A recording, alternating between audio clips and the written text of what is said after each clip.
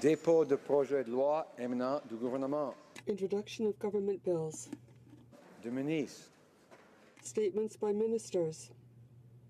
Reports from interparliamentary delegations. Presenting reports from committees. Action of private members' bills. First reading of Senate public bills. Motions. Presenting petitions. Présentation de pétitions. The Honourable Member for Langley-Aldergrove. Thank you, Mr. Speaker. I'm honored to present two petitions. The first is sadly highlights the issue of impaired driving. Families for Justice is a group of Canadians who have lost a loved one killed by an impaired driver. They believe that Canada's impaired driving laws are much too lenient. They want the crime called what it is, vehicular homicide. It's the #1 cause of criminal death in Canada. Over 1,200 Canadians are killed every year by an impaired driver, and they're calling for mandatory sentencing for vehicular homicide, and that this Parliament, they wish this Parliament would have supported Cassandra's law. The second petition, Mr. Speaker, highlights the issue of sex selection.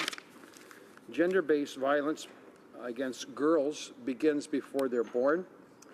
A CBC documentary revealed that ultrasounds are being used to determine the sex of the unborn child, and if it's a girl, pregnancy is tragically ended. And they're calling on Parliament to condemn the practice of sex selection, discrimination against girls. Thank you. Honorable député de Salaberry-sur. The Honourable Member for Salaberry-sur-Roi. Mr. Speaker, I have the honour to present a petition signed by more than 1,000 people in my riding. And considering that more than 80% that climate warming is becoming more and more significant, we believe that in order to prevent floods, we have to deal with the climate. We are asking the Government of Canada to respect the federal policy on conserving wetlands and to design the area around the lake in my area as a designated zone. The Honourable Member for Saanich Gulf Islands. Thank you, Mr. Speaker. E-petition. This one is truly, no editorializing, I know, but this one calls on the Government of Canada and the Parliament of Canada as a petition from Indigenous and non-Indigenous people from the Great Lakes region, First Nations, Métis and Inuit, calling on the House to convey to each individual Great Lake legal status as persons in order that they be recognized as living entities and have powers under our laws as such. Now, this is not as extreme as it may seem. This has been done in many countries around the world, granting legal rights to nature. They support the formation of a multi-interest Great Lakes tribunal led by Indigenous people to act as the voice for these newly created persons. Thank you, Mr. Speaker. The Honourable Member for Scarborough Rouge Park. Thank you, Mr. Speaker. I would like to present two petitions today from my constituents. First is a petition from the West Hill United Church First Nation Study Group, and this petition contains 240 signatures and calls upon our government to correct many historical-rooted injustices of Indigenous communities, most notably overcrowded housing, long-term boil water advisories, funding shortfalls in child welfare, as well as the high prevalence of suicide in First Nations communities. Secondly, Mr. Speaker, I'm presenting a petition from Open Doors Canada. It's a petition that calls on the government to work with the UN to ensure equal rights protection for Christians and other minority groups in Syria. Thank you, Mr. Speaker. The Honourable Member for Winnipeg North. Yes, thank you, Mr. Speaker. Today I table a petition signed by many of my constituents in Winnipeg North asking for the government to recognize the importance of providing for and assisting of quality health care and palliative care and the importance of that very issue for all Canadians. Thank you, Mr. Speaker. Presenting petitions, présentation de pétitions, questions on the order paper. The Honourable Parliamentary Secretary to the Government House Leader. Yes, Mr. Speaker, I would ask that all questions be allowed to stand at this time, please. Is it agreed? Agreed and so ordered. Orders of the day.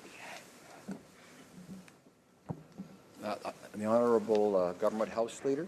Ms. Rising on a point of order.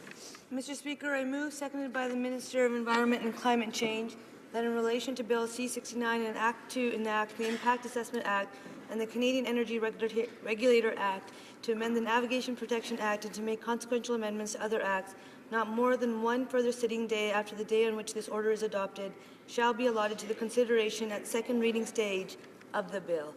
And that 15 minutes before the expiry of the time provided for government orders on the day allotted to the consideration of the second reading stage of the said bill, any proceedings before the House shall be interrupted if required for the purpose of this order, and in turn every question necessary for the disposal of the said stage of the bill shall be put forthwith and successively without further debate or amendment.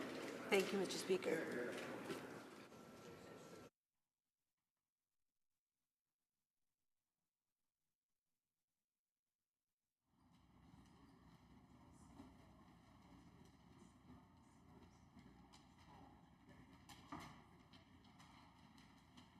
Moved by Ms. Chager, seconded by Ms. McKenna, that in relation to Bill C-69, an act to enact the Impact Assessment Act and the Canadian Energy Regulator Act to amend the Navigation Protection Act and to make consequential amendments to other acts, not more than one further sitting day after the day on which this order is adopted, shall be allotted to the consideration at the second reading stage of the bill, and that 15 minutes before the expiry of the time provided for government orders on the day allotted to the consideration at second reading stage of the said bill, any proceedings before the House shall be interrupted if required for the purpose of this order, and in turn every question necessary for the disposal of the said stage of the bill shall be put forthwith and successively without further debate or amendment.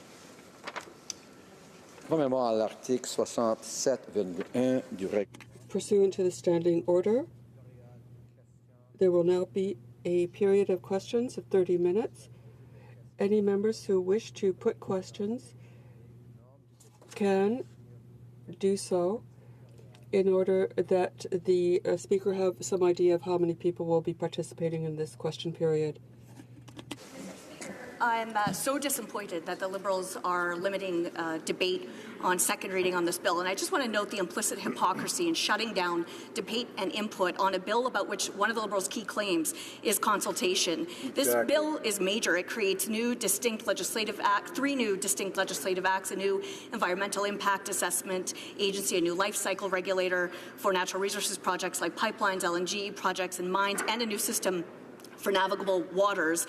This bill demands a full, thorough, and meaningful debate on its merits and flaws, especially because of the importance of responsible natural resources development to the Canadian economy, to every community right across the country, and to the nearly million of Canadians whose livelihoods depend on this sector, and the thousands of Canadians beyond that who work in spin-off and indirect employment fueled by responsible natural resources development in Canada. Members of Parliament owe Canadians nothing less than full due diligence in exploring this bill. Why won't the Liberals let MPs do our jobs and debate and discuss this bill as long as it takes at second reading? Great question.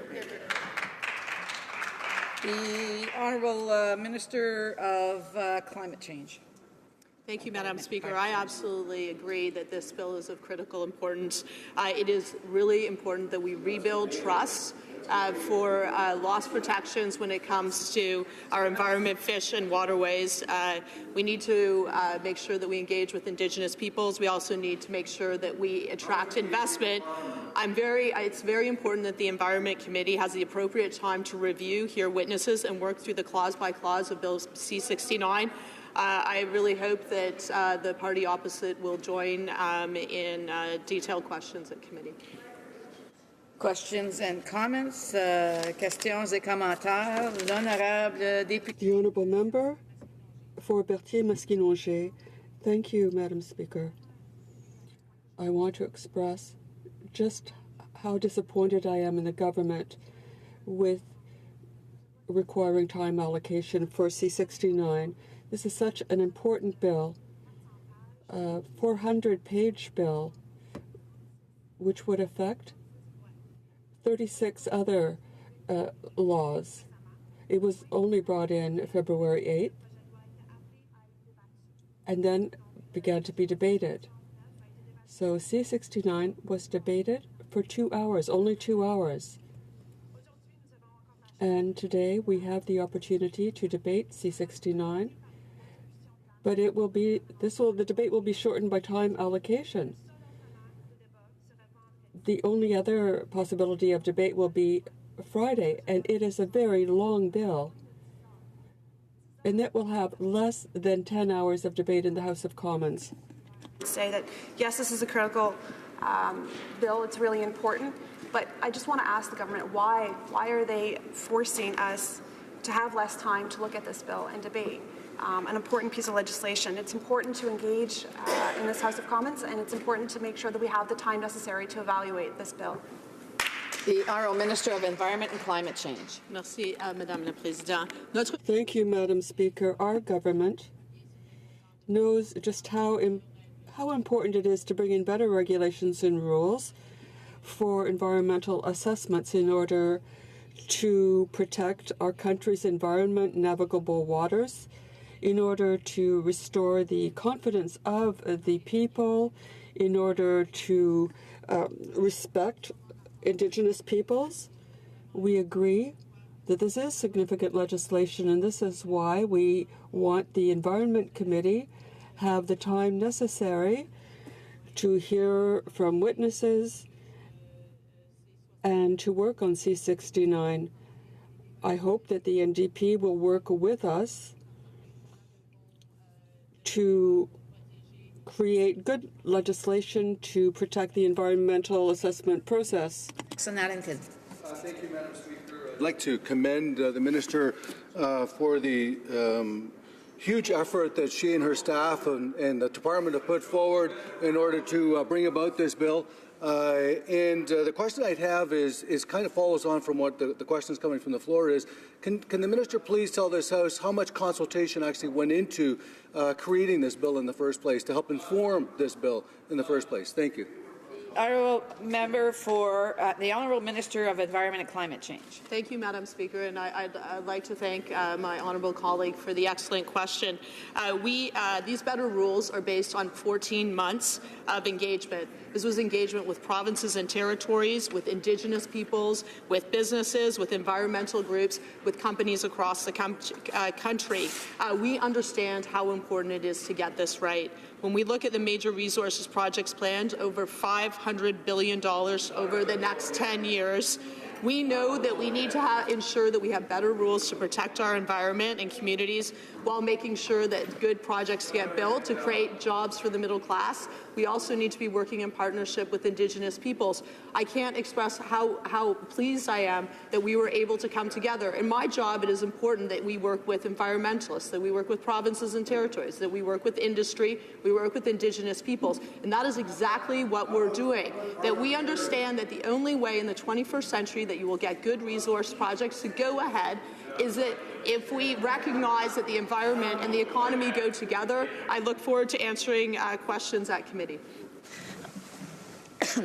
I am hear quite a bit of heckling. I just want to remind members when somebody has the floor that they are to be afforded the respect that they deserve, and if you have questions and comments, then those individuals can stand up to be recognized. Questions and comments? The Honourable Member for Sarnia Lambton. Thank you, Madam Speaker, and I agree with my colleagues that it's totally hypocritical that the government would be shutting down effective consultation on a bill that's supposed to be about effective consultation. Clearly, they don't want to consult with fellow parliamentarians. And this is happening at a very bad time because we see that they have already killed 2 pipeline projects, Energy East and Northwest, and they're in the process of killing Kinder Morgan by slow death. At the same time, our neighbours to the south are actually reducing regulations and moving on promoting the oil and gas industry. And this process is going to add 180 days to the consultation, and at any time the minister on a whim could veto a project. So could the minister let me know how this adds any certainty to the building of these kind of pipeline projects in Canada? The Honourable Member for Lakeland, for the Honourable Minister of Environment and Climate Change.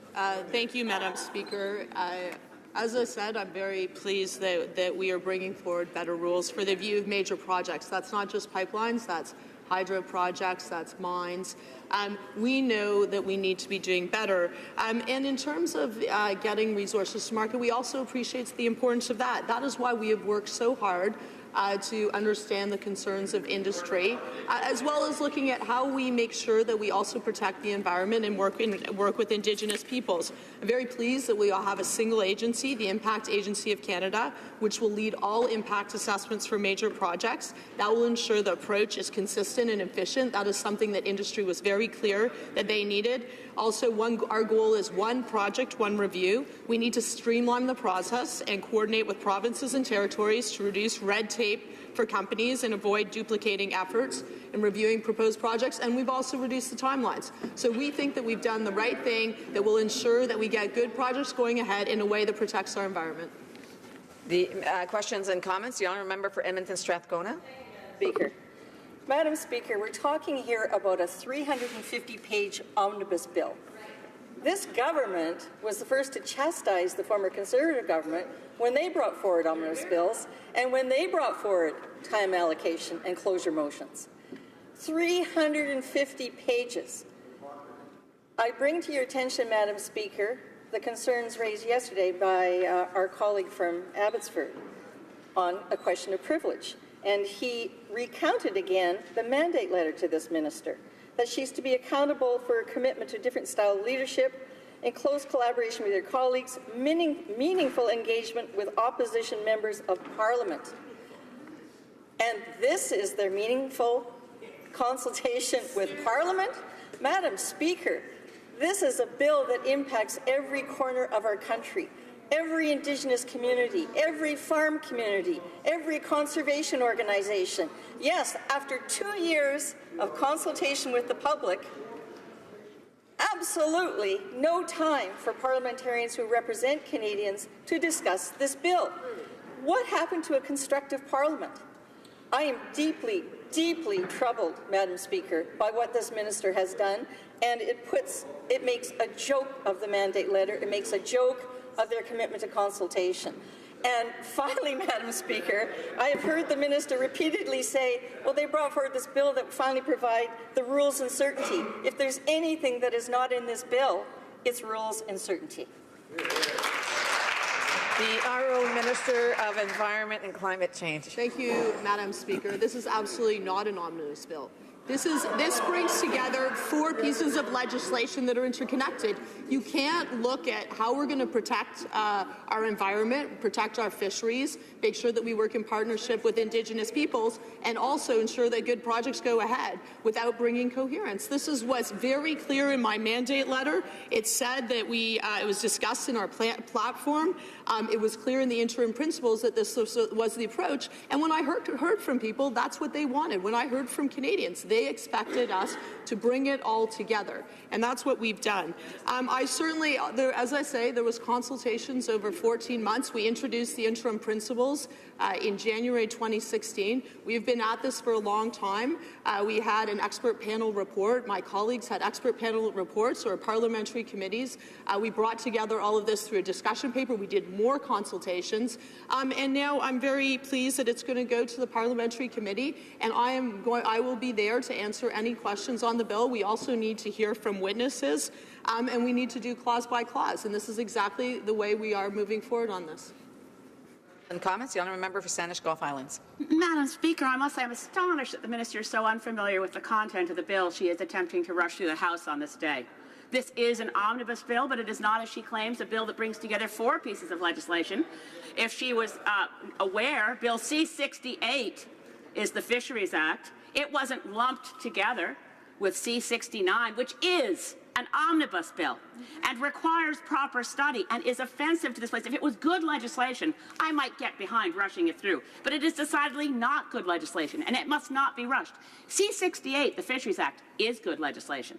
And the Fisheries Minister, lucky for him, doesn't have to wear the rest of this package of hybrid Harper Liberal strategies to make a mess of our environmental assessment. But I asked the minister this. Here's some gender analysis on this day that we're expecting a gender budget.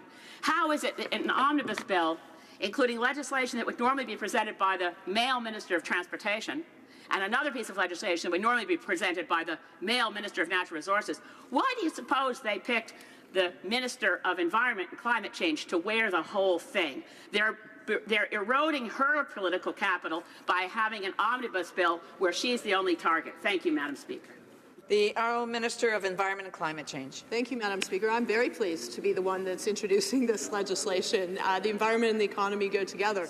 I am pleased that I'm a strong woman in doing that. I'm also pleased that we have a gender-based analysis. So for any major project that goes ahead, we need to have a gender-based analysis. We've said that that is part of the approach our government is taking. I'm actually very excited today because we know that there's going to be a gender focus in the bill.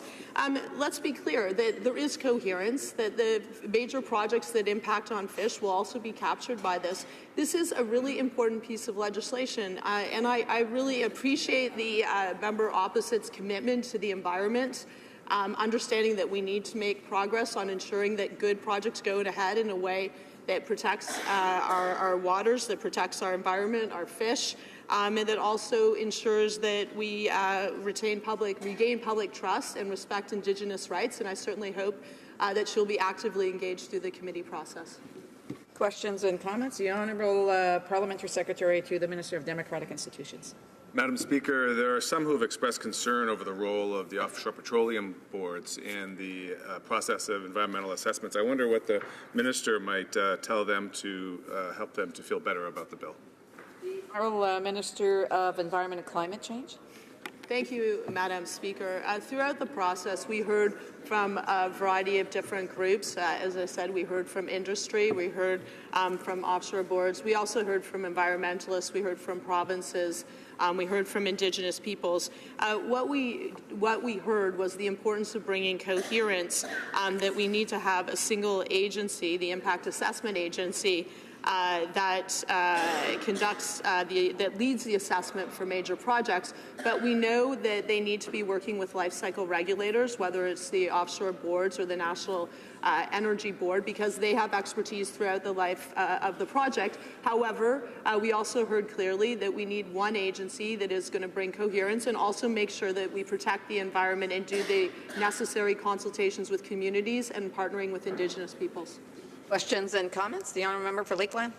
You know, Madam Speaker, one of my concerns is that the minister just seems utterly unaware of Canada's long-standing reputation as the most responsible, environmentally responsible and socially responsible oil and gas and energy producer in the world, with the highest standards, with a long track record of consultation and transparency and thorough, robust rules and processes. But she's mentioned the word trust a number of times. The Liberals taking action like this is exactly what undermines trust among Canadians in public representatives. And as my colleague from the NDP pointed out, flies in the face of exactly what the Prime Minister said in his mandate letters to ministers working meaningfully with opposition MPs. And Canadians deserve to know exactly what the Liberals have done on this bill so far, as well as limiting debate right now. They offered a briefing in the morning the day this legislation was introduced only for stakeholders and media. And in fact, my office, my staff and I were explicitly told we could not attend that technical briefing, as were every other opposition MP in this House of Commons. A technical briefing was finally offered, but it was at 4 p.m., well after the legislation had been introduced and well after media and stakeholders were already making comment on the legislation. Now the Liberals are invoking time allocation, shutting down debate, and our ability to provide input on this legislation. Opposition members are getting blocked from effectively and fully participating. So will we get blocked from effectively and fully participating on behalf of the Canadians who sent us here to do this job in committee and in third reading and for the rest of this legislation? The Honourable Minister of Environment and Climate Change. Thank you, Madam Speaker. To be clear, we provided copies of the bill to the opposition lobby immediately after the bill was tabled. That met our parliamentary obligations. We were also very pleased that members of the opposition were able to attend a briefing that was over an hour and 15 minutes. My office is always available to answer any questions, and of course, now this is going to, when this goes to committee, there will be an opportunity to ask full questions. I am available to do that. And in terms of recognizing the importance of the oil and gas sector, we absolutely recognize the importance. But if you want to get good projects to go ahead, you need to have the trust of the public. And unfortunately, what happened under changes under the previous government that gutted the environmentalists, that gutted how we do environmental assessments, that removed protections for waters, for fish, that eroded public trust, and as a result, it was much more challenging to get projects to go ahead. That is what we heard. We've also responded to concerns about having a timely process and having one project, one assessment. So what we're doing is we introduce legislation that meets those requirements. This is all about making sure that we protect the environment and also that good projects go ahead. Questions and comments? L'honorable député de Salaberry-Sirois. The honourable member for Salaberry-Sirois. Madam Speaker, thank you. I'm very concerned about the time allocation motion here this morning. After only 2 hours of debate, we're now being muzzled. There are some 350 pages, many bills that are being amended as part of Bill C-69. And they say that there's been enough consultation, but if it's only been debated for 2 hours, well, I didn't have time to consult with civil society, people in my ridings, people across the country. We know that climate change is something that will affect future generations. And all we're getting is 2 hours of debate, a maximum of 10 hours to debate this issue. What if the Liberals got to hide? Because we know in the 350 some odd pages, they'll be creating an agency to put forth recommendations. But the minister won't have to respect the ideas coming out of it. She will have discretionary powers, a veto right. We don't have the information on all of this. So is she trying to protect the environment or to protect, in fact, Liberal interests and to improve the fate for people who are behind the Liberals on these energy projects? We have no information. It's very difficult to get the information. They talk about transparency, but there is a serious problem with transparency here with their intention. In these 350 pages, they're hiding a debate that, in fact, has to be held within a 10-hour period. That's clearly a problem. The Honourable Minister. Well, thank you, Madam Speaker. I'm very happy that we are going to be undertaking what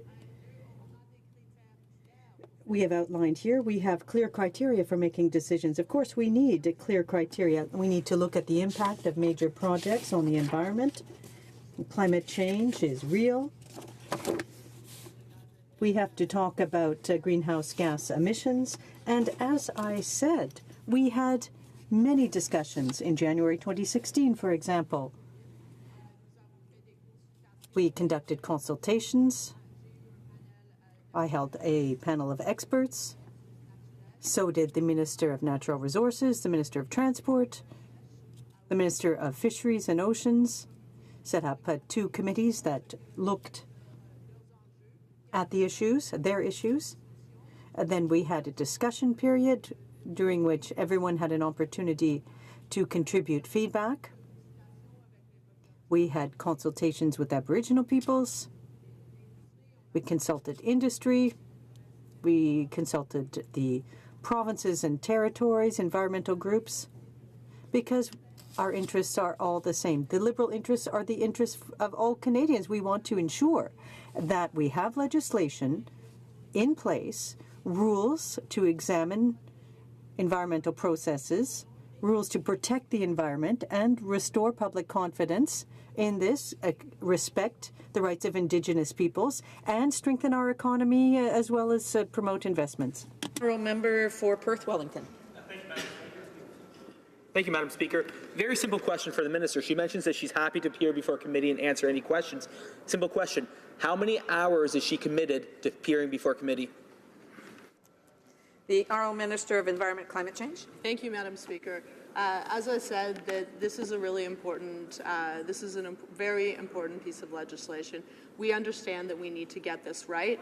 That the committee process is extraordinarily important. I've said I'm happy to appear before committee, that we also need, that the committee needs to hear from witnesses. There needs to be clause by clause. I have great confidence in the committee, and I want to commend everyone who's on the committee from all parties, because they have done excellent work on a whole variety of files that are critical to the protecting the environment, and I know that they are well up to the task. and comments, l'honorable député d'Abitibi. The honourable member for Abitibi-Témiscamingue. Well, thank you, Madam Speaker. I'm shocked that the Minister of the Environment is putting forth time allocation when we only had 2 hours to debate this bill. I represent 5 Indigenous communities, people concerned with the environment. And when I speak here, I raise their concerns, talk about what changes they would like to see. And if I don't have an opportunity to speak to the bill at second reading, that means I won't have an opportunity to express their concerns. Then the committee will meet. Once the committee meets, well, that's when amendments come forth and changes to the bill are proposed. So if I don't have an opportunity to speak to the changes that need to be made to the bill prior to the stage where it's going to be done, and I think that is a very dramatic problem. It's going to be going to committee. This bill will be going to committee before members in the House have an opportunity to contribute to it, before members in this House have an opportunity to talk about what needs to be done at committee stage. I think that the Minister of the Environment must realize that she's creating a problem here, sending this to committee when members in the House have not had an opportunity to speak to the bill or to even ask questions as part of the questions and comments period. It's deplorable. The attitude is deplorable. There are some 36 changes to navigable waterways. I have worked some 70 hours in this area to try to focus on the bill, but now a random decision has been made to limit it to 2 hours. It's 300 pages, almost 400 pages, and I'm very disappointed. I'm shocked in the approach taken by the minister. The Honourable Minister. Madame la Présidente. Madam Speaker, I want to thank my colleague opposite for her question. Clearly, it's important to work in partnership with Indigenous peoples. It's clearly indicated in my mandate letter. That is a top concern, priority rather. We worked hard to bring forth this bill, and we worked in conjunction with Indigenous peoples. We visited communities. I spoke directly to many communities with national organizations that represent the Métis, the Inuit, and Indigenous peoples. That was true for my other colleagues as well, who worked on their processes. Of course, we want to hear the views of Indigenous Canadians at committee. There will be an opportunity to appear before committee. That's very important. I, too, have a process in place to work with national Indigenous organizations and did so during the review period for the environmental review. That is exactly what the Prime Minister asked me to do, and I take that role very seriously.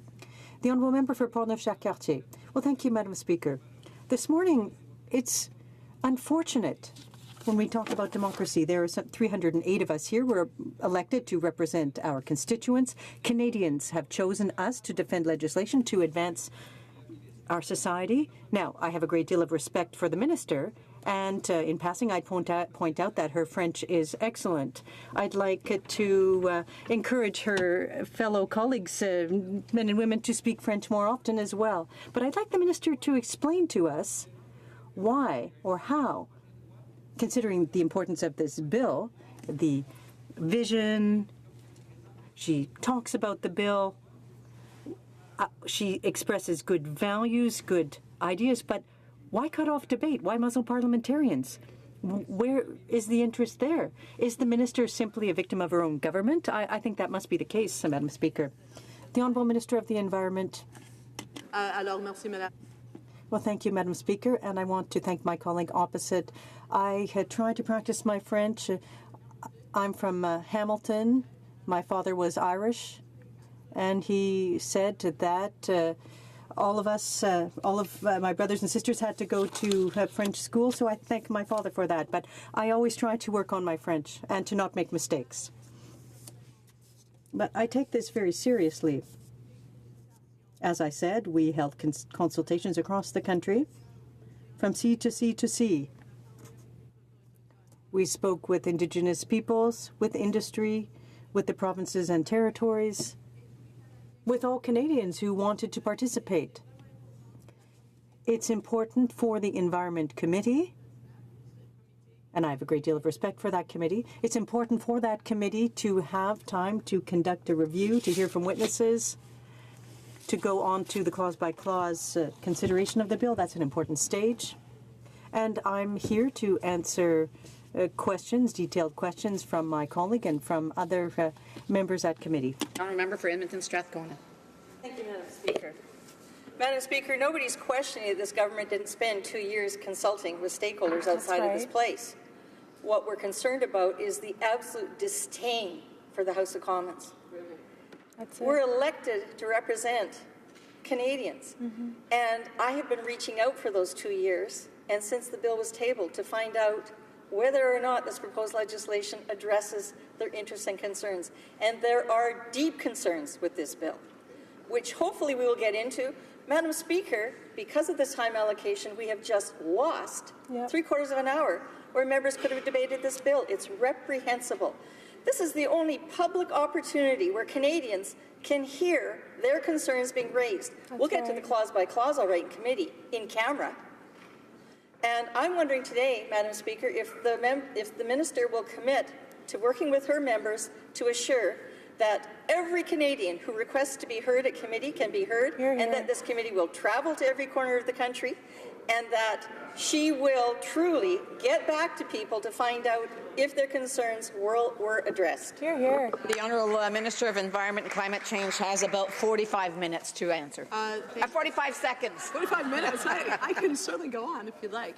Madam Speaker, let me be clear that over the 14 months, we traveled across the country. We heard from Canadians. We heard from environmentalists. We heard from industry. We heard from provinces and territories. We heard from Indigenous peoples. And when the Bill C-69 goes to the Environment Committee, there's going to be, we need to make sure that they have the time to hear from witnesses, to review the bill, to go by clause. And as I say, I'm very happy to answer detailed questions at committee. It is my duty to interrupt the proceedings at this time and put forth with the question on the motion now before the House. La question est la suivante. The question is as follows. Ms. Chagger, seconded by Ms. McKenna, move that regarding C-69, an act to enact the Impact Assessment Act and the Canadian Energy Regulator Act, to amend the Navigation Protection Act and to make consequential amendments to other acts, be given at most one additional sitting.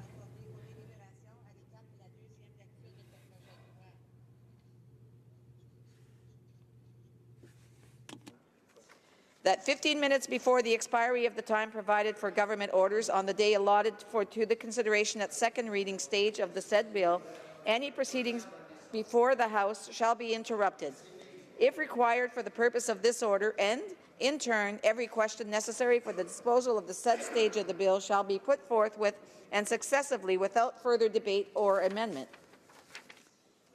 Is it the pleasure of the House to adopt the motion? All those who support the motion will please say yay. All those opposed to the motion will please say nay. In my opinion, the yeas have it. Call in the members.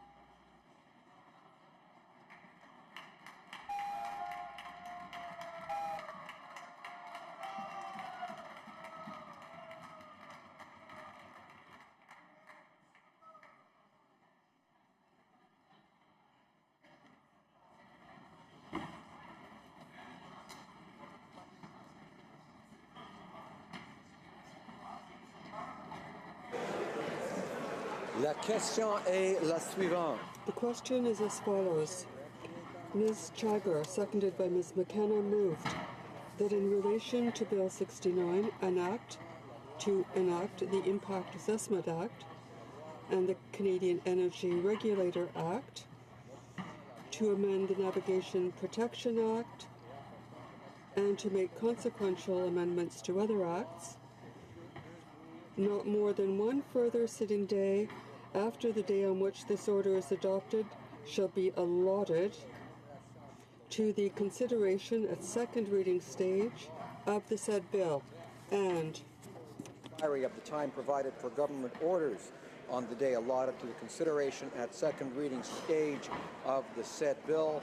Any proceedings before the House shall be interrupted if required for the purpose of this order, and in turn every question necessary for the disposal of the said stage of the bill shall be put forthwith and successively without further debate or amendment.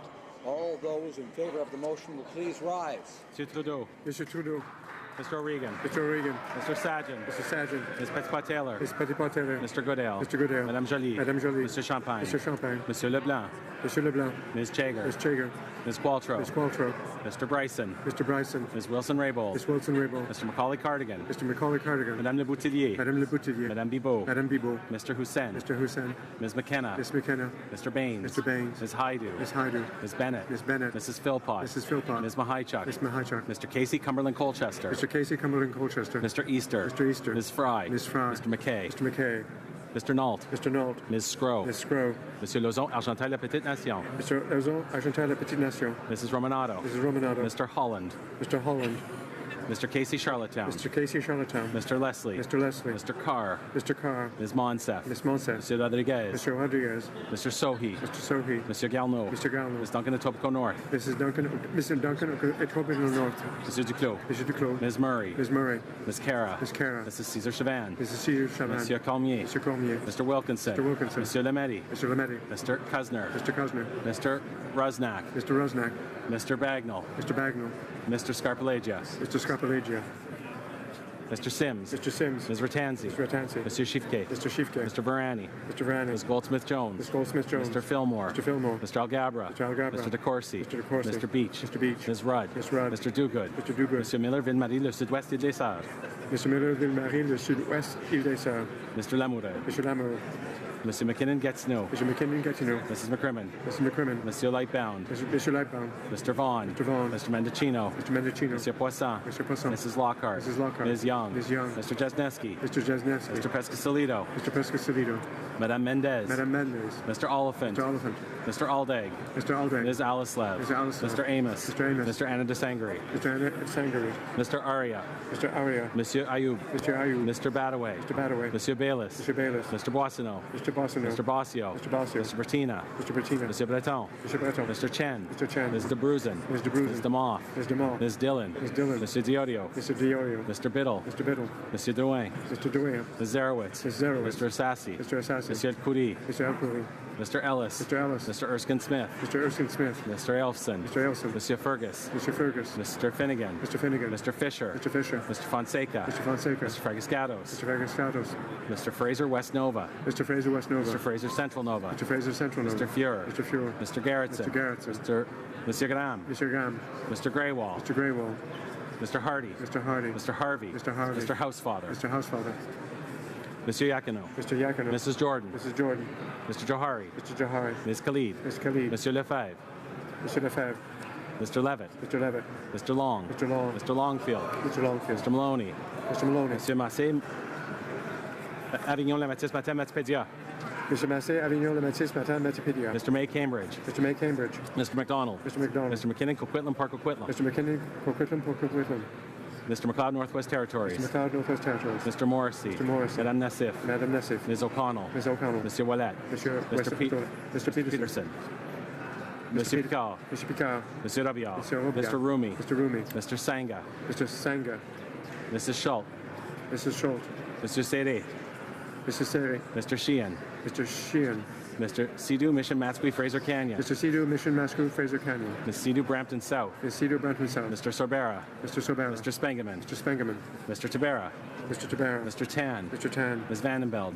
Ms. Vandenbeld. Mr. Whalen. Mr. Whalen. Madame Fortier. Madame Fortier. Madame Lambropoulos. Madame Lambropoulos. Ms. Ing. Ms. Ing. Monsieur Hebert. Monsieur Hebert. Mr. Rhoda. Mr. Rota. Mr. Hogue. Mr. Hogue. Mr. Rogers. Mr. Rogers. Ms. Yip. Ms. Yip. All those opposed to the motion will please rise. Mr. Scheer. Mr. Scheer. Mr. Nicholson. Mr. Nicholson. Ms. Finley. Ms. Finley. Mr. Kent. Mr. Kent. Mr. O'Toole. Mr. O'Toole. Ms. Bergen. Ms. Bergen. Monsieur Poliev. Monsieur Poliev. Mr. Fast. Mr. Fast. Monsieur Bernier. Mr. Bernier. Mrs. McLeod Kamloops Thompson Caribou. Ms. McLeod Campton Thompson Caribou. Mr. Van Loan. Mr. Van Loan. Mr. Nuttall. Mr. Nuttall. Monsieur Paulus. Mr. Paulus. Mr. Barlow. Mr. Barlow. Monsieur Bertud. Mr. Bertud. Mr. Chong. Mr. Chong. Mr. Richards. Mr. Richards. Mr. Workington. Mr. Workington. Mr. Strahl. Mr. Strahl. Mrs. Shields. Mrs. Shields. Ms. Harder. Ms. Harder. Mrs. Vecchio. Mrs. Vecchio. Mrs. Wong. Mrs. Wong. Mr. Abultayev. Mr. Abutayev. Mr. Kelly. Mr. Kelly. Ms. Gladu. Ms. Gladu. Mr. McColman. Mr. McColman. Mr. Tilson. Mr. Tilson. Mr. Warawa. Mr. Warawa. Mr. Sopuck. Mr. Sopuck. Mr. Sorensen. Mr. Sorensen. Mr. Miller, Bruce Gray, Owen Sound. Mr. Miller, Bruce Gray, Owen Sound. Mr. Reed. Mr. Reed. Mr. Carey. Mr. Carey. Mr. Lukiski. Mr. Lukiski. Mr. Nader. Mr. Nader. Mr. Broussard. Mr. Broussard. Mr. Sweet. Mr. Sweet. Mr. Anderson. Mr. Anderson. Mrs. Wagentall. Mrs. Wagentall. Mr. Soroya. Mr. Soroya. Mr. O'Bry. Mr. O'Brien. Mr. Trost. Mr. Trost. Mrs. Gallant. Mrs. Gallant. Mr. Falk Provencher. Mr. Falk Provencher. Monsieur Gould. Mr. Gould. Mr. Kimmich. Mr. Kimmich. Mr. Macaulay, Edmonton West. Mr. Macaulay, Edmonton West. Mr. Lake. Mr. Lake. Mr. Kitchen. Mr. Kitchen. Mr. Lobb. Mr. Lobb. Mr. Albrecht. Mr. Albrecht. Mr. Zimmer. Mr. Zimmer. Mr. Hoback. Mr. Hoback. Mr. McGuire. Mr. McGuire. Mr. Cooper. Mr. Cooper. Mr. Arnold. Mr. Arnold. Monsieur Clark. Monsieur Clark. Monsieur Godin. Mr. Godin. Mr. Stanton. Mr. Stanton. Monsieur Lozon, Stormont, Dundas, South Glengarry. Mr. Lozon, Stormont, Dundas, South Glengarry. Mr. McKenzie. Mr. McKenzie. Mr. Shipley. Mr. Shipley. Mr. Van Kesteren. Mr. Van Kesteren. Mr. Glinsky. Mr. Glinsky. Mr. Yerdega. Mr. Yerdega. Mr. Diat. Mr. Diat. Mr. Calkins. Mr. Calkins. Mr. Leipert. Mr. Leipert. Mr. Schmale. Mr. Schmale. Mr. Shields. Mr. Shields. Mr. Vierson. Mr. Vierson. Mr. Weber. Mr. Weber. Mr. Motts. Mr. Motts. Mr. Benson. Mr. Benson. Mrs. Kuzi. Mrs. Kuzi. Mr. Lloyd. Mr. Lloyd. Mrs. Falk. Battleford Lloyd Minster. Mrs. Falk, Battleford Lloyd Minster. Monsieur Caron. Monsieur Caron. Madame Brosseau. Madame Brosseau. Ms. Matheson. Ms. Matheson. Ms. Duncan, Edmonton, Strathcona. Mrs. Duncan, Edmonton, Strathcona. Mr. Angus. Mr. Angus. Mr. Christopherson. Mr. Christopherson. Mr. Massey, Windsor West. Mr. Massey, Windsor West. Mr. Garrison. Mr. Garrison. Madame Boutin Suite. Madame Boutin Ms. Suite. Blaney, North Island, Powell River. Ms. Blaney, North Island, Powell River. Mr. Julian. Mr. Julian. Mr. Davies. Mr. Davies. Monsieur Boulouris. Louis Madame Laverdière. Madame Laverdière. Monsieur Dussault. Monsieur Dussault. Mr. Donnelly. Mr. Donnelly. Ms. Kwan. Ms. Kwan. Monsieur Aubin. Monsieur Aubin. Monsieur Nantel. Monsieur Nantel. Monsieur Dubé. Monsieur Dubé. Madame Quash. Madame Quash. Mr. Blakey. Mr. Blakey. Madame Moore. Madame Moore. Ms. Benson. Ms. Benson. Mr. Weir. Mr. Weir. Mr. Duval. Mr. Duval. Mr. Stetsky. Mr. Stetsky. Mr. Cannings. Mr. Cannings. Mr. Johns. Mr. Johns. Mr. McGregor. Mr. McGregor. Ms. Malcolmson. Ms. Malcolmson. Madame Trudel. Madame Trudel. Ms. Hardcastle. Ms. Hardcastle. Madame Hughes. Madame Hughes. Monsieur Plamondon. Monsieur Plamondon. Monsieur Saint-Marie. Monsieur Saint-Marie. Monsieur Marcel. Monsieur Marcel. Madame Posé. Madame Posé. Monsieur Fortin. Monsieur Fortin. Monsieur Thériault. Monsieur Thériault. Monsieur Beaulieu. Monsieur Beaulieu. Madame Gill. Madame Gill. Ms. May, Saanich Gulf Islands. Ms. May, Saanich Gulf Islands.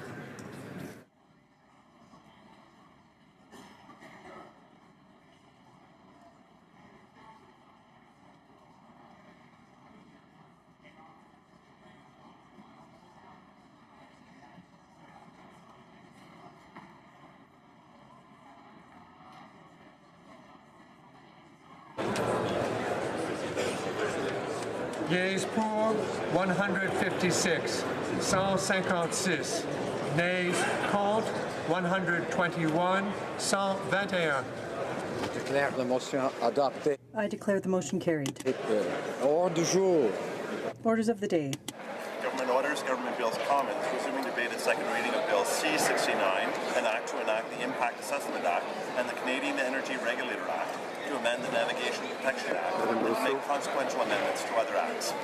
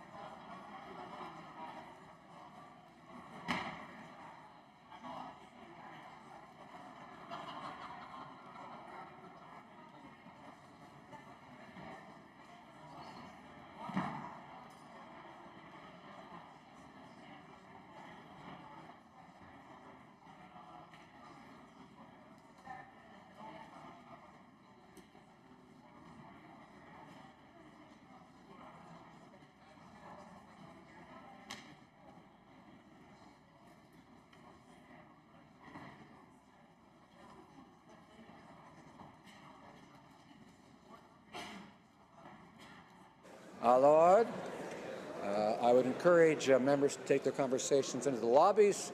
If members could assist by saying shh, that would be greatly appreciated. I thank colleagues. L'honorable député de Berthier. The honourable member for Berthier Maskinongé on a point of order. Thank you, Mr. Speaker. I rise to put forth that this point of order dealing with the omnibus bill, that is Bill C-69, an act to enact the Impact Assessment Act and the Canadian Energy Regulator Act to amend the Navigation Protection Act to make consequential amendments to other acts.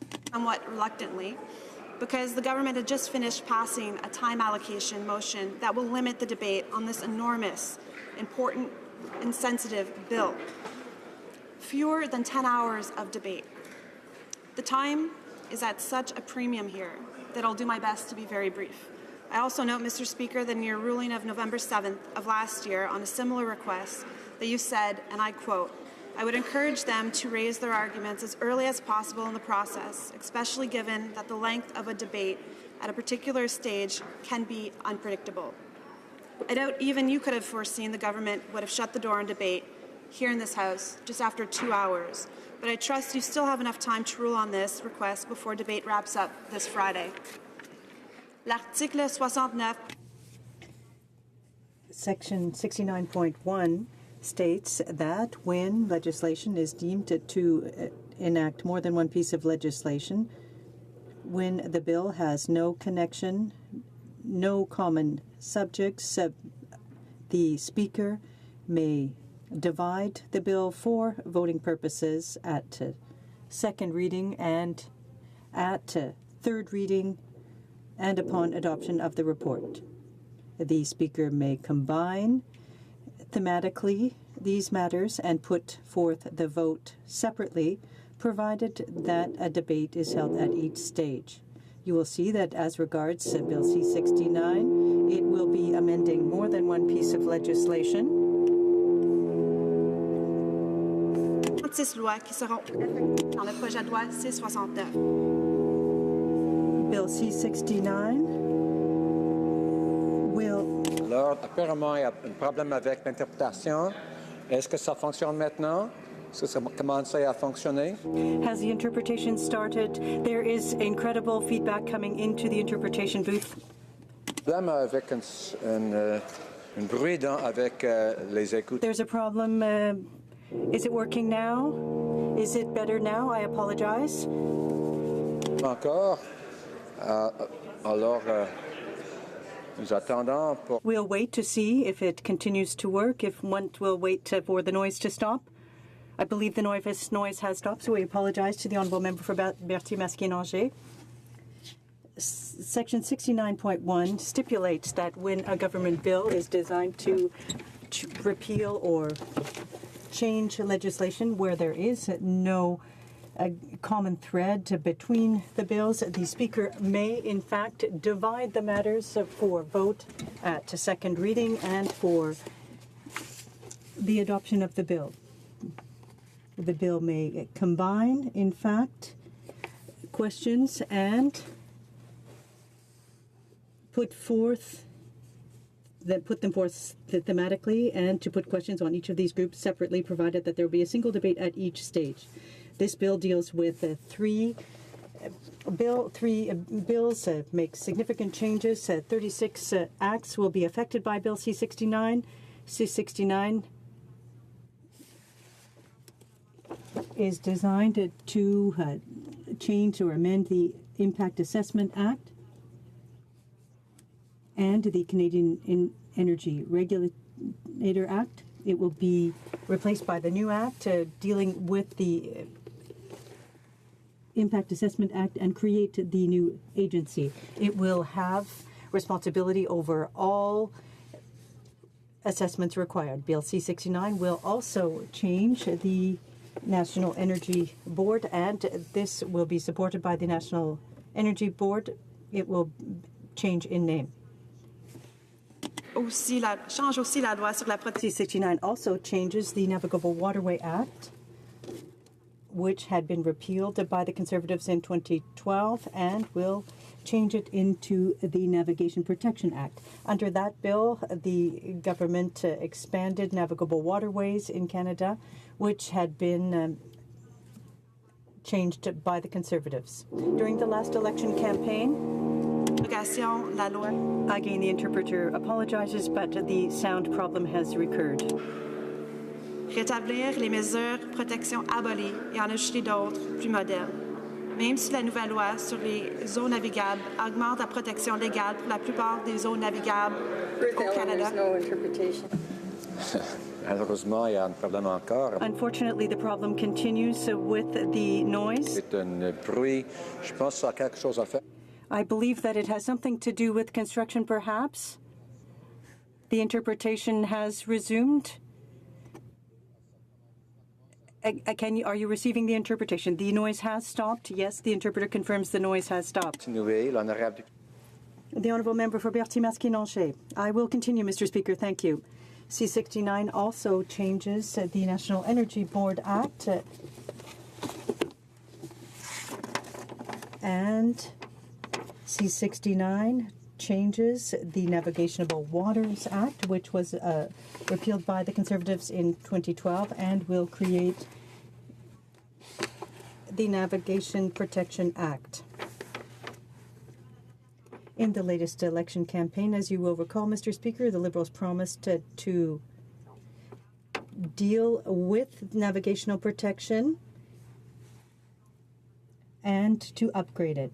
Even though the new legislation on the navigational waterways, it is far from restoring the protection that was abolished in the past.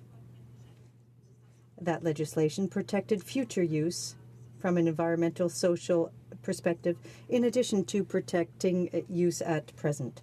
The new legislation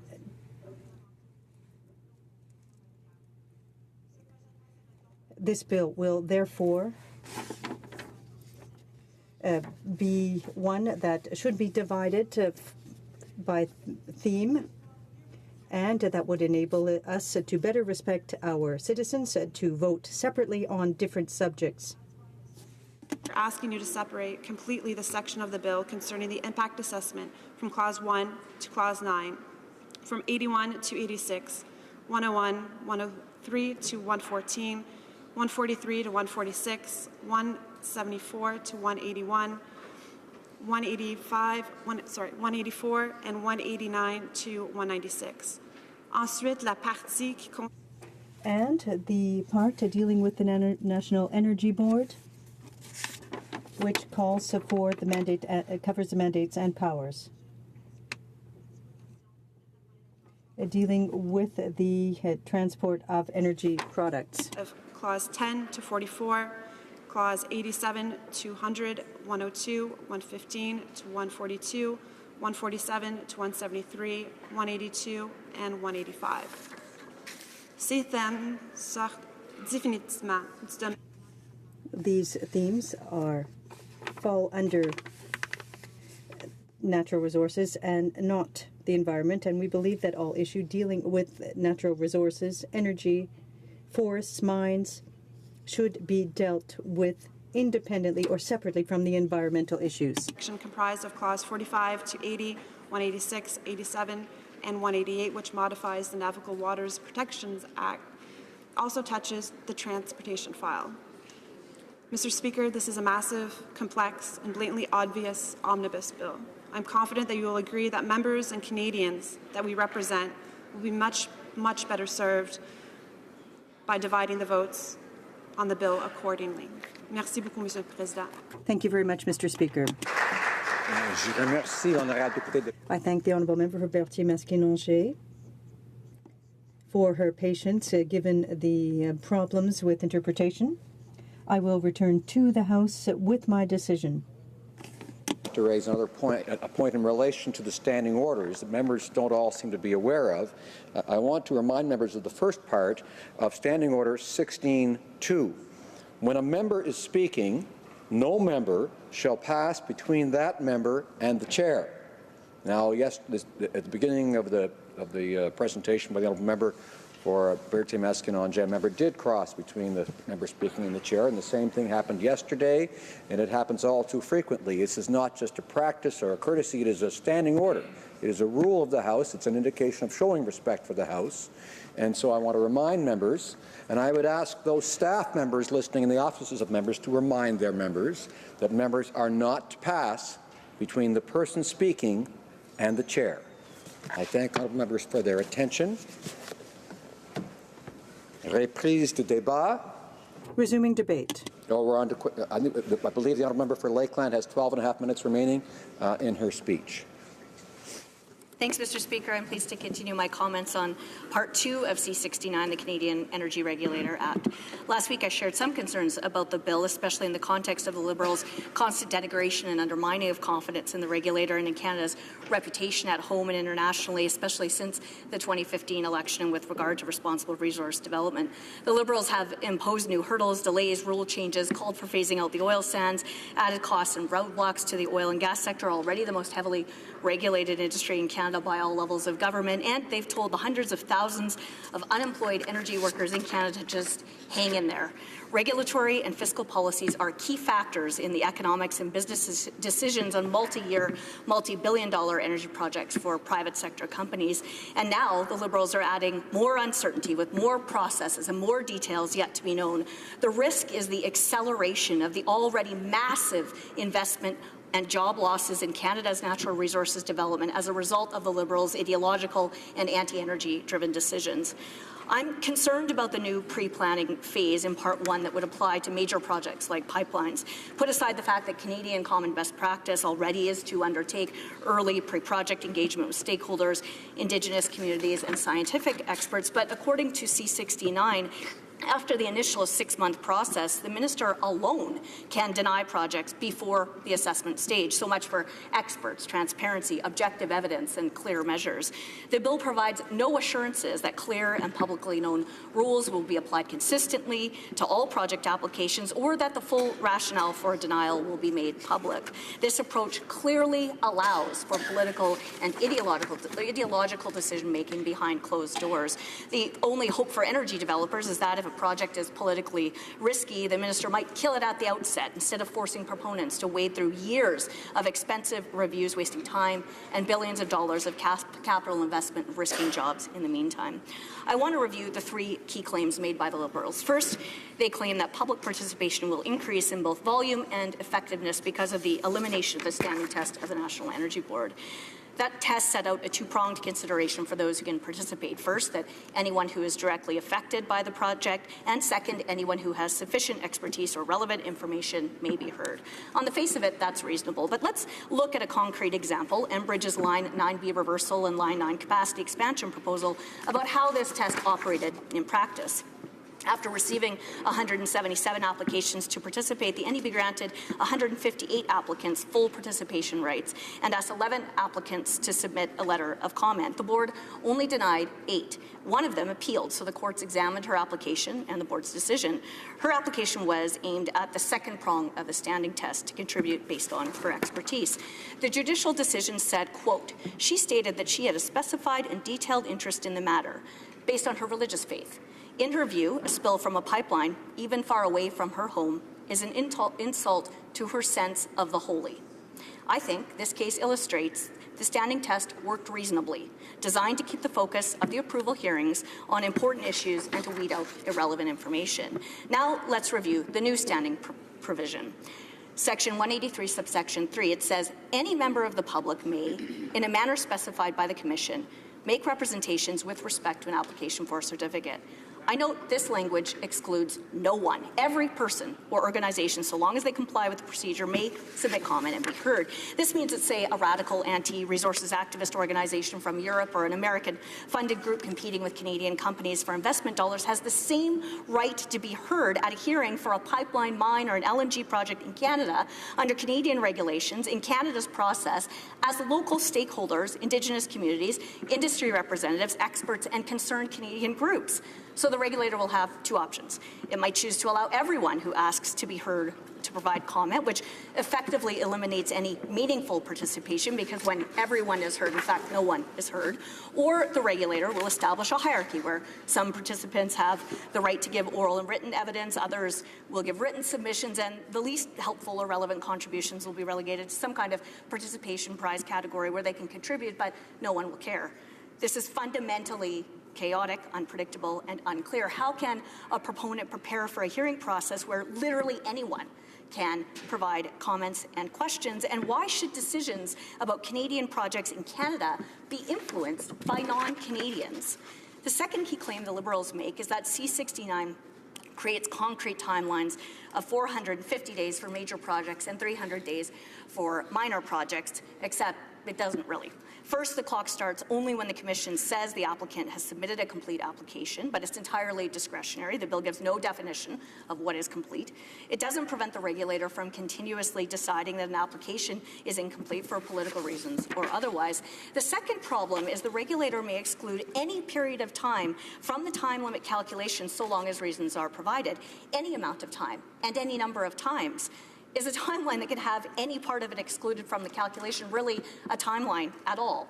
Finally, a third problem is the minister may extend the timeline indefinitely by issuing repeat orders granting new 300 or 450-day timeline resets. Stakeholders like the Mining Association of Canada are concerned that the proposed system for timelines could undermine the competitiveness and growth prospects of mining in Canada, a sector that is often the only or the major employer in northern and remote and Indigenous communities. It's disingenuous for the Liberals to claim they've made timelines concrete when the bill clearly shows there's nothing concrete about them. Their third claim is that new factors for consideration will make the approval process more robust and produce better results for Canadians. Of course, factors for consideration for a major pipeline project, for instance, are fundamental to its viability. For example, the Liberals interfered in the Energy East hearings, and their appointed panel told the NEB that, even though it was years and millions of dollars into the process, Energy East should be reconsidered based on upstream and, for the first time ever, on downstream emissions. Making upstream and downstream emissions a condition for pipelines is a double standard to which no other major infrastructure or any other sector or foreign oil is held. It's already regulated provincially.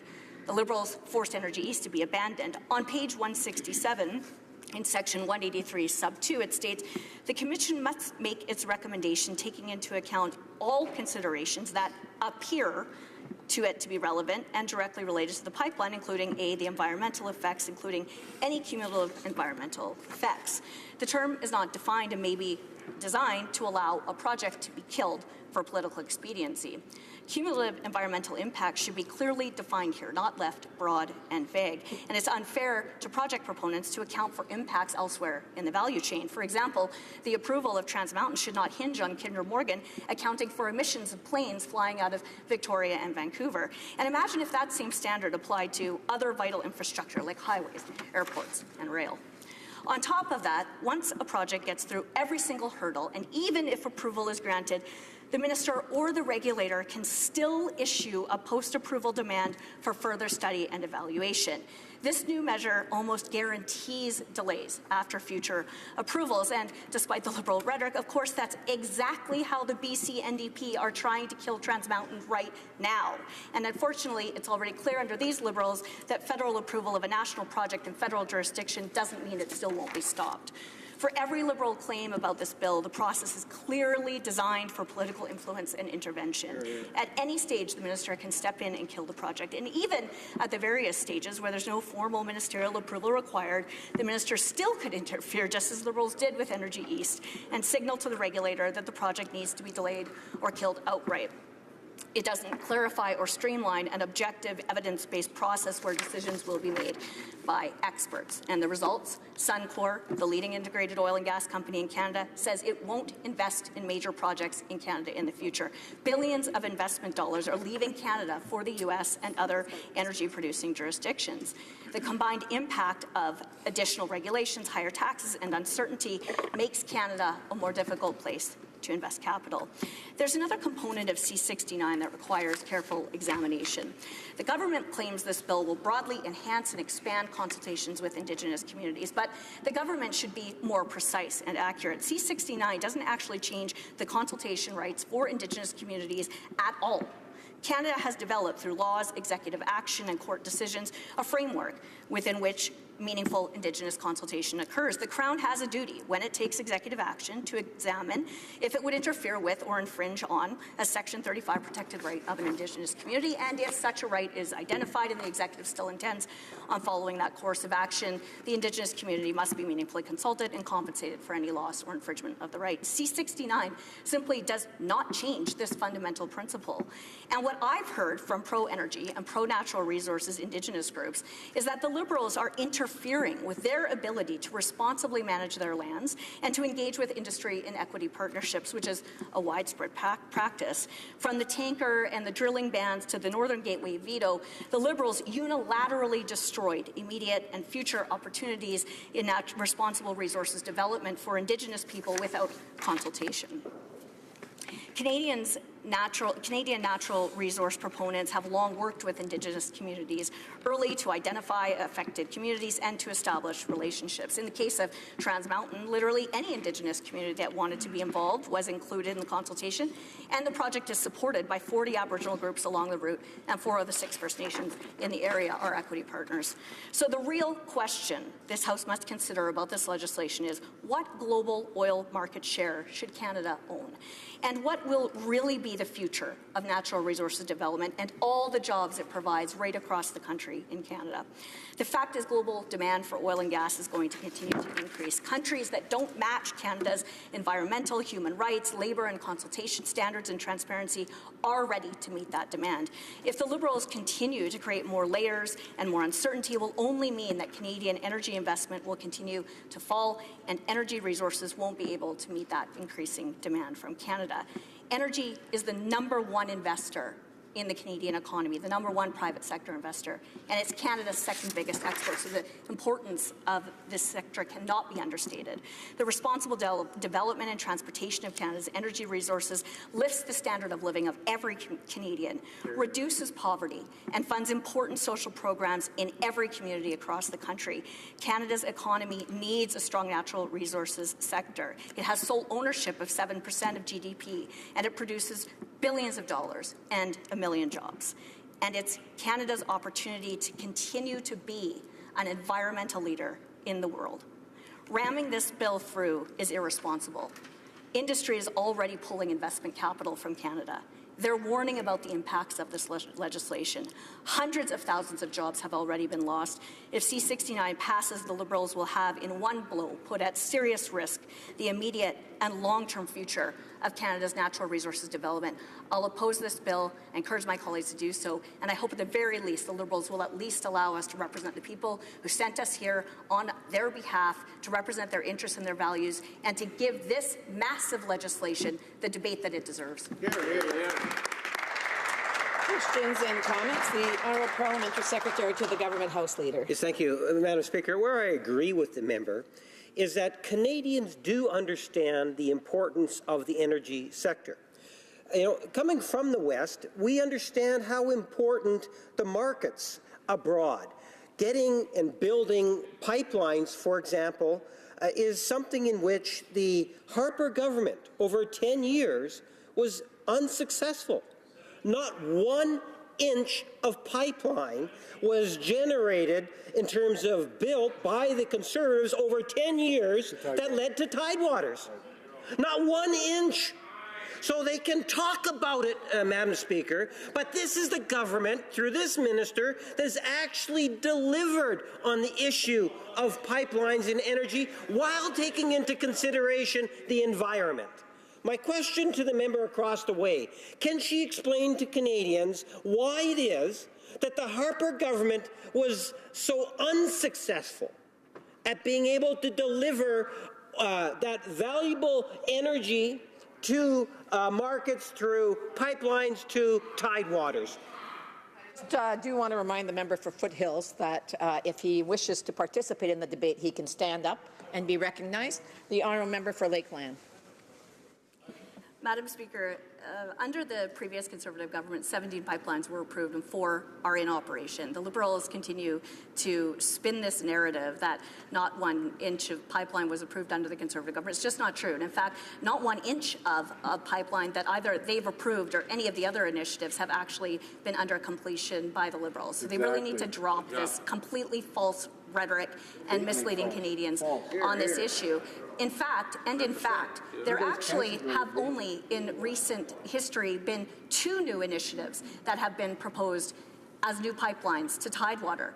They were the Energy East pipeline to take Canadian energy resources to Eastern Canadian refineries to secure our own energy independence and security and then ship to European markets, and the Northern Gateway pipeline, which would have gone to the West Coast to ship to the ever-increasing demand in the Asia-Pacific. The Liberals killed the Energy East pipeline with rule changes and delays, and they vetoed the approval of the Northern Gateway pipeline the exact same day they approved other projects using the exact same science, evidence, and basis. So it's all talk, and no wonder Canadians don't trust them on this issue. Questions and comments? Questions et commentaires. The honourable member for Edmonton Strathcona. Madam Speaker, I thank the member for her speech on the bill. Madam Speaker, I'm finding this most bemusing, the debate that's going on with both parties arguing over whose environmental assessment process actually guarantees every project will be approved. That's not actually what the process is supposed to be about, but it's very revealing. Madam Speaker, through you, I'd like to ask the member, her colleague who sits on the committee with me has raised similar concerns that I have about the uncertainty of this bill. Essentially what we've got is a framework where the details will come with regulations and rules to be implemented after the bill is finally approved. I wonder if the member could agree with me that there's a serious problem here where the decision on whether or not anything will be assessed will be left to a project list or to the discretion of the minister. Does she not agree that perhaps it would have been good to do this process at the same time they were consulting on the bill? The honourable member for Lakeland. First of all, I just don't want to be misunderstood. I don't think that Conservatives or anyone here is advocating that every single proposal or project must automatically be approved. Conservatives support, as we always have, the highest standards of consultation and environmental consideration, consultation with impacted communities and Indigenous communities, for which Canada has long been known for decades. In fact, second to none, to no energy-producing country in the world. Canada is a world leader on all of those fronts, and Conservatives support that and champion Canadian energy and Canadians' long-time environmentally responsible, socially responsible, vigorous and rigorous standards and stringent consultation process for the approval, for the consideration and approval of major energy projects. But I agree with the member wholeheartedly and completely that on a number of instances, as I outlined in my speech, and maybe we can get into it more through these questions and comments, that this bill opens wide multiple levels and major scope of intervention by ministers and also should be mentioned by non-Canadians in the consideration and decision of Canadian projects that are so important to the entire Canadian economy and to the millions of Canadians who are employed in the natural resources sector directly and indirectly. Questions and comments? The honourable member for Foothills. Thank you very much, Madam Speaker. And I want to thank my colleague from Lakeland for her very impassioned speech. I don't think there are too many people in this House that have the knowledge and the expertise on this issue as our Shadow Minister for Natural Resources. But one thing that she touched on, 2 things, in fact, that she touched on that I think are quite important that we discuss, is the fact that our Liberals across the floor are trying to talk about this as a science-based, fact-based bill, but in the bill it states that the Minister of Climate Change and Environment has the sole responsibility to decide if a project is in the public good, and will decide whether that project moves from the assessment stage onto the full study. Now, I would like my colleague to answer, what kind of impact will that have on a project when the proponent sees no clear path to success? In fact, he sees that no matter what kind of documentation, what kind of study and analysis I do, there is one person in Cabinet that has the authority to say that my project is worthwhile and to the public good. honourable member for Lakeland. Yeah, thanks to the member for his kind comments and also his question. I'll get to that in a second. I also want to say we need to put this into context about what's happened in energy investment in Canada since the 2015 election under the Liberals. The 2 years after the 2015 election saw the steepest decline of energy investment in Canada of any other 2-year period in 70 years. The dollar value is the equivalent of losing 75% of auto manufacturing and almost the entirety of the aerospace industry in Canada. So it's shocking that this hasn't been the pressing priority for the federal government and that they are bringing forward legislation that will just cause more uncertainty and more risk, deterring more capital from Canada. It's important to every Canadian across the country. But the member is right on when he says this flies in the face of all their rhetoric about evidence and scientific-based decision-making when they allow for political interference at multiple different levels, including before the process even starts and afterwards by one single member of the cabinet who in this case, in these Liberals, has already demonstrated a radical anti-energy agenda. Questions and comments? Questions et commentaires, l'honorable député de Pierrefonds-Dollard. The honourable member for Pierrefonds-Dollard. Pointed out that the process of having these pipelines approved is lengthy and challenging, no question about that. It's also been challenged that the government has been misspeaking when it says that the previous government was not able to get one pipeline built to Tidewater. And that's been challenged and said that's incorrect. So I have a simple question, Madam Speaker. Can she give us the name of that pipeline that was built to Tidewater? If not the name, maybe where it was built from where to where that was done. The honourable member for Lakeland. I think what Canadians would really like is for the Liberals one day to actually take responsibility for being government right now. Exactly. And to focus on the debate at hand. Here's what they've done. They disallowed opposition members and opposition staff from being able to participate in the full technical briefing on this legislation along with media and stakeholders. They offered a technical briefing hours after they had already provided full rationale for stakeholders and media. That doesn't just impact the colleagues of the Conservatives, it impacted our colleagues in the NDP who may approach this issue from a different perspective, but deserve to be briefed just as sufficiently nonetheless. And now they are cutting off debate of one of the most important pieces of legislation that impacts a sector that literally underpins the entire Canadian economy and puts at risk our reputation as a long-term and future environmentally and socially responsible of oil and gas in the world. So let us use our time here today, limited as it is, shut down as hypocritically as it is by these dictatorial Liberals, and let's actually focus on the legislation at hand and debate the impacts of the bill they put forward and that they're trying to ram through.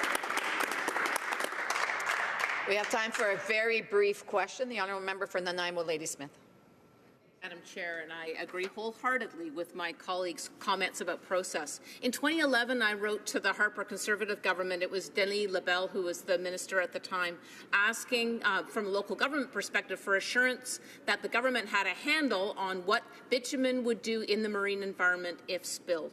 A long list of questions never answered. 2013, the Harper government said they were going to conduct scientific research on bitumen, which didn't happen, and then the National Energy Board process blocked actually hearing of the evidence. So I'd like to hear my members, my colleagues' views now of how it feels to then have this evidence come late into the.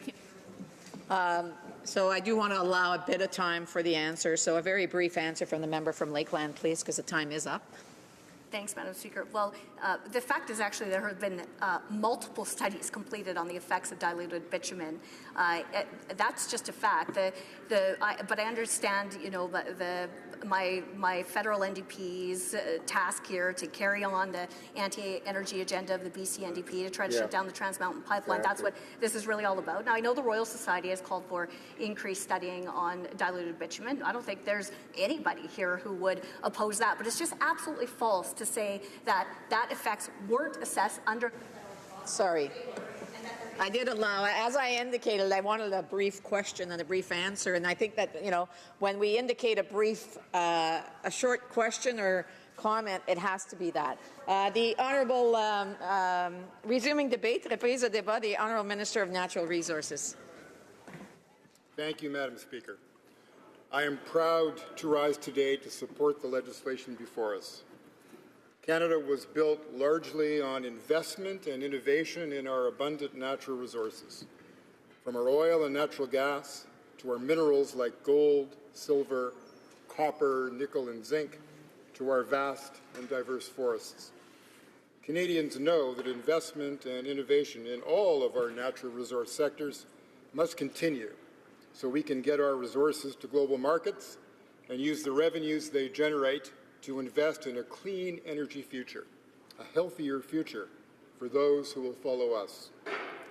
Bill C-69 recognizes that the only way to achieve this success is by creating a modern environmental and regulatory review system that is truly open and inclusive and can get good resources projects built. This legislation would restore investor and public trust, invite the full participation of Indigenous peoples, and be grounded in science, evidence, and traditional Indigenous knowledge. It would also be an important piece of a larger picture and a broader plan, one that responds to the global transition to a clean energy future. And Canadians know we are in the midst of that transition.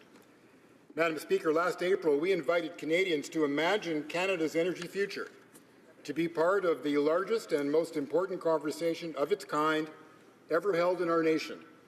And they responded, joining the conversation online by the hundreds of thousands, with hundreds more descending on my home city of Winnipeg for a two-day Generation Energy Forum last fall. People came to Winnipeg from across the country and from around the globe, from Norway, France, Mexico, the United States. They came from every sector of the energy industry: oil and gas, wind, solar, nuclear, electricity. Indigenous leaders, youth leaders, community leaders, academics were all there. And several members opposite joined us as well, from every party, except the Conservative Party. No. This speaks volumes about how much the official opposition cares about the future of the energy industry in this country. Not one individual in a group of 650 from every region in our country represented the official opposition. Had any of the members opposite felt it worth their time to join us, they would have found people who may never have spoken to each other before were now in the same room, challenging each other and themselves. Suddenly, the questions became even more pressing. What happens now? What if our individual choices could add up to transformative changes? Generation Energy tapped into something unexpected and special. Years from now, Canadians may very well look back and say Generation Energy was a turning point, that it marked our emergence as a global leader in the transition to a low-carbon economy.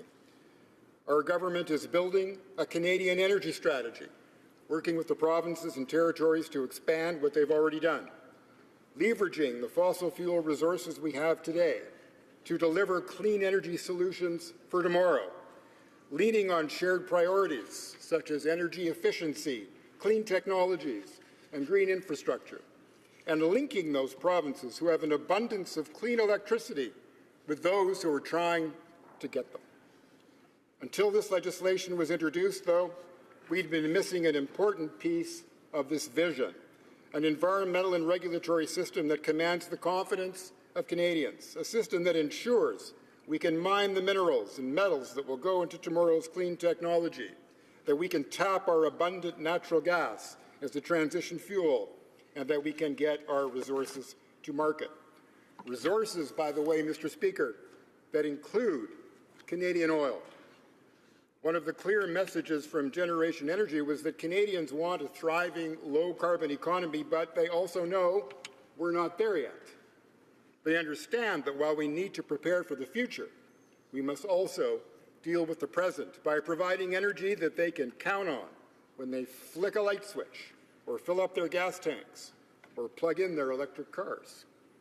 That means continuing to support our oil and gas industry, even as we develop alternatives, including solar, biomass, wind, and tidal.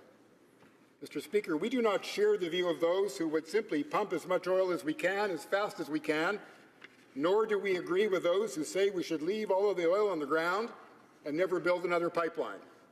Both miss the larger goal of balancing economic prosperity and environmental protection.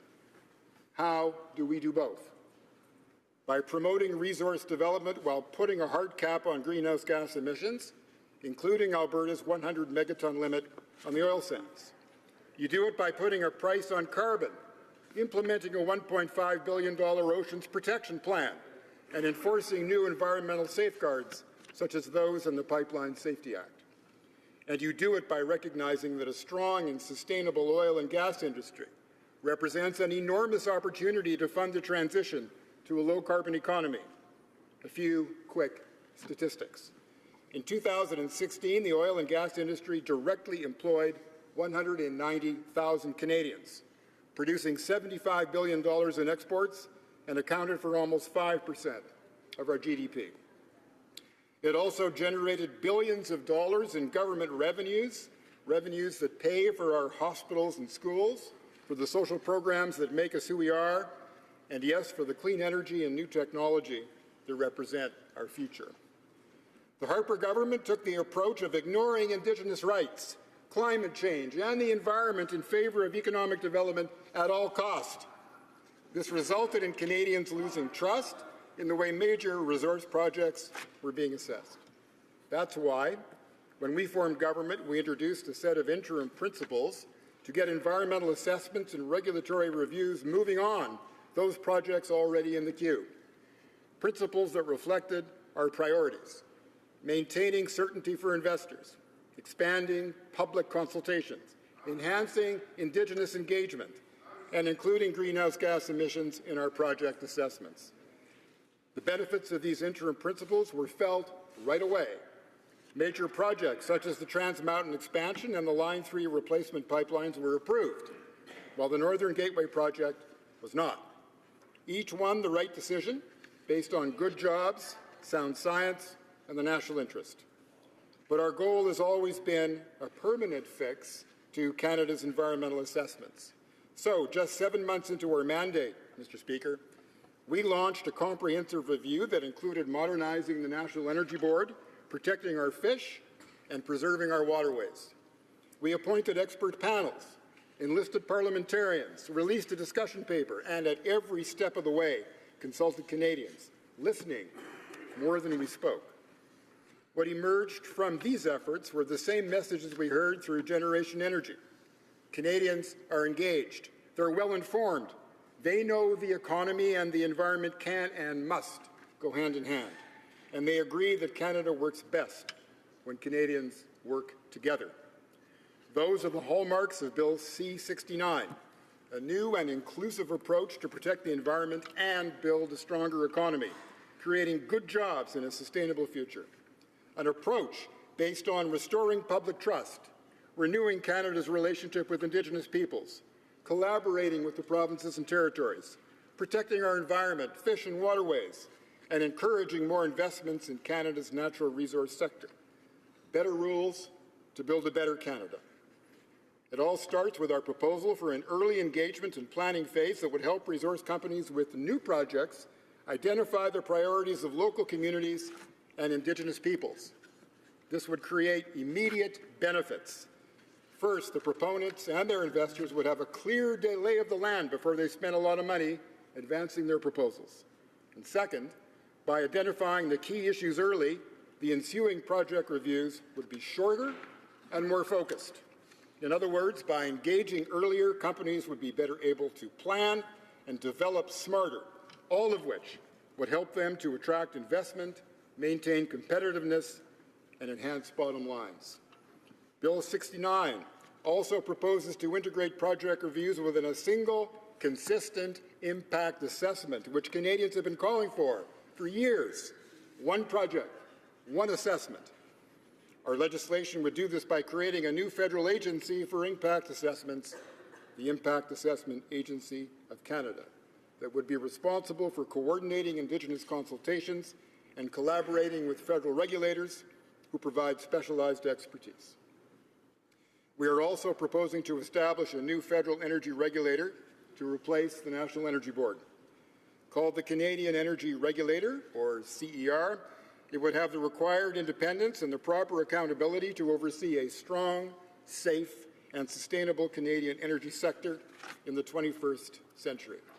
Located in Calgary, where much of the country's energy expertise is located, the CER would help restore investor confidence, renew Canada's relationship with Indigenous peoples, and rebuild trust through open and inclusive public participation, all while ensuring good projects go ahead and our energy resources get to markets. Mr. Speaker, this new energy regulator would be specifically designed to deal with the shifting global energy markets of the 21st century, to respond to the evolving legal landscape for Indigenous rights, and to adopt new technology that can support greater transparency and broader public engagement. Let me outline how the new Canadian energy regulator would do this in 5 key ways. First, it would have more modern and effective governance. While the National Energy Board has served Canadians well, its structure, role, and mandate have remained relatively unchanged since the National Energy Board Act was first introduced in 1959. The Canadian Energy Regulator Act clarifies the new regulator's responsibilities and operations while strengthening its independence and its diversity. This includes separating the regulator's adjudicative function, which demands a high degree of independence, from its daily operations, where a high degree of accountability is what we need. This would be achieved through a board of directors that would provide oversight, strategic direction, and advice on operations, while the chief executive officer, separate from the board, would be responsible for day-to-day operations. The new regulator would also include a group of independent commissioners that would be responsible for timely, inclusive, and transparent project reviews and decision-making. The Act would enhance the diversity of the new regulator's board of directors and commissioners, requiring the regulator's expert panels to include expertise in traditional Indigenous knowledge, as well as municipal, engineering, and environmental issues, and ensuring that at least one member of the board of directors and one commissioner are Indigenous. Second, the Act proposes to strengthen investment certainty and deliver timelier decisions. Mr. Speaker, the energy sector's future success depends on a predictable process and timely regulatory decisions for major new projects, without compromising on public consultation, Indigenous reconciliation, or environmental stewardship. The principle of one project, one assessment directly addresses these issues. Under the legislation, the Canadian Energy Regulator would work closely with the new Impact Assessment Agency for new projects requiring a full impact assessment. While smaller projects, the new regulator would conduct the reviews and have final decision-making authority for minor administrative functions such as certain certificate and license variances, transfers, and the suspension of certificates or licenses. Under our plan, project reviews would not exceed 2 years for major new projects and not more than 300 days for smaller ones. The Canadian Energy Regulator Act would also restore the regulator's pre-2012 decision-making authority to issue a certificate for major projects subject to Cabinet approval. This change is important because it removes the federal Cabinet's ability to overturn a negative decision from the CER, but maintains Cabinet's right to ask commissioners to reconsider a decision. The third key change is an emphasis on more inclusive public engagement. Our new approach would create more opportunities for Canadians to have their say on resource development. This would include more avenues outside of the traditional hearing process, so that Canadians could debate pressing issues that are beyond the scope of the regulator's project reviews. The new Canadian Energy Regulator would also be more open and transparent, making more information public in language that is easier to understand. A few examples. The NEB's existing test for standard would be eliminated to ensure every Canadian has an opportunity to express his or her views during project reviews. The new regulator would also accept comments from the public on a draft list of issues and factors.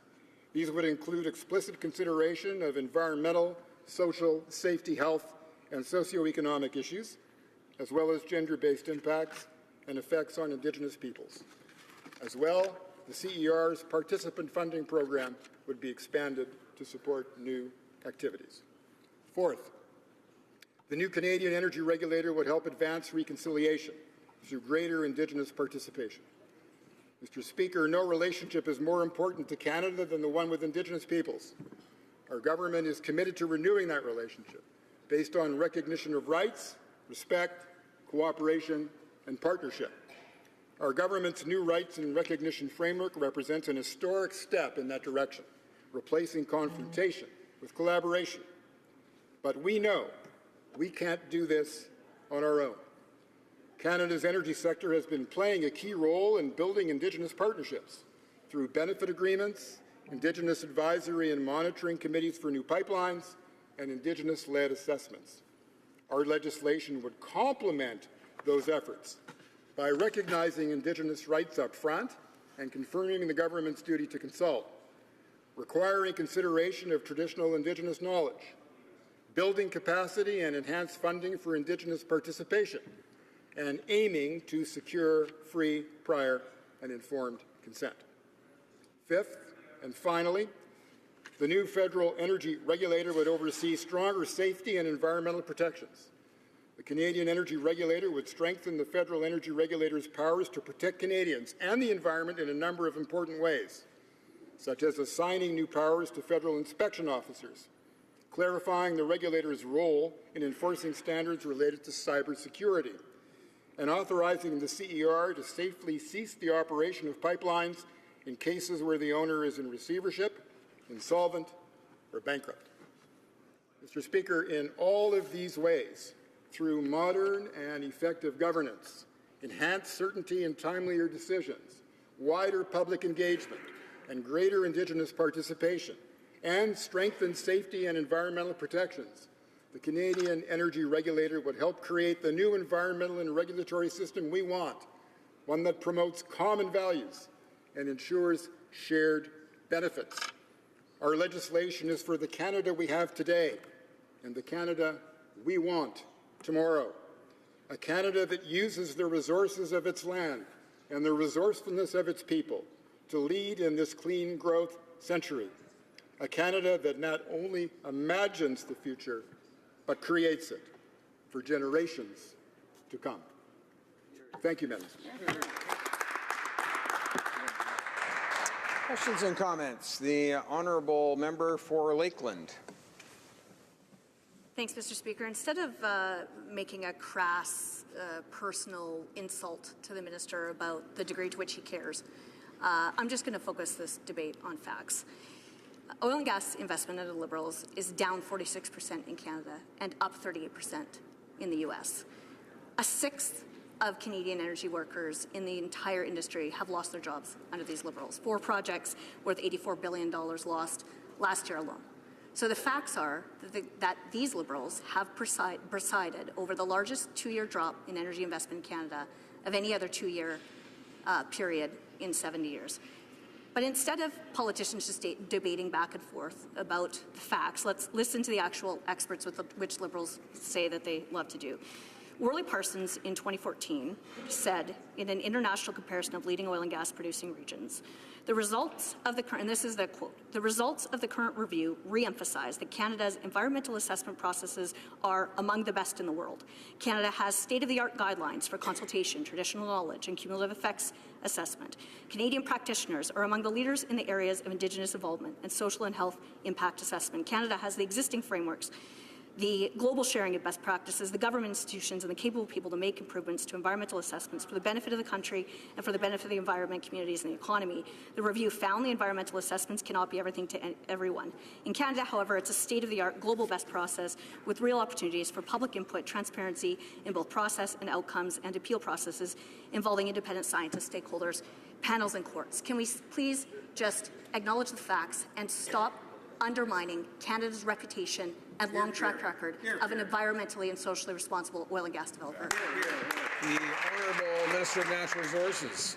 Mr. Speaker, the honourable member quotes one person at great length, whereas we consult with leaders in the oil and gas sector all the time.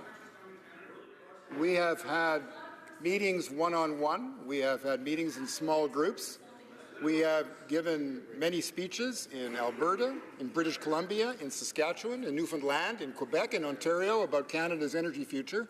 We have a constant conversation, Mr. Speaker, with leaders in the oil and gas sector. We understand the values that matter most to them, the values of timeliness, of predictability, a regime that understands the value of job creation in the energy sector. So while the minister at great length quotes one person of her choosing, she should know that this government consults a lot of people all of the time. Questions and comments. The honourable member for Edmonton Strathcona. Thank you, Mr. Speaker. I hate to cut through this love affair between the two parties. Who loves the oil and gas sector the best? I would like to speak to the bill. Now, this government, Mr. Speaker, when they were running for office, promised no means no if Indigenous people did not support a project. And they promised no project approvals until a new law was enacted. Well, they approved a pipeline, a dam, and an LNG project, despite the fact that Indigenous people were expressing deep concerns. So we finally have this bill after 2 years of consultation. Now, the minister, Mr. Speaker, has said that this is going to be a new, different process, not the same as the previous one. The decisions will no longer, or at least the recommendations will no longer singularly be made by the National Energy Board. And yet, this bill provides that the majority of the members of Environmental Assessment Panel could be from the Canadian Energy Regulator. So the Canadian Energy Regulator, members of a panel as well, do not have to consider climate or cumulative impacts. So could the member explain how it is that the two parts of the bill are so different, and why is it that the energy authorities who will sit on the panel do not have to consider those matters? The Honourable Minister of Natural Resources. For major projects, the life cycle regulators do not make up a majority of the panels. Secondly, what the minister seems to forget was the range of principles that was announced by the government in January of 2016 to deal with projects that were currently under review. Do I take it that from her intervention that she would have squashed all of those projects under review that would have cost proponents hundreds of millions of dollars? Is that the minister's sense of fairness? No. What we did, the member's sense of fairness? No. What we did is what we said: for those projects that are currently under review, we are going to establish another process in the interim that was guided by a set of principles, including greater consultation with Indigenous peoples and with Canadians. So let's keep the record straight. The fairness was embedded in those interim principles, which was the fairest way to proceed with those projects under review. And if the member has a different interpretation, I'd love to hear it. Questions and comments. The honourable member for Sarnia-Lambton. Thank you, Mr. Speaker, and I'd like to thank the minister for his speech. You know, what he says always sounds really good, but what the government actually does is different, because in the nearly more than 2 years they've been here, we've seen Energy East die from their lack of action. We've seen them kill the Northwest Gateway pipeline. We see Kinder Morgan in the process of dying due to their lack of leadership. And the other reality is basic math. If you take a process of approval and you add more consultation to it, and you add 180 more days of pre-planning, that makes the process longer, not shorter. So could the minister explain why he's misleading Canadians to believe this process will be shorter? Honourable Minister of Natural Resources. Mr. Speaker, I would ask rhetorically to the member, what was the difference in the price of oil between the time that the Energy East project began and what was the price of oil when the proponent decided to withdraw it? I would ask a second rhetorical question. The second rhetorical question: how many pipeline approvals happened during that same period of time? I will remind my colleagues that the Enbridge Line 3 replacement was approved, the Trans Mountain expansion was approved, and President Trump approved Keystone XL.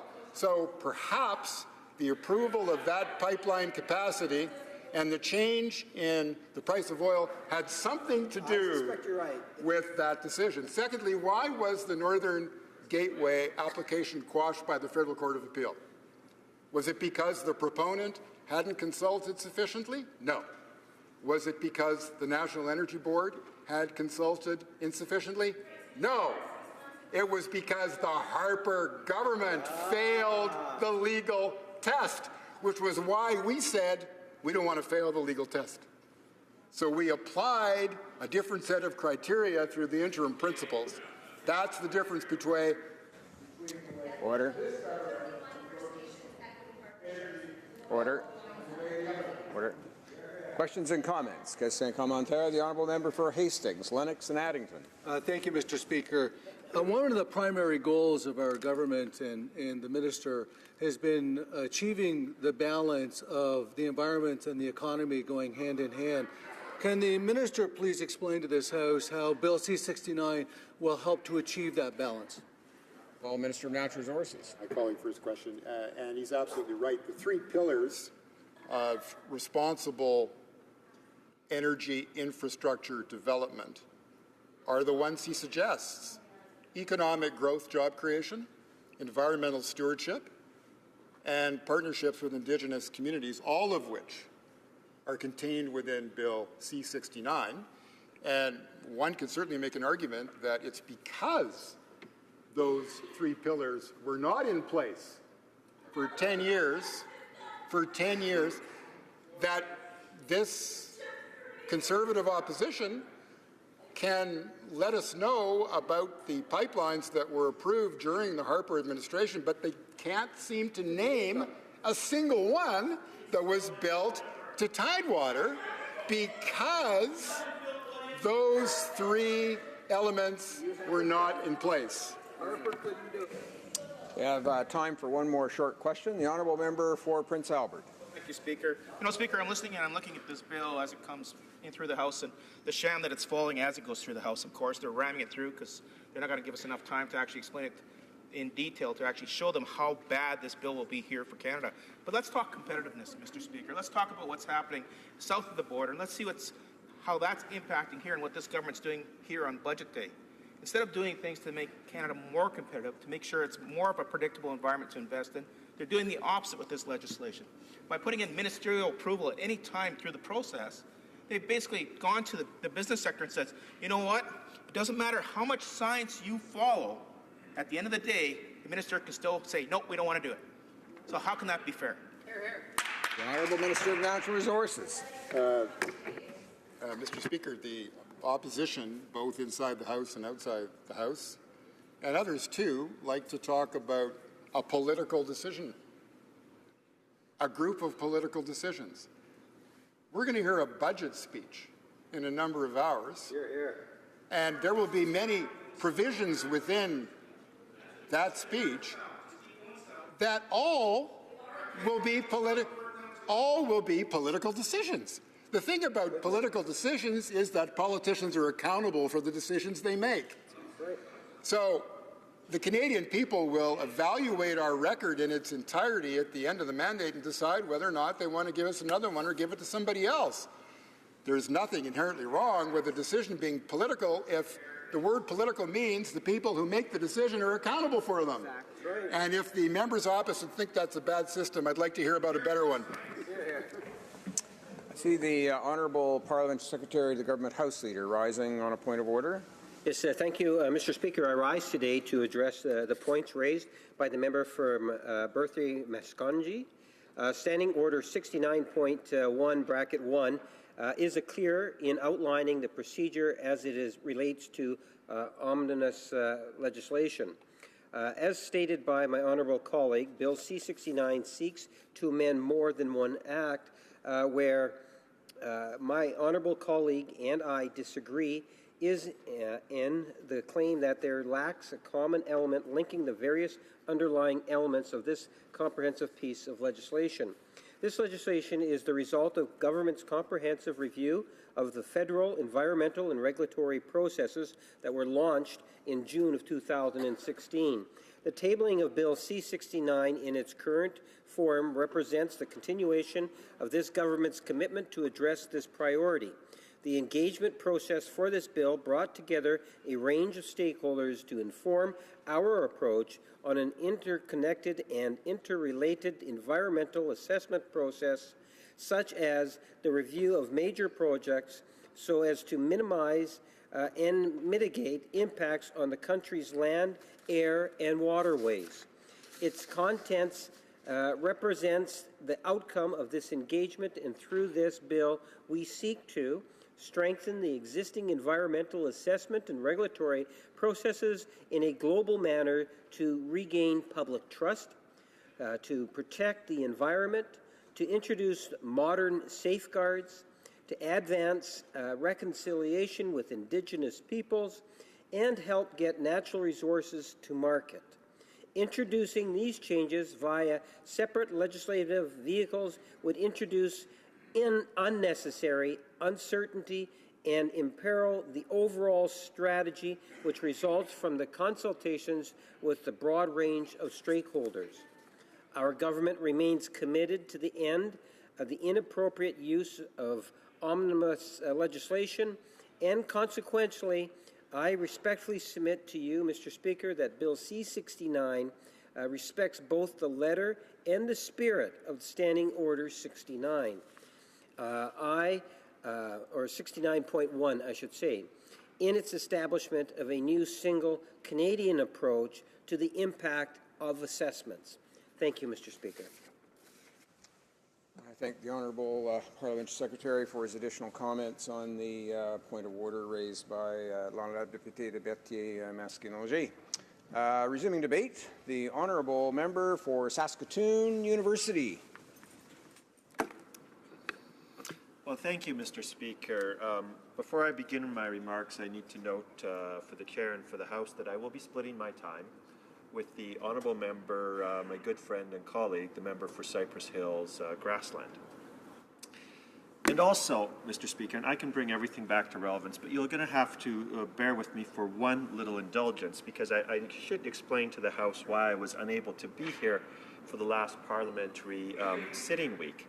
And that was because my household welcomed a new 8-pound, 10-ounce little girl, Helena Isu, ESU for the people who are in charge of Hansard, that's her middle name, Trost. And so, Mr. Speaker, I wasn't away at some costume party in India or something like that. I was actually celebrating the birth of my daughter and doing some constituency work at the same time. And Mr. Speaker, these things always need relevance, and like every piece of legislation we are talking about, it always impacts our children's future. But this legislation is of particular interest to me, and for the members who have been here for quite a few years will understand why. Prior to my election to the House of Commons, I worked as a mining exploration geophysicist. Geophysics was what I took my education, was my primary degree at the University of Saskatchewan. So I actually worked in the field on mining mineral exploration projects. And for me then, when I read bills that talk about regulation, about impact of natural resources, it's not an academic question. Nowadays, increasingly, we have more and more Canadians who are removed from the production of primary goods.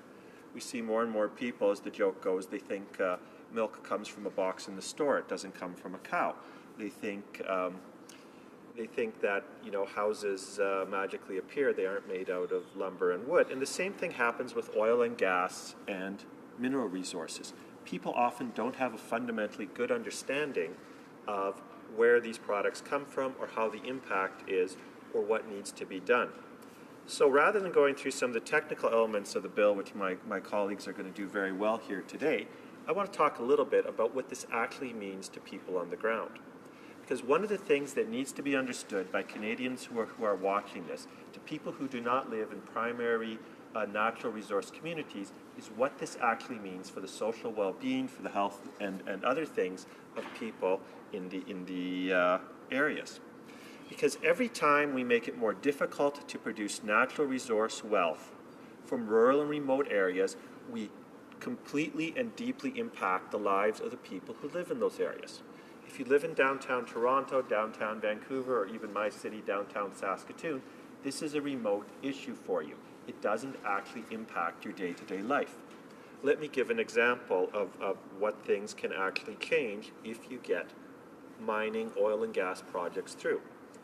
In the year 2000, I was an exploration geophysicist up in Baker Lake, Nunavut. Great community. The geographical center of Canada is just outside of town. The time in that community at that point had a high unemployment rate. There was naturally issues, and not all issues go away with economic development. But what happened in the following years after we were up there and working on the Meadowbank and the Melinda project that later on Cumberland Resources turned into a mine?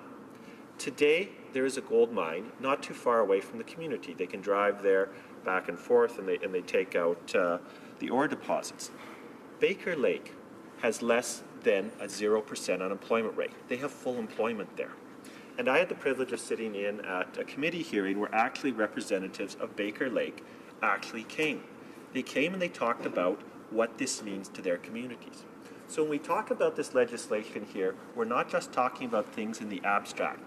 We're talking about a change in standard of living, a change in communities, particularly for our remote and rural areas. This has more impact on the social well-being of many of these communities than all the government projects combined. And that is why I think it should be, in many ways, a prejudice, not a negative prejudice, but a positive prejudice toward development in these smaller communities in particular. And that when in doubt, we should give extra weight to people who will get economic benefit from these projects. And that's what concerns me about this legislation that the government is bringing forward today. Because the government has taken away one very important element in this legislation that previously existed, and that was the concept of standing. Before you would go before the National Energy Board, before you would go talk to regulators, etc., you had to have some relevance to the matter. You had to be involved. You had to have something that connected. Could it be your technical expertise? Could it be financial interest? Or could it be community interest? But as we begin to expand and take away that legitimate and democratic connection to a project, we actually water down the voices of the people who have standing. Now, gold mines are not generally as controversial politically as oil pipelines. But just think, if Baker Lake had had major opposition from someplace, Norway, California, the United States, to the development of their gold mine. If someone had said they needed tourism, they needed other things there more than they needed gold mine, should the voices of the local people who would have benefited, whose lives would have changed, whose businesses would have developed, whose whole social structure would be added to and enhanced, be decreased? And that is what happens when you take away standing. It is a fundamentally anti-democratic provision, because you allow people who really shouldn't be having a voice, a vote, on the issue by bringing in people who can influence it with no actual connection. The analogy would be letting people vote in my constituency who are not part of my constituency. We in Canada very much have that principle of there has to be some relationship to the representative, and the same thing needs to be held in regards to presentations on environmental projects, on things of this nature. So of all the things in here, that is what concerns me the most. The undemocratic nature of eliminating standing to allow people who can use their wealth, their influence to project power, not just inside Canada, but literally from outside of Canada. And that, I think, is not just an abstract point, it's a fundamental point that relates to the democracy and how we let voices and people govern themselves, and in this case, in a very specific point of legislation. The other thing that particularly concerns me in this legislation is the ability to take what appears to be set timelines and to turn them into continuous extensions due to certain loopholes in the legislation. Now, the minister talked about how everything is political, and if you don't like what the government does, you can vote them out. But again, as the point has been made in this debate, some areas of the country do not have nearly as direct a stake in this matter as do other areas of the country. If you live in Saskatchewan, if you live in the north, if you live in areas that are directly impacted, this is important to you. And so there should be a much stricter legal guidelines given to eliminate the loopholes of continuous delays that the minister and other actors under the Act are allowed to give. Because ultimately, if you're going to be able to do a project that's substantive, that's large, you need to have certainty. When I was a young geophysicist working in northern Manitoba, I remember just how many hours the senior geologists would work on developing the environmental plans, getting things for provincial government, roads. I mean, we had to check out everything from ice thickness to what happened to garbage and so forth. And one of the things I think people need to understand is the industry takes this very seriously. In fact, when I worked in the Yukon, we actually would have less environmental impact than many of the tourist groups and tourism parties that were there before us, and we'd actually pick up their trash around them. So that's why I think a lot of the general public's thinking that, what is a time delay, the public impact needs to be brought in, is somewhat misplaced. And that's why certainty actually needs to be there, because with all the good work the industry does in trying to be responsible, if they lose the certainty, capital will start to move.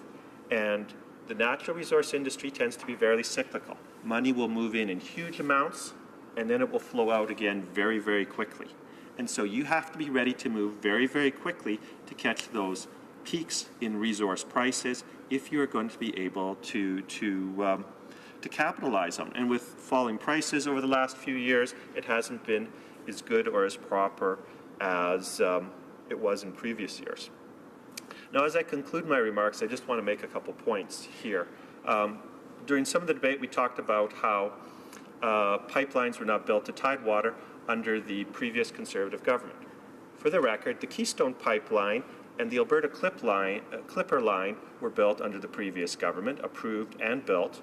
As was noted, other pipelines were approved and then canceled by the later government, and the Line 9 reversal also happened. So these things happened. The job was getting done, and it's important that we continue to understand how this impacts people all across Canada, particularly in the rural and remote communities. Thank you. Questions and comments? Question commentaire. The honourable member for Pierrefonds-Dollard. Thank you, Mr. Speaker. My colleagues brought up an interesting point about relevance and a question about who has standing. And I think he's making the argument, trying to make the argument that people that have he mentioned the direct economic benefit, have more standing than others. I would disagree with that, and I would question the member, how would he say that an environmentalist, someone that spent their life studying the impacts on the environment that this project may have, has no standing? How would he say that some landowner who, say, for example, a pipeline might run through and has to be confiscated, has land confiscated, how would that person have no standing? I would also ask, how would an Aboriginal community that's impacted, again, by a project have no standing? So my overall question to the member is, can you explain how one group who economically benefits should have more standing than someone who has the suffering or the impact but no economic benefit? So that's my question. The honourable member for Saskatoon University. The honourable member needs to understand what he is saying is not quite what I said there. What I said is this: you need to have some relevance to the project.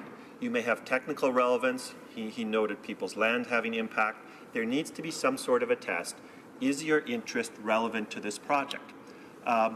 People in Saskatchewan are not going to have the same sort of relevance to a project in New Brunswick as people in New Brunswick. An environmentalist in New Brunswick who has technical expertise in a subject definitely has standing, ties, etc. So there's various tests you can use, but the problem with this legislation is it eliminates the whole concept of tests for standing.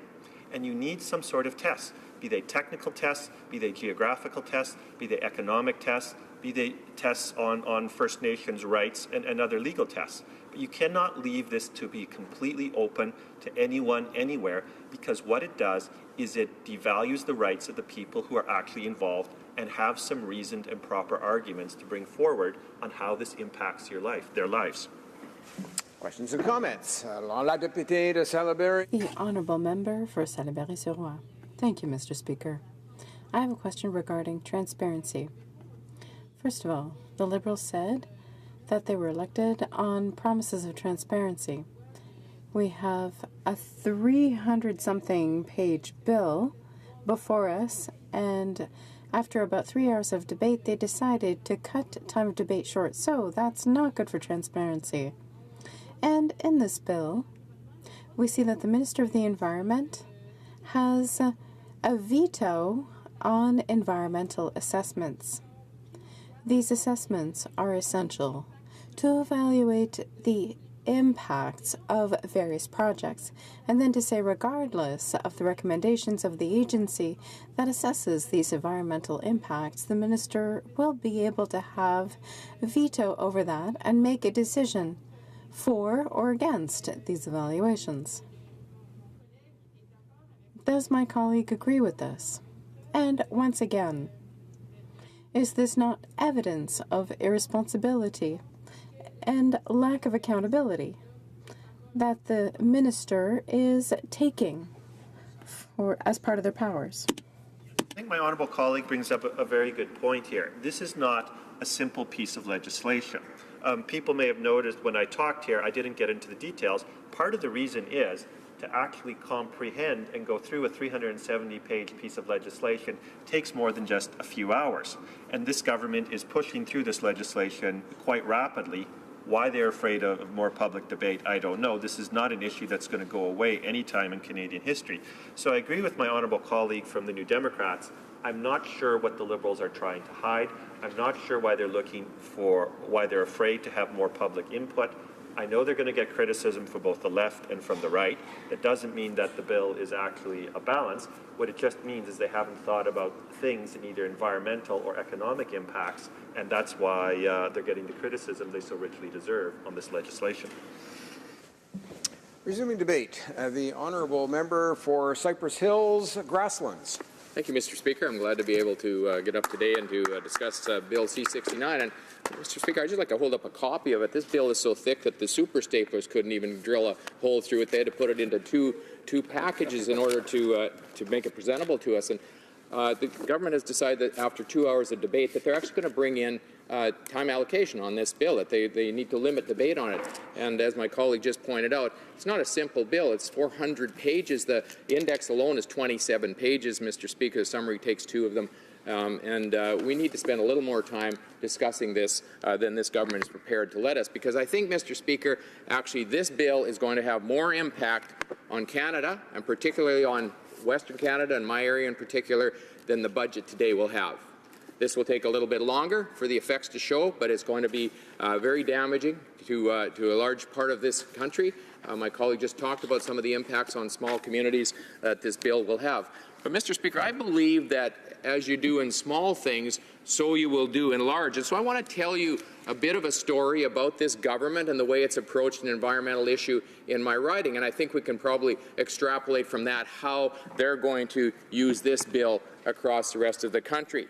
A few years ago, our government made a decision that we were going to turn the PFRA pastures back in Western Canada, turn them back to the provinces who actually had ownership of the land. The land had been turned over to the federal government in the 1930s when the provinces couldn't manage it, and the federal government had managed it since then. We made a decision to turn it back to either local communities who wanted to buy it or to the provincial government, and that process carried itself out. There's a small pasture in the southwest corner of Saskatchewan called Govenlock, and it was actually federal land. It's been federal land for 100 years, and so the discussion has been about how do we handle this piece of property that's actually federal land.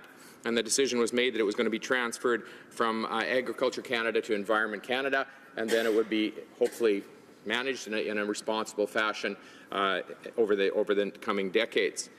Our government made a decision that we were going to try to do something a little bit different. So we went to the local community. The Minister's Chief of Staff actually came out there to listen to the local community, to talk to the ranchers and say, look, you folks have been basically managing this property for the last 80 years, 100 years. What is it that you would like to see from the federal government in terms of being able to manage this pasture over the next few decades?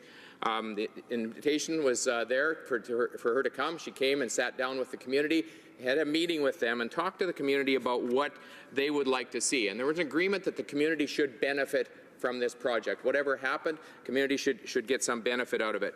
There was an agreement being made. These weren't all formalized at the time, unfortunately, but that the community would have some control over the management of that pasture, that they would actually have some control over the research money that was going to be spent in that pasture. So they could bring people in, university students perhaps in the summertime, they could assign them to go and do research, and the community would actually benefit from people living in the community, from being able to take some of that money that was going to be spent on this project and then to make a benefit from it. And Mr. Speaker, if you want to see it as a unique pilot project, that would have been probably the best way to label that. It was based around cooperation between the government and the local community. It was providing a benefit to the local community, and there was going to be long-term good management, and the government had made a decision that they were going to trust those people who had managed that environment for so long that they could continue to do that in an effective way. We've got a very different situation 2 years after this government was elected, Mr. Speaker. Basically, all element of community control has been thrown out. The government has come by. It's actually interesting because top Environment Canada officials have come out to the community and toured around in a cavalcade of vehicles, but refused to stop and talk to the local people. So they would come out and drive around, take a look at this pasture land, but it wouldn't stop and talk to the locals about what they might want to see or what might be the provisions of the future management of this pasture.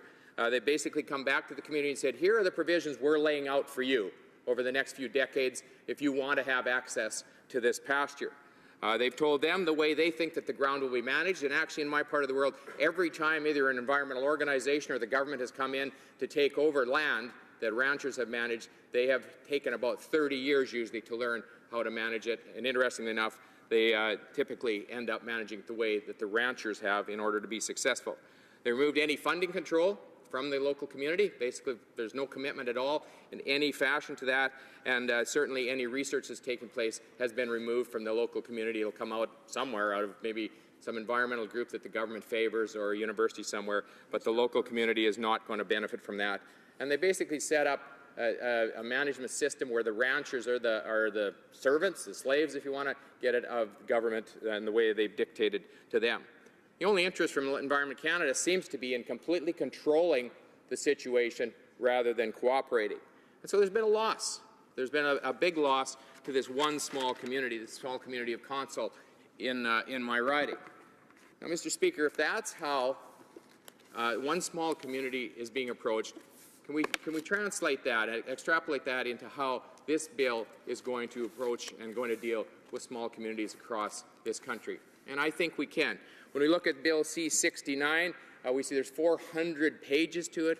Mr. Speaker, as I mentioned, it's not so much concerned about improving the environment, I don't think, as it is about basically controlling the economy, controlling the environment, and trying to have this government tell people out there across the rest of this country of how they are going to manage their affairs and the resources in their part of the world. And now we've got time allocation. I think that's the biggest insult that we've seen basically in here in some time. You take a bill that's that thick and you tell people, okay, you've got 2 hours debate, now we're going to slap time allocation on you and we're going to rush this thing through. Clearly, if people begin to read this, they begin to see what the provisions are in there, the government knows that they're going to get concerned. They're getting concerns from both ends of the spectrum. We know that. There's no one that sees that this is adequate, and I think the government, in its usual commitment to mediocrity, probably think that that's okay. Now, Mr. Speaker, in the past, we've had the highest standards in the world regarding energy development. When I drive through my riding and I see the energy development that's going on there, the wells that are being drilled, the environmental standards are extremely high. And I'd invite anybody to come out there if they want to come out and to walk onto one of those well sites and try to find any place where there's been any kind of a spill, any kind of pollution. They would have a very difficult finding that because those standards are high. They've been high in the past as well. We're environmentally responsible, and in the world I live in, Mr. Speaker, I can tell you there's more wildlife now than there's ever been. The air is cleaner than it's ever been, and certainly we believe that we did a good job of managing environmental issues around resource development, and certainly that needs to be continued. I want to talk specifically about the approval process around C-69, because I'm going to run out of time here, Mr. Speaker, but it's just interesting. I just try to run through this quickly, and it's only one part of the stream. People may get confused, and if they do, it wouldn't be the least bit surprising because it's taken a lot of people a lot of time to even try to figure out what the approval process looks like.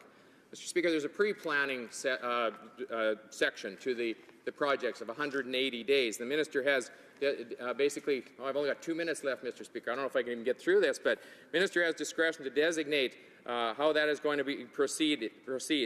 We don't know how limited the minister's discretion is because it's not in the bill. They can extend that process 90 days by the minister before it goes to Cabinet. The Cabinet can extend that process indefinitely. Then it goes into an impact assessment of 300 days, goes into 2 different streams, a short one and a long one. If the short one is involved, actually with both of them, we don't have any clarity right now about how that's going to be determined. Short ones, agency handles it. All major projects will end up in this long stream of 450-day commitment. There's all life cycle regulatory projects will have to go through that one. It starts, that 450 days starts when a panel is appointed. It doesn't start from the beginning of the application, and it stops when the minister gets the report. But, Mr. Speaker, the short or long can be extended 90 days. The Cabinet can extend those timelines indefinitely. The minister has authority to provide or to ask for any information along this whole cycle can almost be done, and then the minister can come back and say, look, we need to have all this new information. You need to basically start over again and then create a whole new process. That's just one small part of one stream of this bill and the approval process that these people have put in place. And as the minister pointed out to us, Mr. Speaker, to wrap up, just half an hour ago he said in here, well, all of these decisions are political decisions. We believe that these decisions should be made based on science, based on whether it's going to impact the environment in the area or not.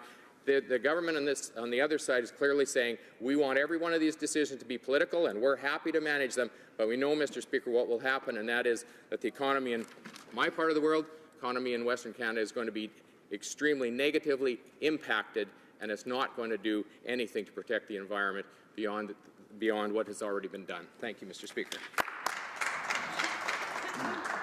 Questions and comments. The honourable member for Jonquière.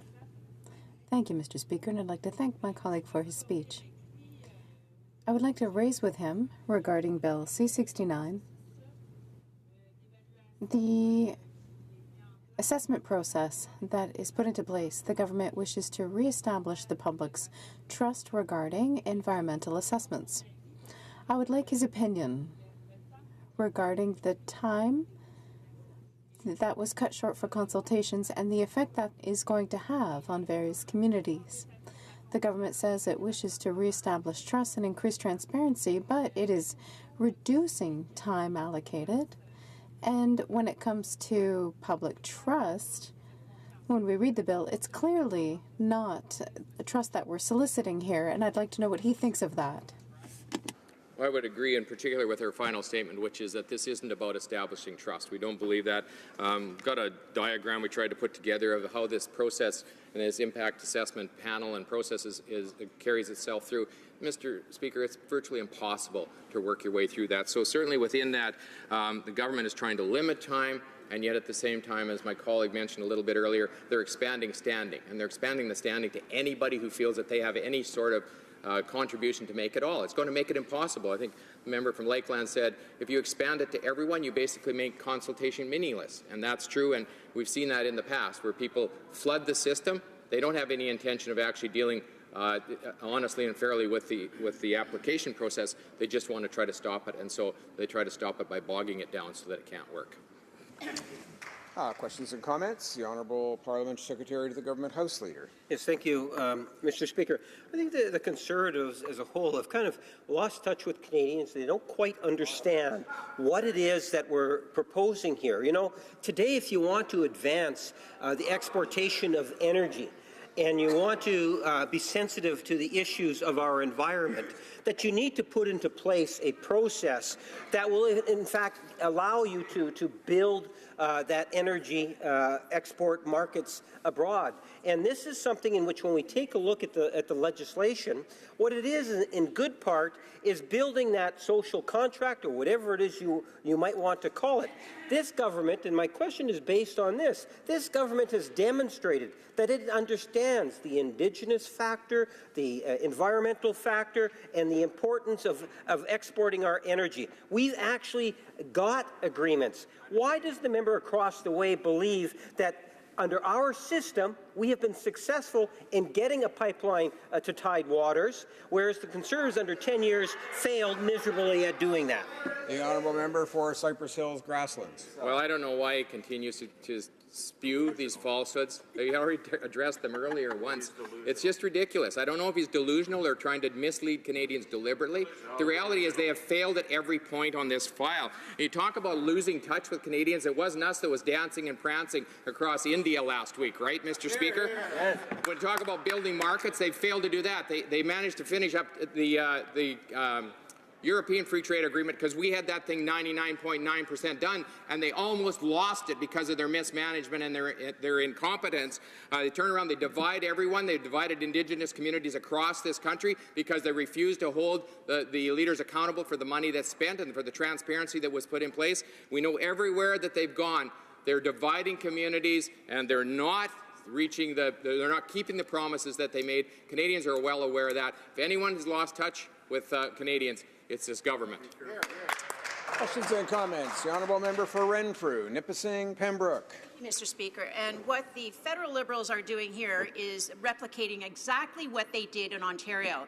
And by making it a purely political decision on whether or not a project can go forth, they were actually using the element of their political fortunes, their electoral fortunes in some cases, determine whether or not a project will go through.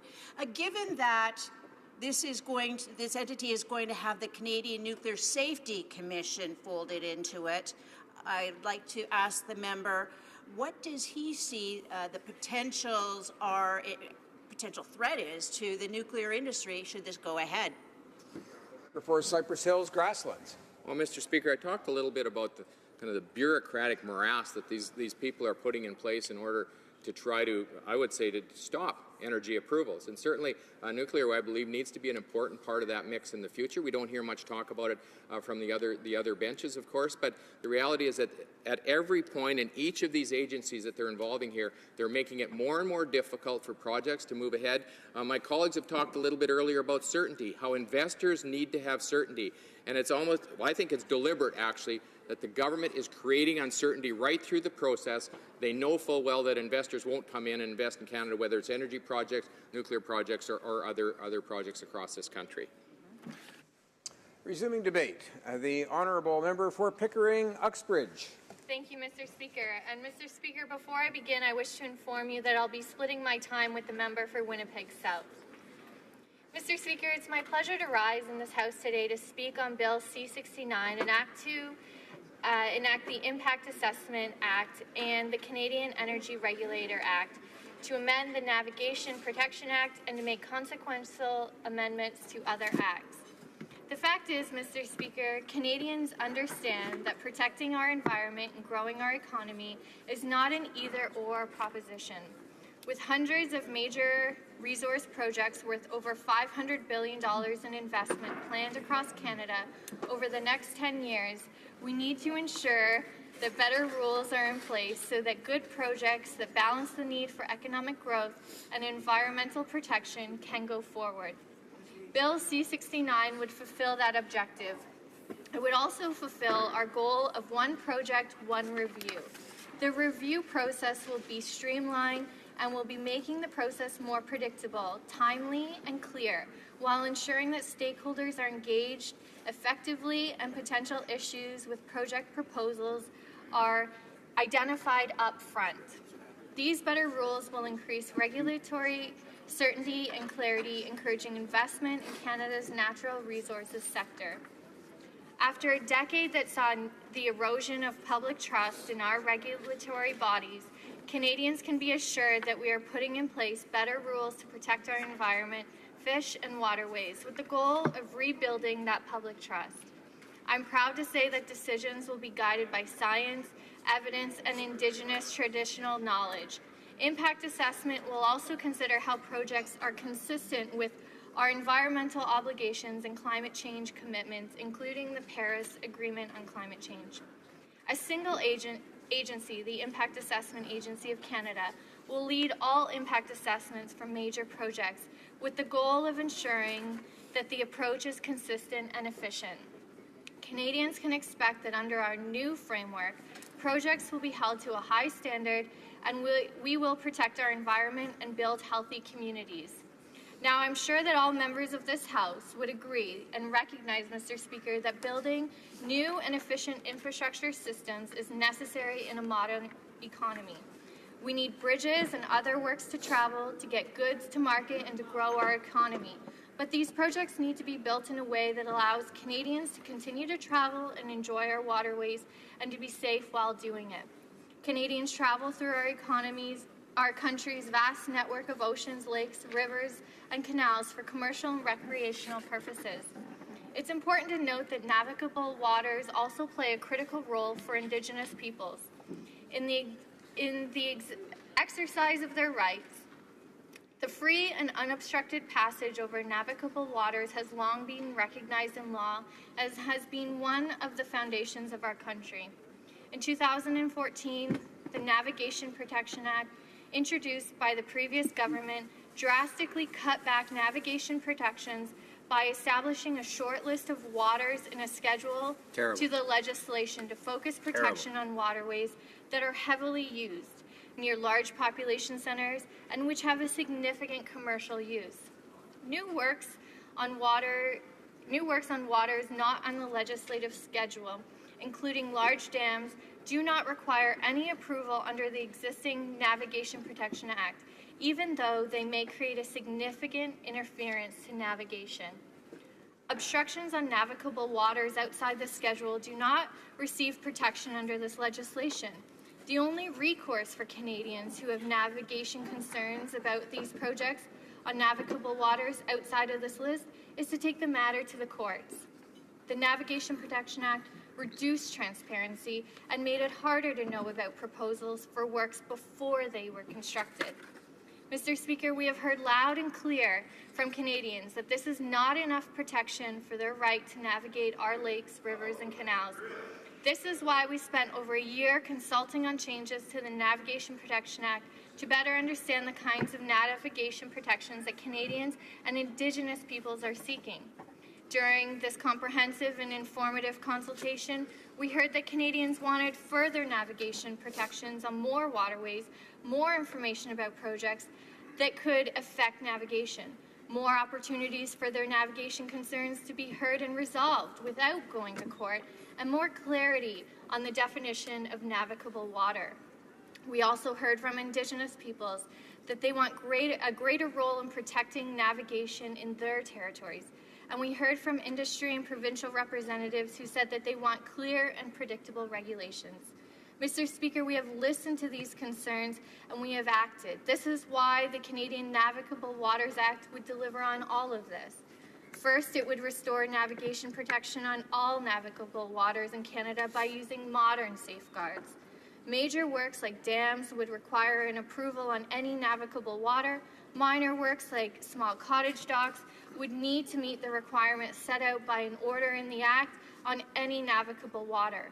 All other works on unscheduled waters would be subject to mandatory notification and consultation requirements, and a new dispute resolution process that could require approvals where concerns remain unresolved. Canadians would no longer have to turn to the courts to resolve these types of issues. All other works on scheduled waters would also be subject to notification and consultation requirements, but will always require an approval. Owners will not have the choice of using the dispute resolution process because they are proposing to build on waters identified as being vulnerable to impacts on navigation and of the utmost importance to Canadians. The government is committed to open, accessible, and transparent processes. For the first time, a comprehensive definition of navigable water would be included in the Act. This new, broader definition does not return to the canoe test, which is unworkable in today's context, but actually creates a modern definition to identify the navigable waters that require the protection of the new Act. A strengthened Crown Indigenous relationship is at the heart of the proposed approach. The Canadian Navigable Waters Act would require the consideration of Indigenous rights and the knowledge and create new opportunities for Indigenous peoples to partner with Canada in the administration of the navigation protections in their territories and jurisdiction. Mr. Speaker, through the Canadian Navigable Waters Act, the government is proposing modern protections for the right of Canadians to navigate on every navigable water in Canada. This protection would be stronger than ever before. Before building any work on any navigable water, owners of works would have to satisfy the requirements of the navigation legislation. And under the new Canadian Navigable Waters Act, these requirements would be tailored to take into account the many types of works and many types of navigation that exist in Canada today. The new Canadian Navigable Waters Act and Bill C-69 is smart legislation designed to deliver navigation protections where they are needed, to give Indigenous peoples and communities a say in what is built in their territory, and to make expectations clear for owners of works. Mr. Speaker, Bill C-69 and the new Canadian Navigable Waters Act gets it right. That is why I'm proud to support its passage through this House. Thank you, Mr. Speaker. Questions and comments. The honourable member for Prince Albert. Speaker, and I thank my colleague across the aisle there for her comments on navigable waters. I'm glad she brought this up because I can remember when we were in power, the Conservative government was in power, navigable waters, the frustrations the municipalities, the farmers that people had with dealing with navigable waters. A good example, they wanted to replace a culvert. They'd have to submit to navigable waters and replacing a simple culvert. 3 months later, 4 months later, no reply. The costs went through the roof, Mr. Speaker. So when it came to just replacing a simple culvert, what should have been a $4,000 or $5,000 bill turns into a $40,000 or $50,000 bill. So I want to know, is this government going to reimburse all those municipalities for all the time and delays and costs involved in putting this back into place? Honourable member for Pickering Uxbridge. Thank you, Mr. Speaker, and I appreciate the question from my honourable colleague. Actually, I spent nearly 10 years in municipal government, and what I can assure you and assure this House is what municipal governments and what people across this country want are clear and consistent rules. And in order to do that, to plan the process for their municipality, for their communities. But what the previous government had done was essentially gutted legislation, leaving people and municipalities and stakeholders across this country to try and guess and figure out what the Conservatives would approve or not approve. This provides consistency, and this provides clear rules that everybody can follow to ensure the protection of our environment. Questions and comments. The honourable member for Edmonton Strathcona. Speaker, I have a perhaps different perspective on what this bill does. Contrary to what the member is asserting, Mr. Speaker, the Navigation Protection Act does not trigger an environmental assessment. In fact, if you look at the effects within federal jurisdiction, guess what's missing in the list? The Navigation Protection Act. We also have to note in the bill that gone is the list, even the short list, that the Conservatives created of rivers and lakes. It's up to individual citizens who care about their environment to beg to have their lake or river added. So, Mr. Speaker, we were very disappointed when the Liberal Majority Committee decided to stick with the evisceration of that law by the Conservatives. Clearly, the government has decided the same. This has been completely watered down. Gone is even the word water. And there is no guarantee for the protection of Indigenous peoples. I need only give the case of oil sands activities in the north and dam approvals. And there is absolutely no consideration in this bill that absolutely where Indigenous people will lose access to marshes and so forth, where they practice their traditional practices, there is no guarantee in this act that in future they will be looked after. The honourable member for Pickering Uxbridge. Thank you, Mr. Speaker, and I thank my honourable colleague for the question. Unfortunately, that's simply untrue. Under the previous legislation, Indigenous peoples did not have a voice at the table. In fact, this change in this bill will actually ensure that Indigenous peoples' concerns are part of the process. An assessment has to be done, including Indigenous peoples, their traditional knowledge, and the impacts that might affect their communities. So, in fact, this bill makes those necessary changes that I think the honourable member is speaking about.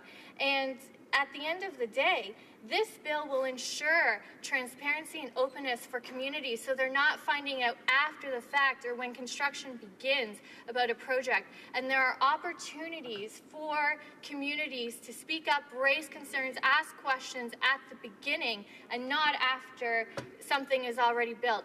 This allows for that public input versus the previous act, which basically acted in secrecy until the damage was already done.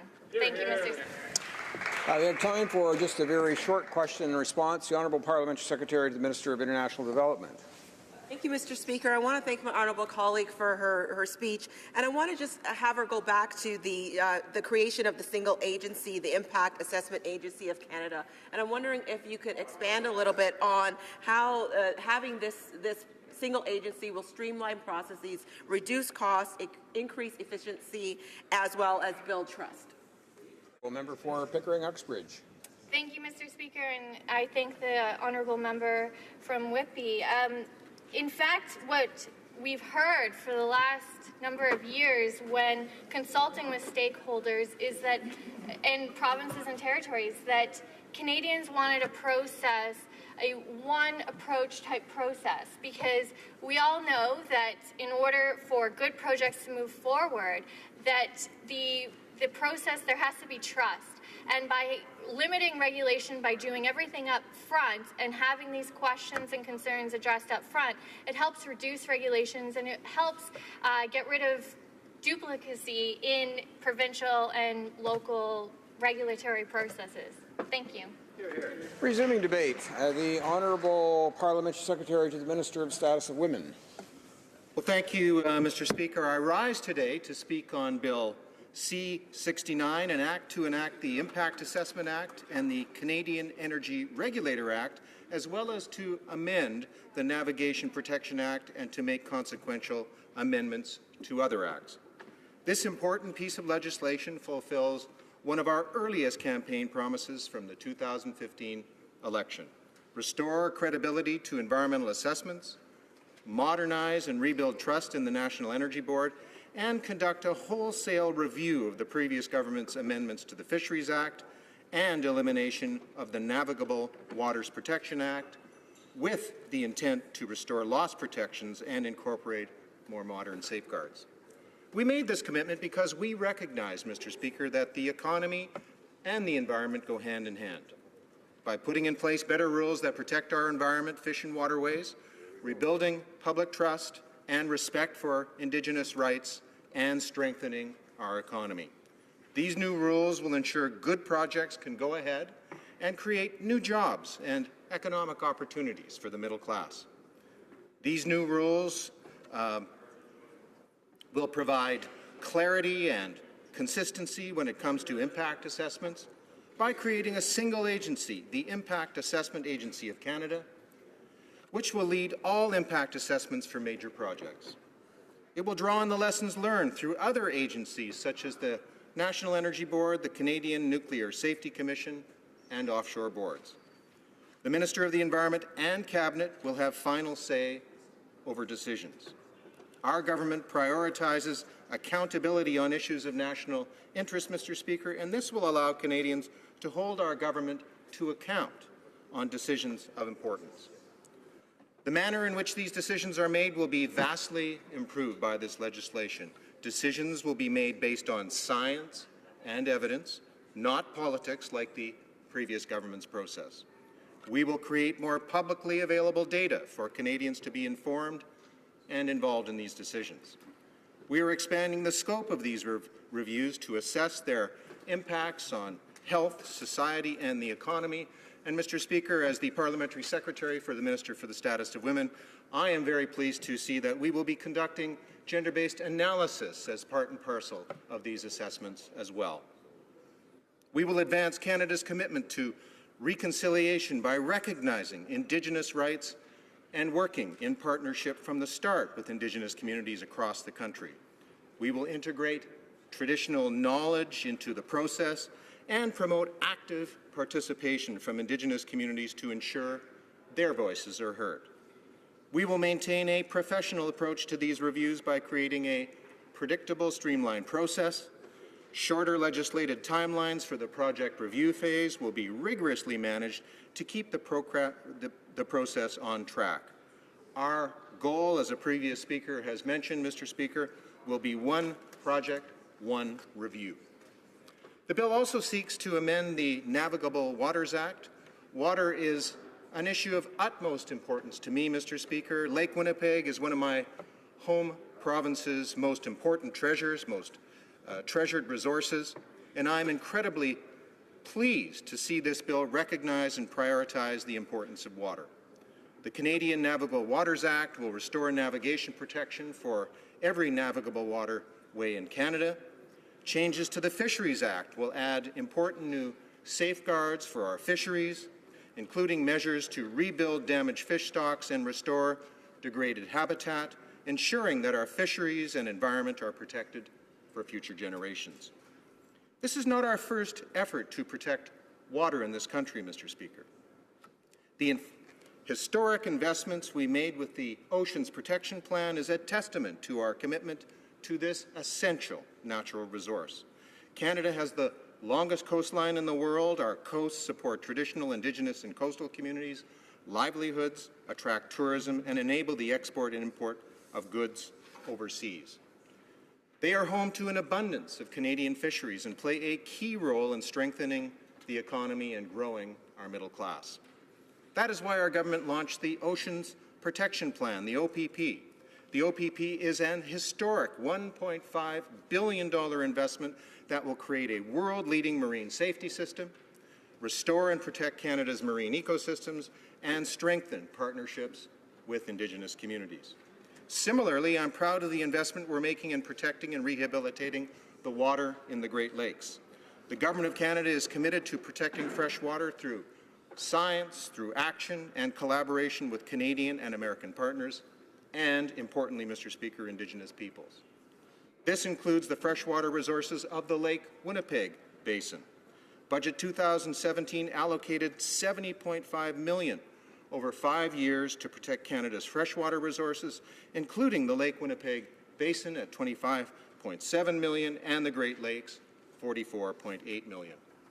Through the $25.7 million allocated to freshwater quality in Lake Winnipeg and its basin, Environment and Climate Change Canada will continue to support research, as well as provide financial support aimed at reducing nutrients, enhancing collaboration, and supporting enhanced engagement of Indigenous peoples on freshwater issues in Lake Winnipeg and its basin. I am extremely proud of the legislation that we're debating before the House today, Mr. Speaker. When we first came to office, we knew we had to act swiftly on this file, and did so by implementing the interim principles, offering a glimpse of our vision, and ensuring projects could continue to be assessed. Now, after thorough consultation with the public and stakeholders, 14 months all told, Mr. Speaker, and the parliamentary input of 2 committees, we are moving forward with the next steps. Bill C-69 will ensure the economy and the environment can both continue to thrive, and that good middle-class jobs will be created in our resource sector.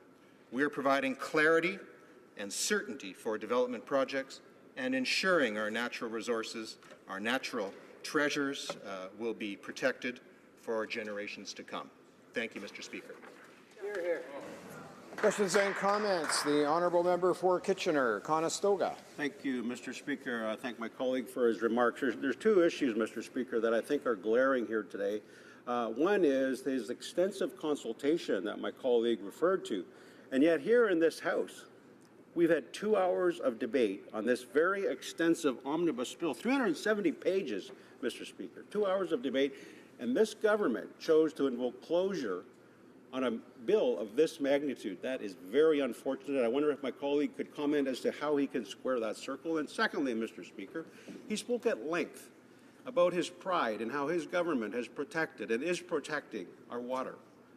Well, Mr. Speaker, just last week, we had 50 million liters of raw sewage dumped from Quebec City into the St. Lawrence River. I wonder if he's seen the aerial photos of that beautiful scene. And then in 2015, $8 billion litres of raw sewage from Montreal. How can this member stand here and say that he's proud of his government's record on protecting the water, one of our most precious resources, Mr. Speaker? The Honourable Parliamentary Secretary to the Minister of Status of Women. Well, thank you, Mr. Speaker. I want to thank the honourable member for the question. And just to reiterate, Mr. Speaker, 14 months of consultation with Indigenous people, environmental groups, industry, and others, Mr. Speaker, because we wanted to get this right. Because, Mr. Speaker, we know that the previous government had undermined confidence in the system, Mr. Speaker. And I think we do have the balance right, Mr. Speaker. Mr. Speaker, I was the Environment Commissioner for my home province of Manitoba, and I made my living by doing environmental assessments. And, Mr. Speaker, I know that the folks in my hometown, my home province, I think would agree that we have achieved the right balance in this bill, clarity for business, as well as protecting the environment and the economy going hand in hand, as our Environment Minister likes to say. And to the second issue, Mr. Speaker, we have $180 billion of infrastructure money that we are going to be spending. We are going to be attacking the sewage treatment issue from coast to coast to coast. We know it is an issue, and we know partially because the previous government starved our municipalities of funds, Mr. Speaker. So thank you, Mr. Speaker. I appreciate the question. Questions and comments. The Honourable Member for Nanaimo, Ladysmith. Thank you, Mr. Speaker.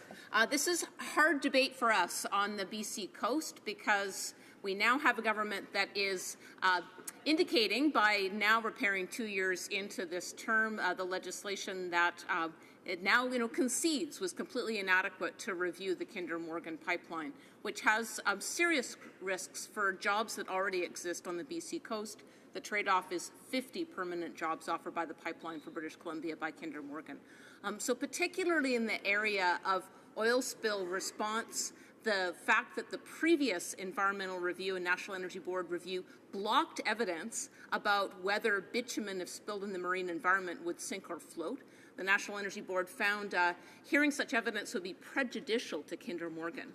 Is this government now willing to redo that part of the environmental review to make sure that C-69 is applied to protecting marine environment in the likely event of a bitumen spill in the Salish Sea?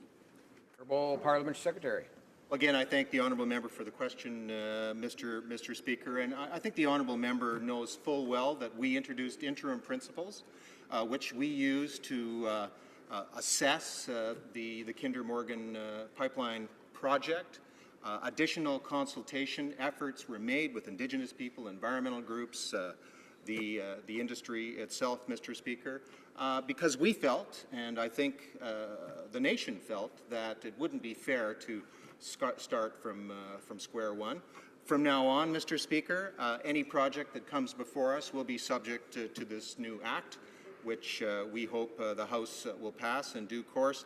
And I think as well the honourable member knows that an additional $1.5 billion will be spent on the Oceans Protection Plan that ensure that our coastlines are protected in perpetuity. We got time for one short question and a response. The Honourable Member for Saanich, Gulf Islands. Speaker, it's hard to put forward a brief question when we have an omnibus bill in front of us, 3 different bills, 350 pages. I have to say, my heart's breaking over this, Mr. Speaker.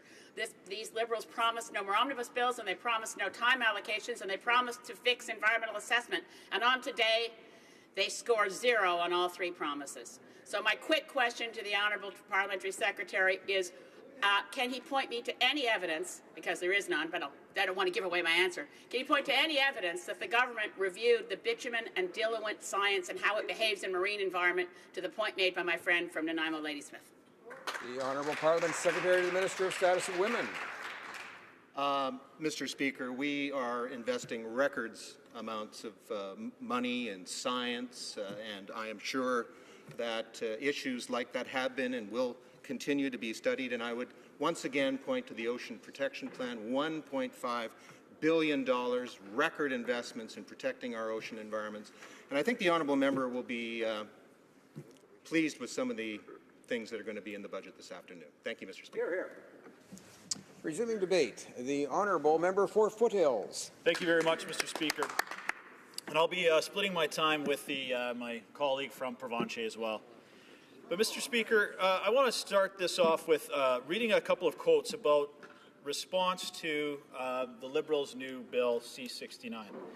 In reality, it is unlikely that any major project would proceed under these new rules. It contains a good deal of political posturing and seems to lean to the side of attempting to please the most extreme critics. It puts the wants of a small number ahead what is best for the Canadian economy as a whole. That came from the research team at GMP Energy. Second quote, by diminishing independent quasi-judicial regulatory process for expert tribunals, Cabinet risks drifting further into the dangerous political shoals where science and economics are eclipsed by the darker forces of opportunism and favoritism. That is by a former National Energy Board chair and Jack Mintz, who's the president of the University of Calgary's School of Public Policy. These are very esteemed people who have lived and researched the energy sector, and they are telling what Canada is facing when it comes to these changes that Liberals have brought forward. And it strikes me a little bit how either disingenuous they're being talking about the impacts of this bill or how much they really don't understand the impacts these changes will have on the energy sector. And a good example was earlier today, the Minister of Natural Resources said that the only reason that Energy East didn't go forward is TransCanada abandoned Energy East because of the price of oil had dropped. I can be pretty sure that any company does not base a multi-billion-dollar project on what the price of oil was on Thursday. Exactly right. Right? They are going to be making a long-term major investment into that piece of infrastructure. The reason TransCanada walked away from Energy East is because of the changes in regulatory burdens that the Liberals had put on them. Downstream emissions. Unprecedented. No other industry in the country has to deal with those types of regulations. How can you expect a company to be putting those types of things into their decisions? The same thing is happening with Trans Mountain. And our colleagues across the way kept talking about all the wonderful pipelines they've built that are going to Tidewater. I'd just like to remind them that not one single inch of pipelines that they profess to have approved have been built. Not one inch. And I would suspect that Trans Mountain is a long way from getting a shovel in the ground. I think the Liberals are waiting for Kinder Morgan to just walk away in pure frustration. And then once again, they can say, just as they did with TransCanada and Energy East, it wasn't us. It was a business decision. It was a decision they made. It was a decision they made based on Liberal ideology and regulations that make it literally impossible for a major piece of infrastructure to get built in this country. And that is certainly the case with Bill C-69. An omnibus bill that many of my colleagues have shown is more than 400 pages, and yet I would argue as a Canadian that this is a bill that will have incredibly profound impact on Canadians across the country. We are no longer on the verge of being an energy superpower that develops our natural resources under the most stringent environmental stewardship in the world. We are now becoming a non-factor because there is not a capital investor in the world under these regulations that looks at Canada as a place that is open to do business. In fact, they look at Canada as a place where they are not welcome. There is no clear line to success for an infrastructure project.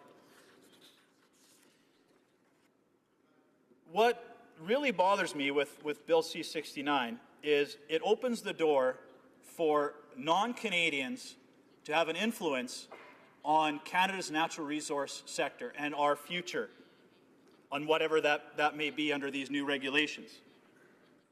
As a portion of Bill C-69, it allows non-Canadians to have influence on Canadian infrastructure projects, and let's think about that for a minute. Under the previous Conservative regime, we made sure that anybody who wanted to have intervenor status on a project had a very good reason to be there. They were going to be impacted in some way by this project. But by eliminating those rules, we are now going to be opening the doors wide open for anyone to influence these decisions. This will be extreme anti-oil activists are now going to have a seat at the table. This could also be energy companies in the United States who would benefit a great deal by crippling Canada's energy sector. They're also going to have a seat at the table. So these people who are trying to negatively impact Canada's economy are going to have the same standing as those energy companies, those pipeline companies, those First Nations who want our energy sector to succeed. And who are the Liberals going to be listening to when they're making these decisions? We have seen the impact of these activists across the country, and they've been doing it kind of through subterfuge. But now they can be as not only blocking roads and highways or mining operations or drilling operations, they're going to be invited to the table to help the Liberals make these decisions. And I find that extremely disconcerting that they are going to have an active role in defining who we are as Canadians when it comes to our natural resource sector. And how is that possibly going to make this process shorter or those timelines definitive when the Minister of Climate Change and Environment is going to be not only inviting these witnesses, a countless number of witnesses, to provide testimony, but throughout the process, she has the ability, and it says so in black and white in the bill, as much as they like to deny it, that she can stop this process multiple times at every single stage, and it stops the clock. So these comments about 45 days, 185 days, 300 days, 475 days is a bunch of bunk. She can stop any process indefinitely and as many times as the minister wants. Now let's talk about another aspect of that. Time and again today, our colleagues across the floor have said this is going to be a science-based decision process. Nonsense. We're taking it out of the hands of politics. Wrong. How can they say that with a straight face when, again, in Bill C-69, it says in black and white that the Minister of Environment and Climate Change has the sole responsibility to decide if a project is in the public interest. And she alone decides if that project moves from the assessment stage on to the main study stage. Right. So how can they possibly say that this is science-based? It is not. There is political influence at every single stage. That's right. So myself as a proponent, as an investor, how can I possibly make that decision to invest billions of dollars into a project when I know one person has the decision to say if my project is worthwhile? It doesn't matter how many studies I do. It doesn't matter how much support I have from communities, First Nations, business. It doesn't matter what kind of environmental studies I do or science that's there. It comes down to the Minister of Environment and Climate Change, who has been extremely vocal about her position on Canada's natural resource sector. Yeah. She wants the gas and oil and mining operations, LNG projects to absolutely cease. We don't want those things. We want to be a non-carbon-based economy, despite the demand for oil and gas increasing over the next 50 to 100 years. That oil is coming from somewhere, but our Minister of Environment and Climate Change says as long as it doesn't come from us, and we are paying the price. And let's talk about the price that we were paying before this bill has even been through legislation. More than $50 billion in capital has left Canada. Hundreds of thousands of energy jobs have been lost. But let's put that into a perspective I think every Canadian can understand. We're talking about the price of oil a few minutes ago. $60 a barrel, maybe around 57. That's West Texas Intermediate. Canadian crude is being sold at half that, $30. As a result of that, we sell our oil to the United States because we don't have international market access, because pipelines aren't being built, and they will never be built under this legislation. But as a result of that, the United States buys our oil, sells it at a premium. That is a hospital being built every week, a school every day, being built in the United States instead of Canada, and we are subsidizing it because of these decisions of the Liberal government. It is absolutely wrong. We'll fight it every single way. Questions and comments. The Honourable Parliamentary Secretary to the Government House Leader. Yes, Mr. Speaker, the member across the way is completely wrong. He presents to the House an argument. He says, well, we're exporting the oil to the United States. They then further sell it abroad because we don't have the markets. This is the government that actually got the job done. The Harper government over 10 years didn't even build an inch of pipeline to Tidewaters. As a direct result of that, Mr. Speaker, we do not have that market that we could have had Harper gotten the job done in the first place. Rather, recognizing the importance of Indigenous people, the environment, and energy needs, we were able to get a pipeline approval, something that Harper could not do. My question to the members, and when we talk about this debate, you got to know we're doing something right here, because you have the NDP that say we're not going far enough. They want more. Then you get the NDP, the Conservatives saying we've gone too far. Well, we listen to Canadians, Mr. Speaker. This Prime Minister responds to what Canadians have to say. We're in touch with what the people have to say. My question to the member is, why does he believe that the Harper government was more successful at Tidewater when, in fact, they didn't get an inch of pipeline there? The honourable member for Foothills. Thank you very much, Mr. Speaker. And I love his imaginative memory. In fact, as the Conservatives, we had 17 pipelines built. And I love how they put that part in there about to Tidewater. Well, let's think back. You have not had one single pipeline, new pipeline approved to Tidewater. Not one has done their construction. That's right. And let's be clear, the one that we did approve was Northern Gateway, that actually gets our oil to the Asian market, which gets us off the United States as one customer. Right. That pipeline, they denied. The other one that was actually going to be benefiting us to the European market was the Energy East. You also made sure that that did not happen. So in their fairy tale imagination of it, they've done all these wonderful things to ensure that we get oil to pipeline. Not one single centimetre has been built under that government. Questions and comments. The honourable member for Edmonton Strathcona. Thank you, Mr. Speaker. Well, the debate continues. All both the Conservatives and Liberals care about is whose bill can fast-track pipelines faster. Now, Mr. Speaker, it's my understanding in Bill C-69, we are supposed to be reviewing processes that are going to address climate change, protect the environment, address transboundary rivers, interests and concerns and rights of Indigenous people. So somewhere along the way, I guess we have the idea of where both of those parties think this bill should go. But I have a question to the member, Mr. Speaker, and that is, the member is complaining that this government is leaving the ultimate decision on approval of a project to a political level, the Minister of Environment. Now, my recollection is the law as it stands right now, the Conservatives changed the law so that it was no longer the review panel of the National Energy Board, it was a political level. So is the member's concern simply that it is assigned to the Minister of Environment and not the Minister of Natural Resources? The honourable member for Foothills. Thank you very much, Mr. Speaker. I want to thank my colleague for her question, but she has to understand the difference between what was in place before, and there was never a political decision. There was never a political decision made on any pipeline approval that was there. It was based strictly on the National Energy Board, which is a nonpartisan, arm's-length decision process. How those decisions were made. But let's understand what's going to be in place now with C-69. At every single step of the way, there is an opportunity for political interference from the Minister of Climate Change and Environment, where she can step in and ask for a delay, stop the clock, and even ask for an entire new study to be done. That is significantly different than the quasi-judicial system we had under the National Energy Board that ensured that we had the best record in the world when it came to environmental standards for national resource development. That's right. Questions and comments. The honourable member for Barrie Innisfil. Thank you, Mr. Speaker, and I want to thank the honourable member for his statement today in the House. He talked about evidence-based science, and would the honourable member agree with me that the Liberals only agree with evidence-based science as long as it agrees with their ideology? Here, here, here. For Foothills.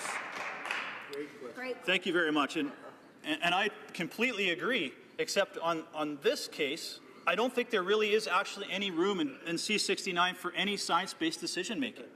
I think it's quite clear that there's one person who's going to be making the decision moving forward on any infrastructure project when it comes to our natural resources.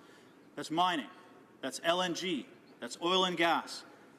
7% of our economy is based on these sectors, and one person only is going to be making the decision, not based on any science, not based on any environmental stewardship reports or analysis. It's going to be her who decides if a project is in public interest or not. Resuming debate, the honourable member for Provencher. Thank you, Mr. Speaker, and I would like to thank my colleague, the member from Foothills, for his most inspiring and factual and authentic speech. Bill C-69 Part 2 is a part that I want to expand on as well a little bit further, which is a bill that replaces the National Energy Board and the proposed Canadian Energy Regulator. The entire process is supposed to increase clarity, predictability, and transparency, but it fails on all three counts. Of course, this doesn't come as much of a surprise, since the Liberal government has an outstanding record when it comes to breaking its campaign promises. We've seen numerous commitments, both big and small, meet untimely ends before ever achieving the goals set forth by the Liberals. Bill C-69 offers the same failing formula. The Liberal platform claims to make environmental assessments credible again. For one to make that promise, you have to start with the premise that the entire environmental assessment process had lost credibility somewhere along the way. Now we recognize that there's always room for improvements and that can be made to existing processes, ways of doing things more simply, more effectively. But when I look back over these last 2 years of the so-called Liberal improvements, I wonder how much differently would things look if the Liberals were intentionally trying to sabotage the process? Probably not much. I don't think it could get much worse. Far from making the process more credible, the Liberals have mismanaged this file to such an extent that nothing can get built in this country.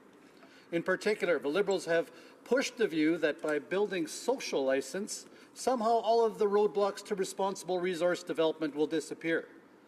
In reality, attempts to improve social trust and build social license have not increased resource or national infrastructure development. Before I go any further, I want to turn back the clock to consider what was being said about Canada's environment review process several years ago. Before the lack of leadership that we're witnessing today, Canada had long been recognized internationally and by experts as the most responsible and transparent producer of oil and gas. A 2014 Worley-Parsons report compared the environmental assessment processes and policies around oil and gas development across the globe. The report concluded that when it comes to environmental assessments, and I'll quote, "The results of the current review re-emphasize that Canada's environment assessment processes are among the best in the world. Canada has state-of-the-art guidelines for consultation, traditional knowledge, and cumulative effects assessment. Canadian practitioners are among the leaders in the area of Indigenous involvement, social and health impact assessment. Canada has the existing frameworks, the global sharing of best practices, the government institutions, and the capable people to make improvements to environmental assessments for the benefit of the country and for the benefit of the environment, communities, and the economy." It goes on. In summary, the review found that environmental assessments cannot be everything to everyone. In Canada, however, it is a state-of-the-art, global best practice and with real opportunities for public input, transparency in both process and outcomes, and appeal processes involving independent scientists, stakeholders, and courts. That was in 2014. Looking back at 2014, Canada was considered a world leader in environmental assessments. We had the most stringent standards and rigorous review process in the world. As I said earlier, though, no system is perfect, and just like with any other statute or regulation, there's always sections which could be improved. The regulatory system tries to strike a balance between projects and environment, between predictability and social factors. It is not a perfect system, but it is far better than the regime we're going to have under the imposement of Bill C-69. Instead of making the system better, the Liberals have simply made it worse. Under this Liberal government, the environmental assessment system lacks clarity, predictability, and transparency. Clarity. Let's look at what Bill C-69 does to clarity. The changes proposed in the bill make the regulatory process more unclear. This doesn't serve anyone, whether we're talking about investors looking to participate in responsible resource development or Canadians who care deeply about this process. What is proposed is a move away from science-based decision-making processes. For example, references to sustainability, identity, and gender-based analysis are difficult to quantify in a standardized test. This is much like a great deal of Liberal policy. More virtue signaling, more smokescreen to give the illusion of modernization to a bill that ultimately takes Canada backwards. Furthermore, the proposed legislation makes a point of treating major and minor projects differently, but it provides no clear list of criteria which would make a project either a minor project or a major project. Leaving so much to guesswork is just plain irresponsible. Predictability. This leads me to the next point. Predictability will suffer under this legislation.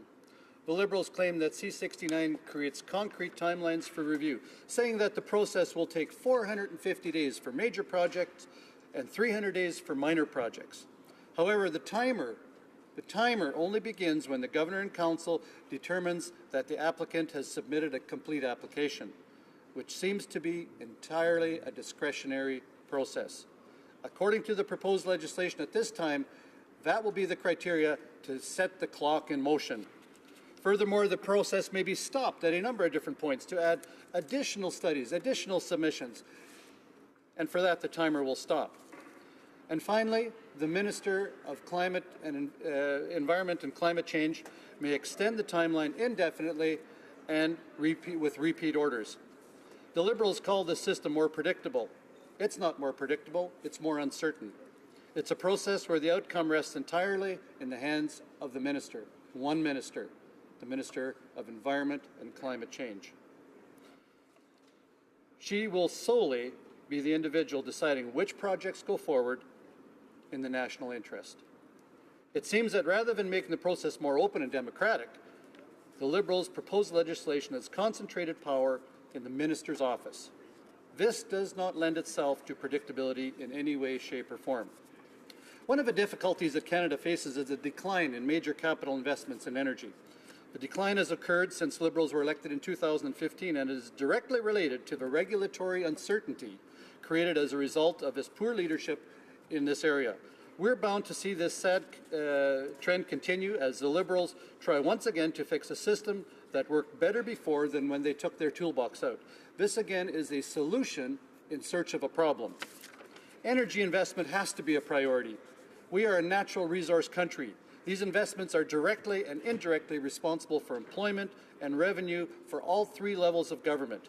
Yet in just 2 years, 2 short years, well, actually they seem very long, Mr. Speaker, they seem very long. Energy investment in Canada is lower than any other 2-year period in the last 70 years. Ensuring a stable, predictable process has to be a priority in order to attract these essential investments. So let's talk about transparency. Bill C-69 claims to change the framework of Indigenous consultation. However, in reality, all it does is codify something that already exists. The practices are already in place, which allow for Indigenous consultation. A significant change in the regulatory process would be the elimination of the standing test. This will affect the predictability of the process, as any individual would be able to challenge the process whether or not they have a connection to the project. And under the proposed new regulations, this would include non-Canadians. C-69 would allow Canadian decisions about Canadian resources in Canada to potentially be influenced by non-Canadians. That is not right. The Liberal government talks about the importance of restoring public trust into the regulatory system, but allowing non-Canadians or foreign special interest groups to influence the outcome of Canadian energy products does not inspire trust in this proposed new legislation, and will not inspire trust from potential applicants that are seeking to develop our resources further. Bill C-69 is not clear, it's not predictable, it's not transparent. It adds vague criteria to the process, more certainly to the process, and eliminates a standing test from the process. The Liberals are just adding more burden to the already heavily regulated energy sector, and the industry has taken notice. And that's why we've seen, as I mentioned earlier, that investment in the energy sector over the last 2 years is lower than any 2-year period in the previous 70 years. The Liberals took the existing Canadian system, managed to change it into a system which is discouraging capital investment in our country. Those capital dollars are now flowing to the United States, funding projects there. The United States has a competitive advantage over Canada, both in terms of regulatory and tax regimes and access to markets. Investors are putting their dollars in the U.S. market, which is fast becoming a leader in energy. If Bill C-69 becomes law, Canada will continue its downward trend in global competitiveness rankings. Both foreign and domestic investors will find other countries for their investments. While this bill certainly leaves much to be desired, I want to conclude on a positive note. The new process under the proposed Canadian Energy Regulator will not apply to projects already approved under the National Energy Board. That means that the already approved energy projects which are a national interest will go ahead. I hope that the Liberal government will make sure to follow through on their promise and build the Trans Mountain Pipeline. Get it done. Thank you, Mr. Questions and comments. The Honourable Member for Guelph. The honourable member from Provencher and also to the previous member from Foothills that both talked about the social license and the need to have society be at the table when we're making discussions around pipelines. Yet the previous government had selective hearing and really didn't listen to society, didn't listen to Indigenous people, didn't listen to provinces and territories, didn't listen to municipalities. So my question to the member is, what's changed? Honourable Member for for Provencher.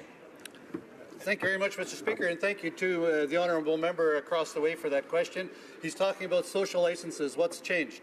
We always had social responsibility built into the policies of the previous Conservative government, and we listened to the stakeholders. We provided a forum for stakeholders, a forum for Indigenous communities to get involved in the process whenever there was natural resource development projects that were being proposed.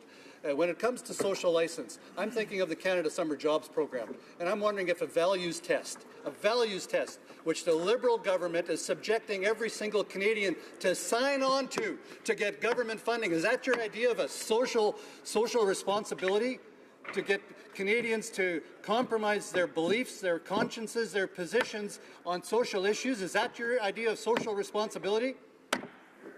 Questions and comments. The Honourable Member for Sarnia-Lambton. Well, thank you, Mr. Speaker, and I agree with my colleague that this is a terrible bill that will certainly guarantee that no major projects ever get built. But there is one good thing about this bill, and that is that the government talks about its need to protect people's navigable rights. And the Sombra Ferry in my riding has lost its navigable right to because the Coast Guard, in their ice-breaking operation, crushed the border crossing causeway. And so would my colleague agree that it's this government's responsibility to restore the navigable rights to the Sombra Ferry? The Honourable Member for Provencher.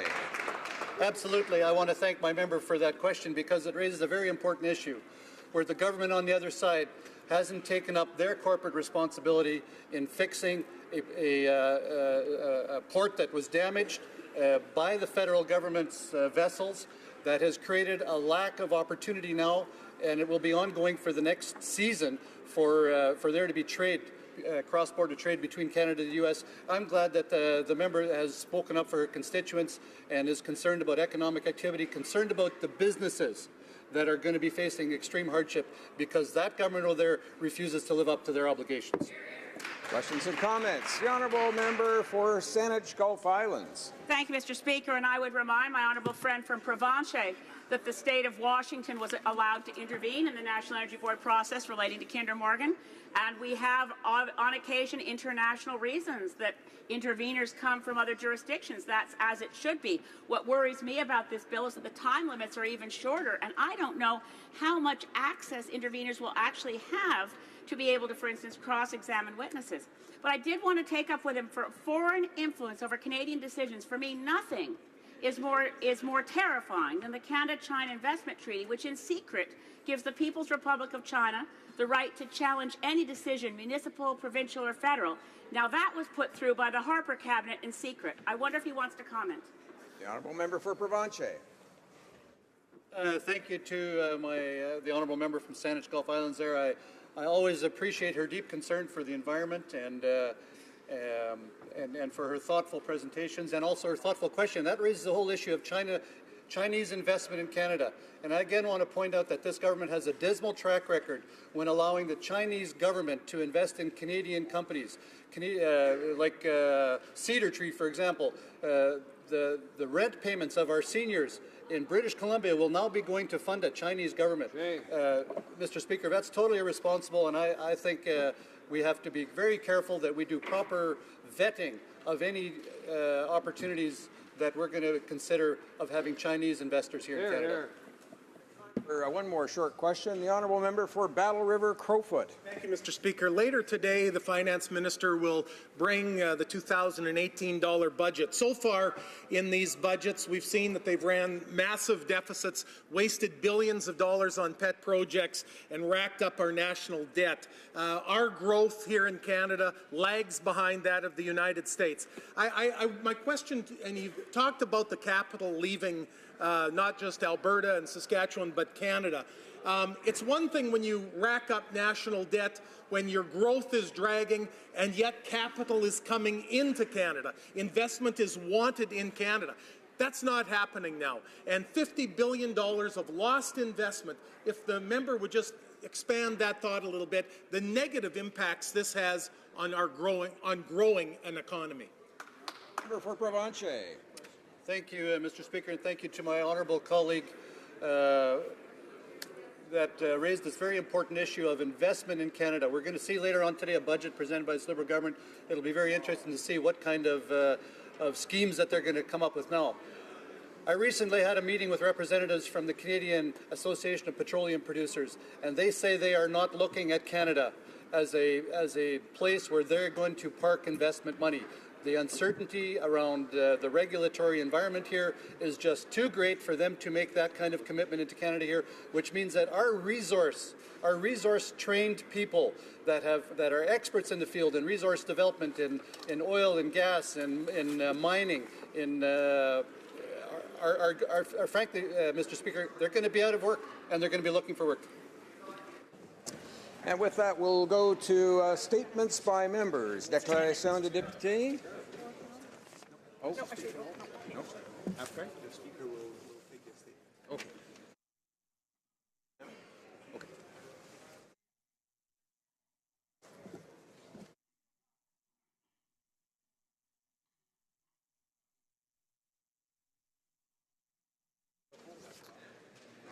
Honourable members, order. I was informed that there was a technical problem with the bells in the Confederation building today where no chimes were sounded.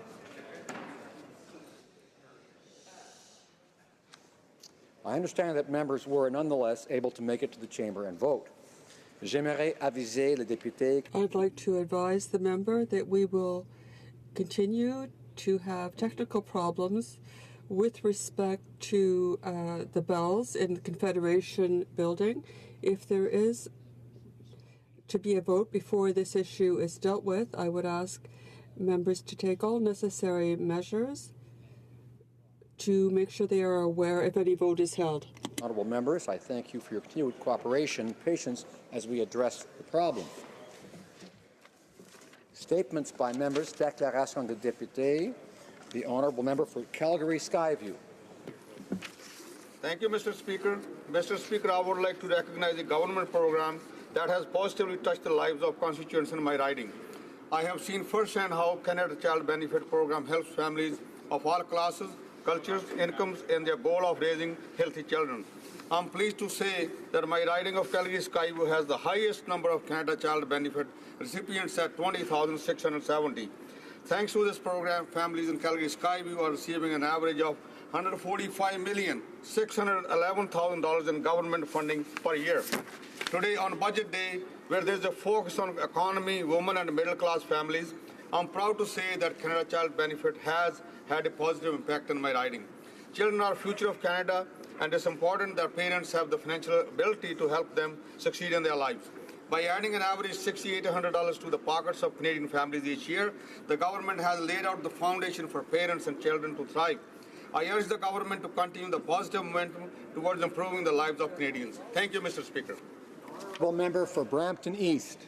Thank you, Mr. Speaker. Mr. Speaker, last week I got to meet a constituent of mine in Saraba, Punjab. Dr. Gurjeet Bajwa traveled to my father's village in Punjab as a part of a 7-member team from William Ulcer Hospital here in Brampton.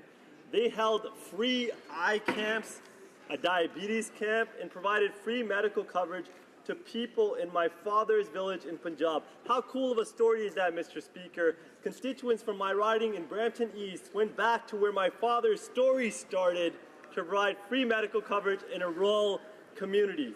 They also signed on to agreements for new research opportunities, and doctors also made a plan to ensure that people in Punjab had the awareness on diabetes, which is a big problem in that region.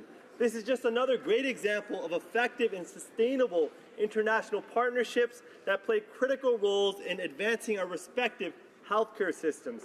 Please join me in congratulating Dr. Gurjeet Bajwa and his entire team from William Ulster. The Honourable Member for Calgary Confederation. Mr. Speaker, it is with great shock and sorrow that I rise to mark the sudden and unexpected death of Troy Black of Calgary. In the middle of a Mexican vacation with his wife, Lindsay, he required life-saving blood transfers to save his life.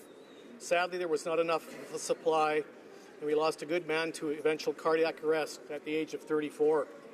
I came to know Troy well as the former president of my provincial riding association. The son of former Alberta MLA Patricia Nelson, Troy was well known and an active member in our community. It is my hope that his passing serves as a lasting reminder to us that thousands of Canadians depend on blood donors to stay alive. As a blood donor, I encourage others to please donate. You do not know who your blood goes to, but Troy is proof that it could be someone you know very well. On behalf of our entire community, I want to pass along our deepest condolences to Pat, Lindsay, and the entire Troy Black family. Thank you.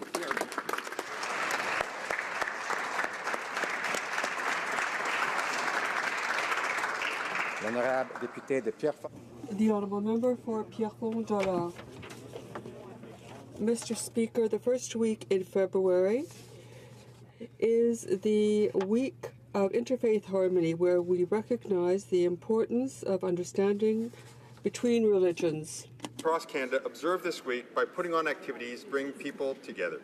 Groups such as Interfaith Harmony Halifax, Interfaith Grand River, the Edmonton Interfaith Centre, as well as the Interfaith Councils of Calgary, Surrey, and Canada.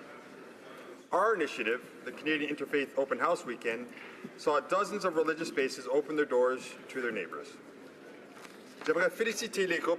I'd like to congratulate the faith groups who got together with fellow Canadians and who took the time to learn more about their fellow Canadians.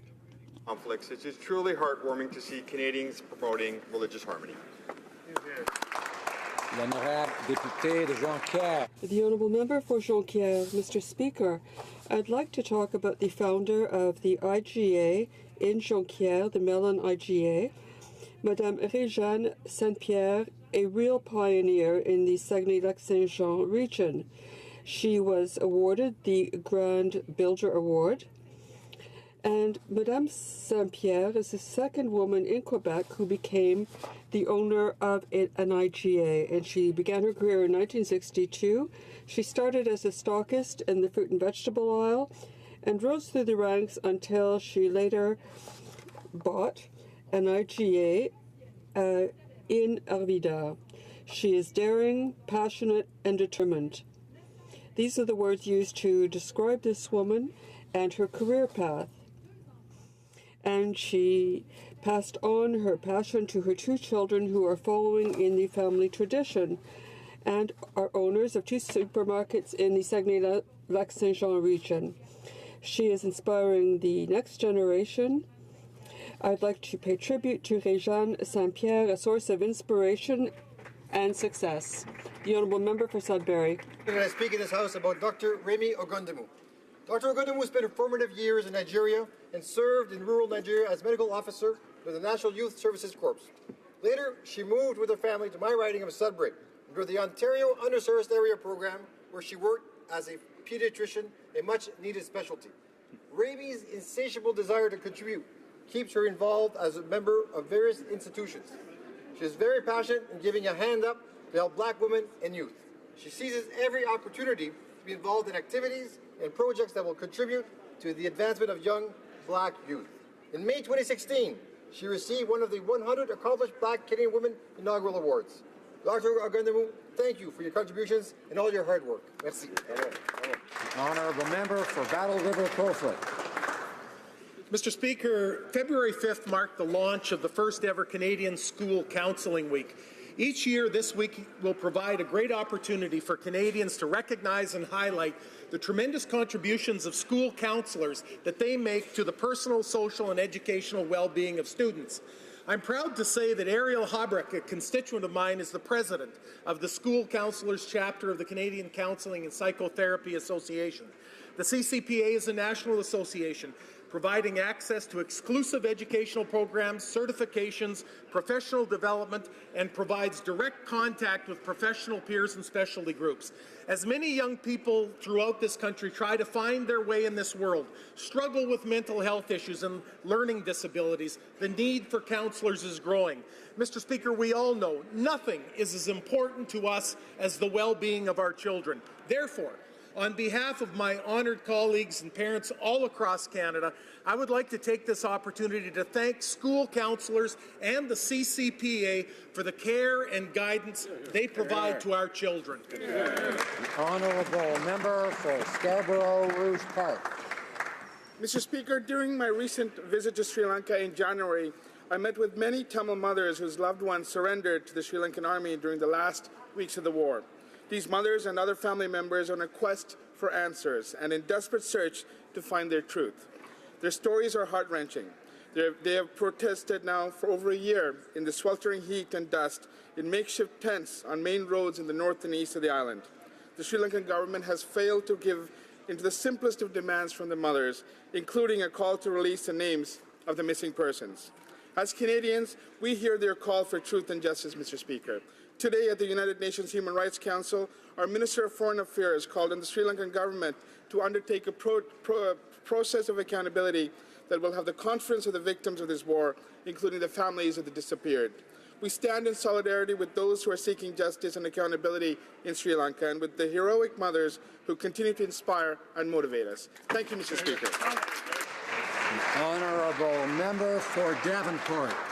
Mr. Speaker, I know that we're all looking forward to hearing the Minister of Finance deliver Federal Budget 2018 later this afternoon, with the anticipated focus on gender equity and on increasing women's participation in the workforce. Recently, in my riding of Davenport, I met with artists, creators, and other members of cultural industries. And what came out of it was a need to focus on the lack of female and diverse female representation on the boards of artistic and cultural organizations, as well as the need to significantly increase the number of female artistic directors across Canada. I'm pleased that the Heritage Committee has agreed to study this issue and look forward to its recommendations. I'm proud of our Prime Minister and our Cabinet for their leadership on gender equity and for ensuring a gender lens in every dimension of the work that we are undertaking on behalf of all Canadians. As the Secretary General recently said, societies are better when there is full equality in girls' access to education, in women's and girls' access to labour markets, with equal work and equal pay, and equal participation in the different institutions of civil and political society. Thank you. The honourable member for Calgary Shepherd. Mr. Speaker, Rare Disease Day is recognized on February 29th, the rarest day of all, as it only happens every 4 years. And this year, we won't be able to do it. But it's a fitting day for rare diseases that affect 1 in 12 Canadians, with over 6,000 rare diseases identified so far. Many more are affected or at risk, but remain undiagnosed or unaware that they have one. Of those, 75% are children, and 30% of victims will die before their 5th birthday. These statistics hit very close to home. My own family is affected by a rare disease called Alport syndrome, a genetic condition that leads to deafness and eventually kidney failure. I know the helplessness and the financial hardship parents can feel when facing an incurable condition that is affecting their children. In light of this year's theme, research, I want to thank researchers for their efforts towards finding a cure for the rarest of diseases and disorders. Rare disease research contributes to improved diagnostics, treatment, and cures, as well as improved health and social care for parents and their families. I invite all members to join me in recognizing Rare Disease Day and standing with those affected and their families. Honourable member for Dartmouth Cole Harbour. As Canada's oldest warship and the only remaining Flower-class corvette, HMCS Sackville is an important part of Royal Canadian Navy history. Declared a National Historic Site in 1988, it serves as a naval memorial honouring Canadian sailors who died in the Battle of the Atlantic. and a museum ship that hosts thousands of visitors at Halifax Harbour each year. This past January, our government announced its contribution on behalf of all Canadians towards preserving HMCS Sackville and this important part of Canadian history. The non-profit Canadian Naval Memorial Trust will receive a contribution of up to $3.5 million to undertake critical repairs to the ship. This contribution will ensure HMCS Sackville's preservation for the next decade. We are proud of our women and men serving in our Royal Canadian Navy, and our government is proud to honour their service, past, present, and future. Thank you, Mr. Speaker.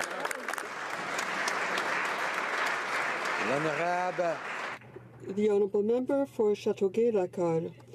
Mr. Speaker, as we celebrate Black History Month, I'm proud to underscore the contribution of a remarkable man and a personality in the Black community of Châteauguay-Lacal, someone who passed away recently. Clinton Ritchie, one of the founders and former president of the Horizon Community Association. That every girl and boy from our Black community should have the opportunity to excel in their education and reach their full potential. Clinton's widow, Patricia, is continuing his legacy, which I know will bear fruit for decades to come. Mais Clinton nous manque aussi énormément en raison de sa bonne humeur contagieuse et de sa capacité à réunir les gens de tout horizon. I am proud to take part in the recognition of the tremendous contributions of Black Canadians in this Black History Month. Thank you, Mr. Speaker. The Honourable Member for Bruce Grey, Owen Sound. Mr. Speaker, I want to read a quote.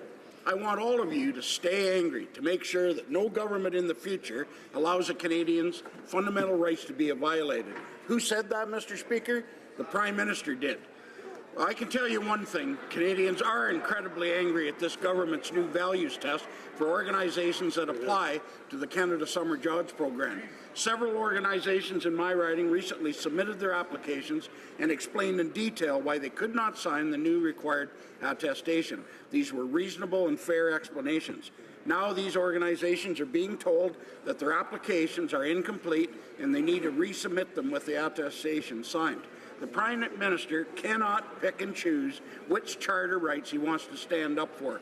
Freedom of belief and opinion is guaranteed by the Charter, and the Prime Minister needs to recognize this. I'm calling on the government to do the right thing and give all Canadian organizations the ability and opportunity to hire a student for the summer.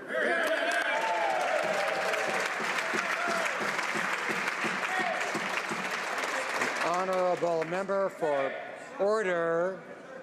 The Honourable Member for Brampton West. Mr. Speaker, this Black History Month, I'm proud to highlight stories of strength, courage, and vision of Black women in Canada. Throughout Canada's history, there have been numerous Black women that have made a lasting impact on our society. From Viola Desmond to Jean Augustine to my outstanding seatmate, the member from Whitby, these Black women have served as role models for young Black women all across Canada. Recently, I had the opportunity to hear from Black women from my riding of Brampton West on what Black History Month means to them. I heard from Pastor Vinnie Manu on the barriers she faced as a Black woman, but I also heard from Abby Ajibalado on the hope she sees for the future in the eyes of her young daughters. These women, along with young Black dynamic women such as Candace and Paige from Brampton West Youth Council, continue to inspire me and many in our community. Thank you, Mr. Speaker. Honourable Member for Churchill, Kiewit-Askey. Tina Fontaine was a 15-year-old girl from the Saugeen First Nation. She was a daughter, a niece, a sister, a girl who had her whole life in front of her. But like so many Indigenous women and girls, it came to a tragic end. And like so many Indigenous people, there has been no justice for Tina Fontaine. As has been said, Tina was let down by many: social services, the child welfare system, the police, and finally the justice system.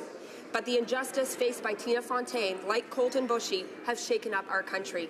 Their killings have mobilized many. They've made it clear that there is no reconciliation without justice, that racism is alive and well in Canada, and that racism kills. That enough is enough. There must be fundamental change when it comes to the systems that target Indigenous peoples and push people to the edge. So today, we call for love for Tina, for justice for Tina, for justice for Colton, and we call on the federal government to commit to fundamental change so that no Indigenous woman and no Indigenous man go missing or are murdered ever again. The honourable member for Perth Wellington. Mr. Speaker, in 10 short days, Canada's Paralympic athletes will go for gold in Pyeongchang. Among the 55 Canadian athletes is Corbin Smith from the small town of Moncton, Ontario. Moncton may be a small town in terms of population, but it is big in community spirit.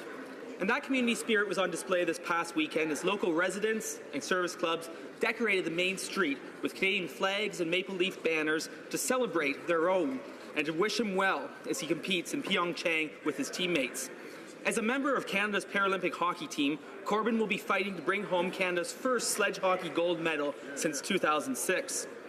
Mr. Speaker, our athletes have trained for years to become the best in the world. And in the weeks to come, they will bring home the medals to prove it. To Corbin and all of our Canadian athletes in Pyeongchang, I say good luck. You make all of us proud to be Canadian. Hear, hear.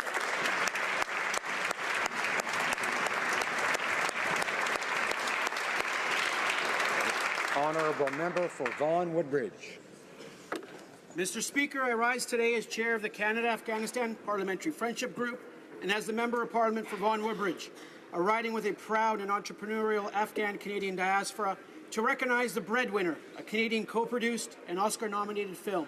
Ce film est basé sur le livre. The film is based on the book by Canadian writer Deborah Ellis, and it tells the story of a young Afghan woman who has to disguise herself as a boy in order to support her family.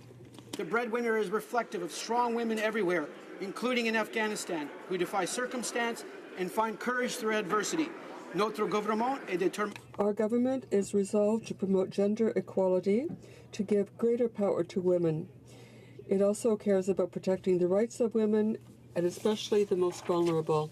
Let us congratulate The Breadwinner for celebrating female self-empowerment and for raising awareness of the fight for gender equality. Hear, hear.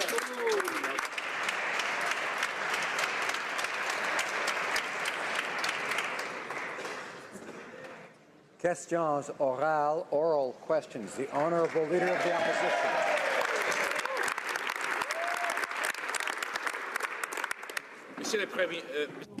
Mr. Speaker, can the Prime Minister confirm that members of his delegation during the trip to India submitted their list of guests without the names being validated by his office, the RCMP, or the Security Service? The Right Honourable Prime Minister.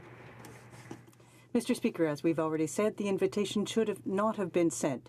Once we became aware of it, it was withdrawn. Canada and its security organizations, as well as police organizations, are non-partisan and very competent, as well as being effective. We have confidence in them when it comes to protecting Canada and Canadians, and they continue to do excellent work to serve and protect the interests of Canadians. Mr. Speaker, the question was whether or not any one of the members of the delegation had the right to invite guests without those names being submitted to the PMO. I'd answer that question. But, normally the worst a Prime Minister could do on a foreign trip would be to accomplish nothing. But the Prime Minister has taken failure to a new level. In fact, he's left our relations with India worse off than before he left. Now, the briefing to media on the Jaspar Atwal affair included the theory that was advanced by a national security official that India was somehow complicit in organizing this invitation. Does the Prime Minister agree with those allegations? Honourable Prime Minister. Mr. Speaker, it's disappointing that the opposition doesn't recognize the importance of the Canada-India relationship. India's growing economy offers significant opportunities to strengthen Canada's middle class. We welcomed over $1 billion in investments between Canadian and Indian companies, which will lead to the creation of more than 5,800 good, well-paying middle-class jobs for Canadians. These investments will grow Canada's economy, encourage innovation and entrepreneurship, and increase collaboration. We know that it is the deep ties that unite Canada and India that help create these high-quality jobs. I remind honourable colleagues, including member for Dufferin-Culloden, of the rule in Standing Order 16 against interrupting when another member is speaking. The Honourable Opposition Leader. Mr. Speaker, a senior security official made the allegation that the government of India is somehow complicit or involved in the Jaspal Atwal affair, that somehow they were motivated to embarrass the Prime Minister and Canada by colluding to have him at the official events that the Prime Minister was attending. A senior security official made these allegations. Does the Prime Minister agree or disavow those allegations? Honourable Prime Minister. Mr. Speaker, unlike the previous government, we respect the non-partisan nature of the public service, especially those who serve in our national security agencies. We trust and listen to the advice and actions that they take, and they will be in the national interest and they will be impartial. All Canadians can be proud and should be proud of their non-partisan work, which our national security agencies carry out on a daily basis. The Honourable Leader of the Opposition. Mr. Speaker, will the Prime Minister tell the House whether or not anyone in his office arranged, organized, or participated in the media briefing provided to reporters that included the allegation that the government of India was somehow involved in his embarrassing blunder in India? Right, Honourable Prime Minister. Mr. Speaker, I can understand where the opposition finds this difficult, because for 10 years they used the professional public service for partisan ends. They torqued the public service every possible way they could, and they do not understand that our professional non-partisan public service does high-quality work, and when one of our top diplomats and security officials says something to Canadians, it's because they know it to be true. Order. Order.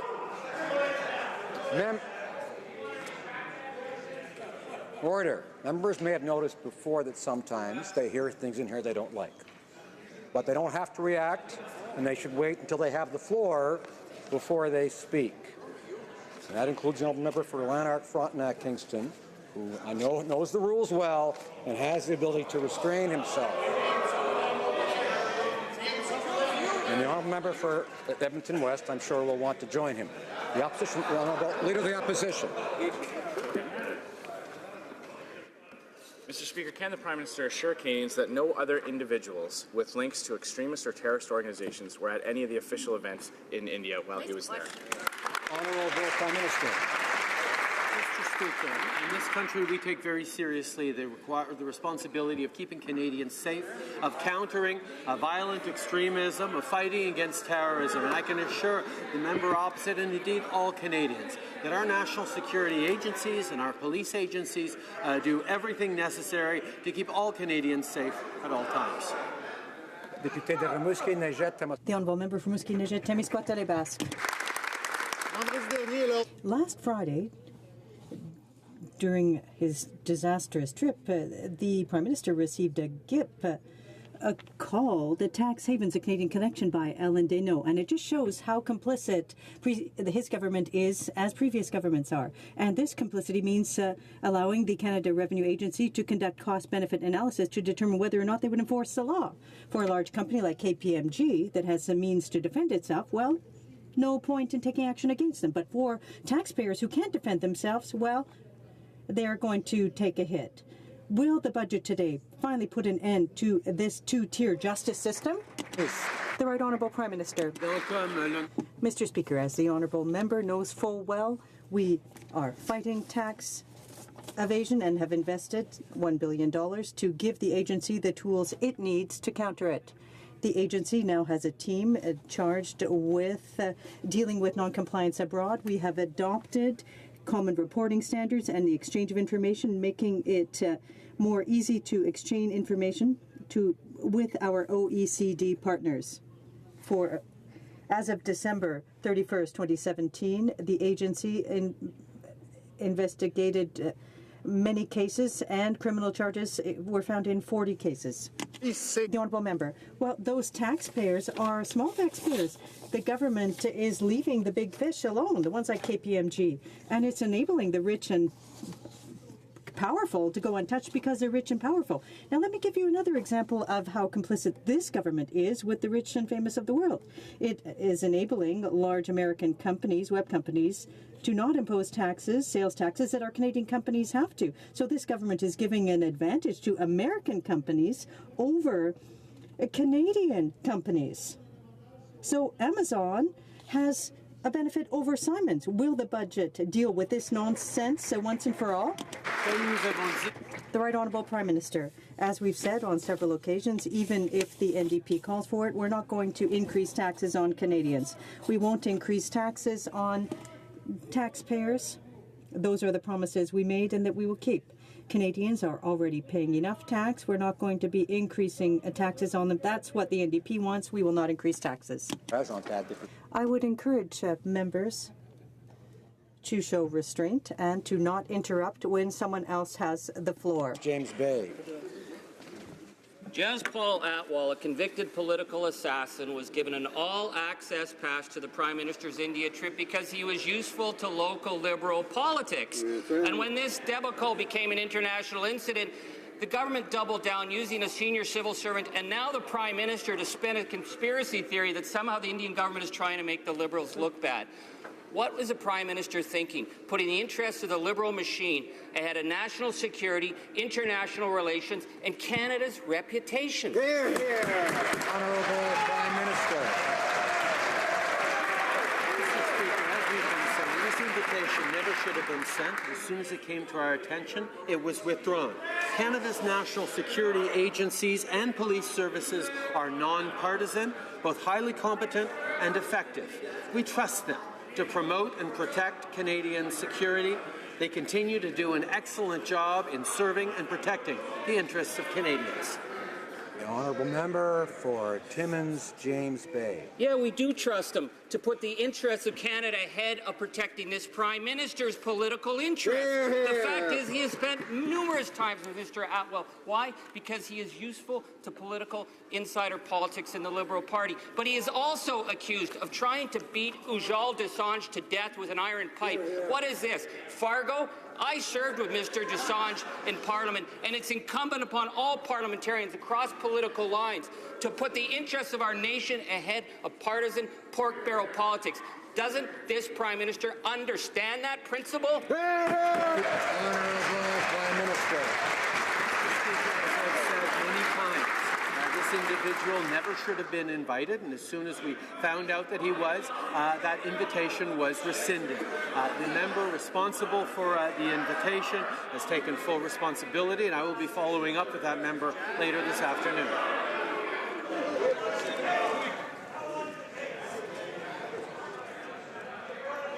I encourage the Honourable Member for Windsor West to restrain himself.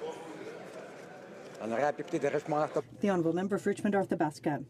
Mr. Speaker, last Tuesday, a terrorist convicted of attempted murder was photographed with the Prime Minister's wife and the Minister of Infrastructure. Wednesday evening, that criminal was invited to a dinner in the presence of the Prime Minister. The next day, the Prime Minister told us that the invitation came from the High Commissioner following a recommendation from a Liberal member. And then all of a sudden, we learn that the senior security official to the Prime Minister tried to lay blame on the Indian government. If the Prime Minister is telling it as it is, can he provide proof of the involvement of the Indian government? Minister of Public Safety. Mr. Speaker, it has been well explained in this House and elsewhere that the invitation that had been extended should not have been extended. And when that became known to the government, the invitation was in fact rescinded. With respect to the work of our security personnel, Mr. Speaker, we rely upon them and we respect them for their careful, precise, thoughtful advice and information. We treasure very much the work of our police and our security officials. The Honourable Member for Richmond Arthabaska. Unfortunately, Mr. Speaker, following his family trip to India at taxpayers' expense with 19 Ministers and members, we can no longer believe the Prime Minister. He's refusing to take up his responsibilities, and he's laying blame on everyone. But inventing a conspiracy theory implicating an international ally to save face because of his blatant lack of judgment goes beyond imagination. Does the Prime Minister have proof? And if yes, then he needs to table it here in the House. Minister of Public Safety. Mr. Speaker, the accusations and the insinuations coming from the opposition are simply and utterly false.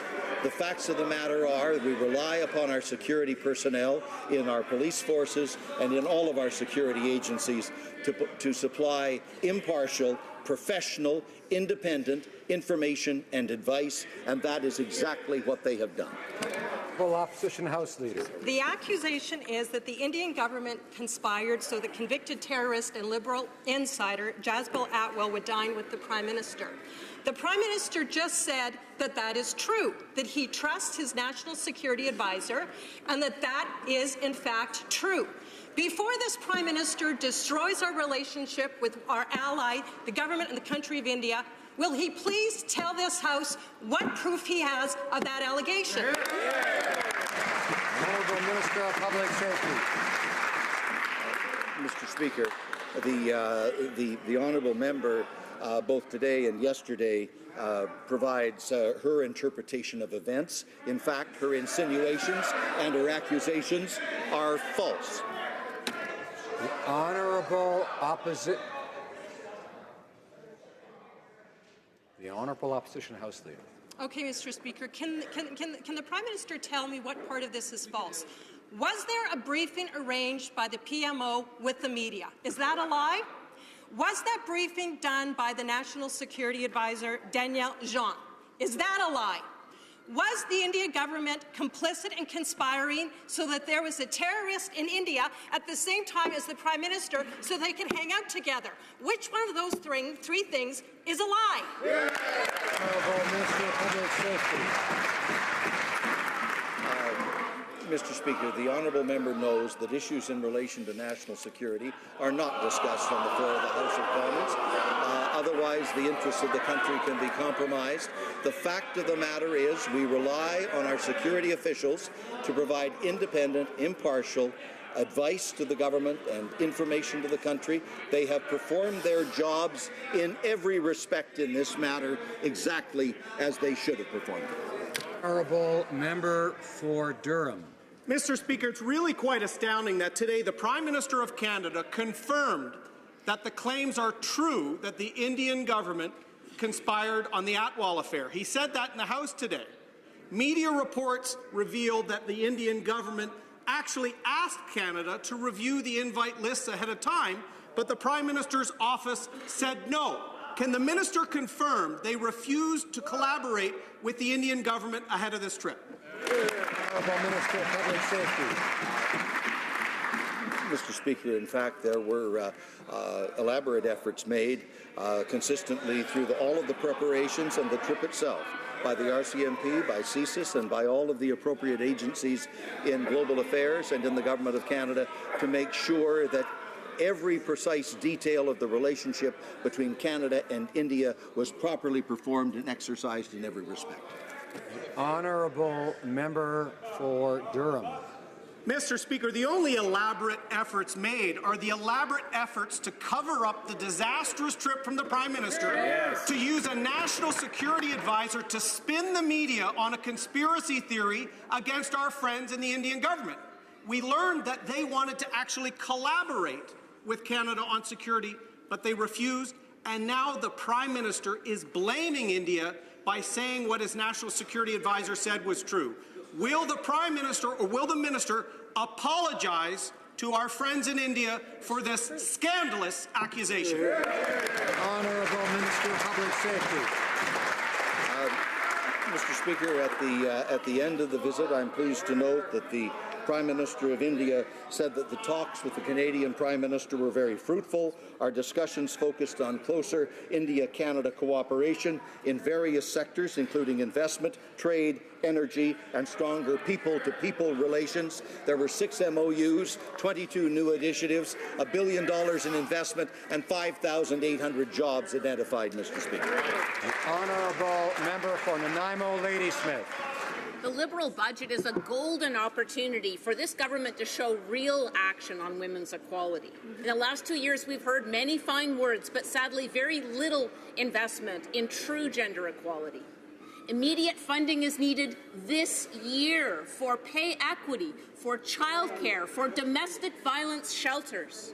This is long overdue and would have the biggest impact on women's lives. Will the budget spend on concrete actions now, not just talk, to truly help women in this country get ahead? Minister for the Status of Women. Mr. Speaker, when we invest in women, we strengthen the economy for everyone. This has supported our work since we formed government 2 years ago. It was at the heart of our work when we introduced the Canada Child Benefit Plan, lifting 300,000 Canadian kids out of poverty. It's why the National Housing Strategy devotes a minimum of 25% of the $40 billion promised to support women and girls. It's why we introduced $7 billion for childcare so that families across the country can continue to look after their needs. Mr. Speaker, we all look forward to the Minister of Finance introducing the budget later today. The Honourable Member for Saint-Hyacinthe-Bagotte. Mr. Speaker, the government says that it wants to encourage women to return to work through an incentive for parental leave. That's fine and well, but once the leave ends, childcare services outside of Quebec are so costly that many parents, and specifically women, often have to make a difficult choice between pursuing a career or staying home. But there is a simple solution, one the NDP's been calling for a long time now: a universal, affordable child care service. When will we see that? The Honourable Minister. Thank you, Mr. Speaker. We know just how important child care services are for parents, because when we talk about equity, we have to talk about good quality, affordable, educative services, but this is important for children as well, and also for children living in vulnerable families. In 2016, we have stated that we will create 40,000 child care spaces between now and 2028 across the country, so they will be of good quality and more affordable. Mr. Speaker, the Public Safety Minister claims Canada's security agencies did their job on the Prime Minister's disastrous India trip. The fact is, our security experts weren't allowed to do their job because the PMO didn't share the guest list with the RCMP or CSIS for screening. And now we know that India's security agencies did ask to see the guest list, where they would have detected the notorious, convicted, attempted assassin, but were refused access. Mr. Speaker, it's time for the Minister and the Prime Minister to explain this unacceptable security failure. Honourable Minister of Public Safety. Mr. Speaker, in fact, the security problem was identified. As soon as it was identified, the invitation was rescinded, Mr. Speaker, and that action was taken by the Government of Canada as is appropriate. Honourable Member for Thornhill. Well, that's not good enough, Mr. Speaker. The PMO should have known. The Minister should have known. The RCMP and CSIS certainly did know that the hotel where the PM's cocktail party was held, the hotel at which the convicted attempted assassin posed with pictures with the Prime Minister's wife and others, was the site of a major terror attack in 2008 that left 1 Canadian dead. Why did the Prime Minister choose to disregard the assistance India offered and then push a conspiracy theory that has undermined relations with India? The Minister of Public Safety. Speaker, again I say with absolute certainty, the Canadian security and police authorities performed their jobs in all of these circumstances exactly as they should have performed them. They provide independent, impartial, professional, non-partisan advice and information to the Government of Canada and the people of Canada, and that's exactly what has happened in this case. Député de Charles. The Honourable Member for Charlebourg-Old-Saint-Charles. Mr. Speaker, we can see the circus continues. It's not over. The government claims to be transparent, but they're getting all wrapped up in this. Now, what we want to know is this. We learned yesterday from the media that the Indian government had asked for access to the guest list, but the Canadian government refused. I want to know whether India did make such a request. I also want to know what the government's response was. Public safety. Mr. Speaker, the arrangements with respect to the Prime Minister's mission to India were very carefully prepared, not only by the Department of Global Affairs, but also with the assistance of CSIS and the RCMP. They took all the necessary steps to ensure the security of the mission, and the officials with respect to the Prime Minister's office, once they had identified the presence of a particular individual, they took the steps to rescind his invitation. For Barry Innisfil. There aren't enough buses in Ottawa for the Prime Minister and his backroom executives to throw people under, Mr. Speaker. They've thrown the nonpartisan National Security Advisor under the bus by having him float a conspiracy theory that the Indian government was responsible for trying to undermine India-Canada relations. Let's be honest. The Prime Minister did this to justify his disastrous trip to India, but more than that, they pushed this to the media without a single shred of evidence. Will the Prime Minister provide the evidence, if it even exists, that supports this laughable conspiracy theory? Honourable Minister of Public Safety. Mr. Speaker, when security officials and police officials and representatives of our security and intelligence agencies provide information and offer advice either to the government or on occasion to the public, when they do that, they perform their functions in a truly impartial and independent manner, and they do so in the national interest of Canada, not in the interest of any political party on any side in this House, Mr. Speaker. The Honourable Member for Trois-Rivières. Mr. Speaker, at a time when transportation issues and fighting greenhouse gas emissions is a source of concern for the vast majority of our citizens, setting up a high-frequency train is almost universally supported. The citizens of Trois-Rivières have been waiting over 25 years for passenger rail service to be restored, and the Minister of Transportation has in hand all the studies needed to make a decision. Can he tell us if he considers passenger rail service to be an investment in our regions, or like the Conservatives, does he think it's just a useless expenditure? The Honourable Minister of Transportation.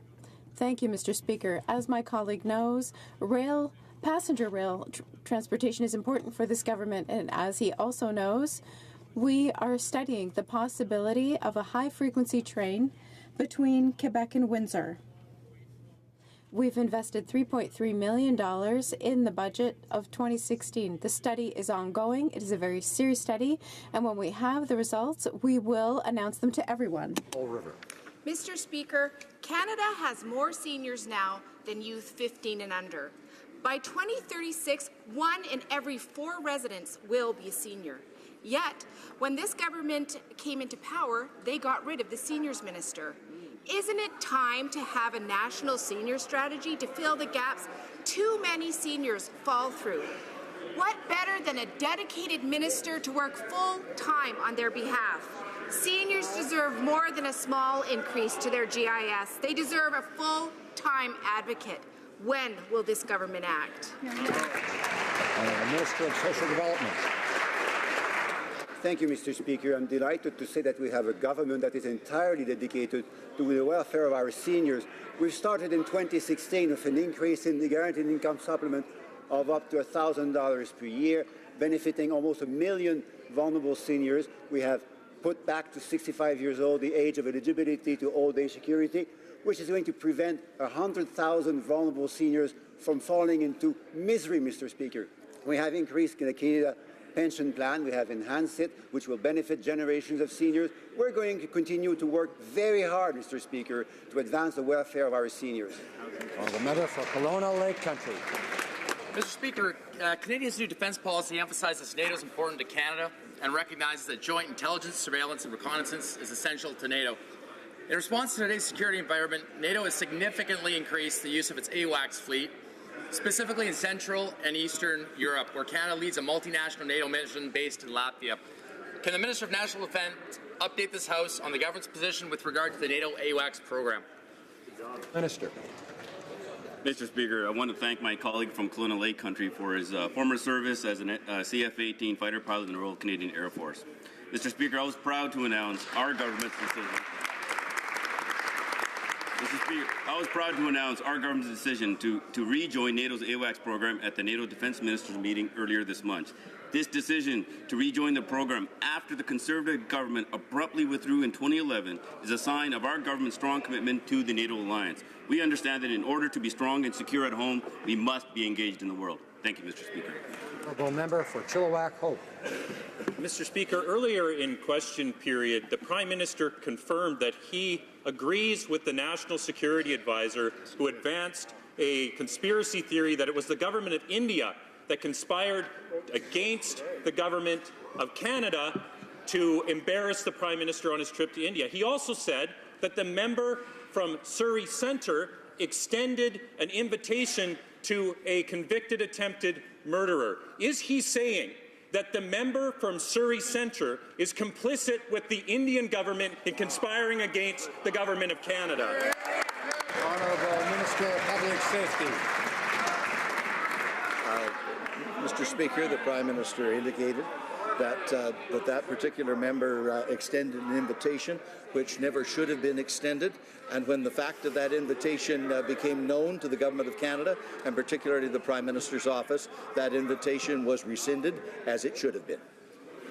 The Honourable Member for Chilliwack Hope. Well, Mr. Speaker, we have two theories here. One, that the member from Surrey Centre acted alone and issued an inappropriate invitation for which he will be having a very stern meeting with the Prime Minister. The other theory that's been advanced is that from the National Security Advisor is that this was a vast Indian conspiracy set out to embarrass the Prime Minister. Which one of those theories advanced by this government is a lie? Honourable Minister of Public Safety. Mr. Speaker, it has been said repeatedly and accurately, A, the invitation should never have been extended.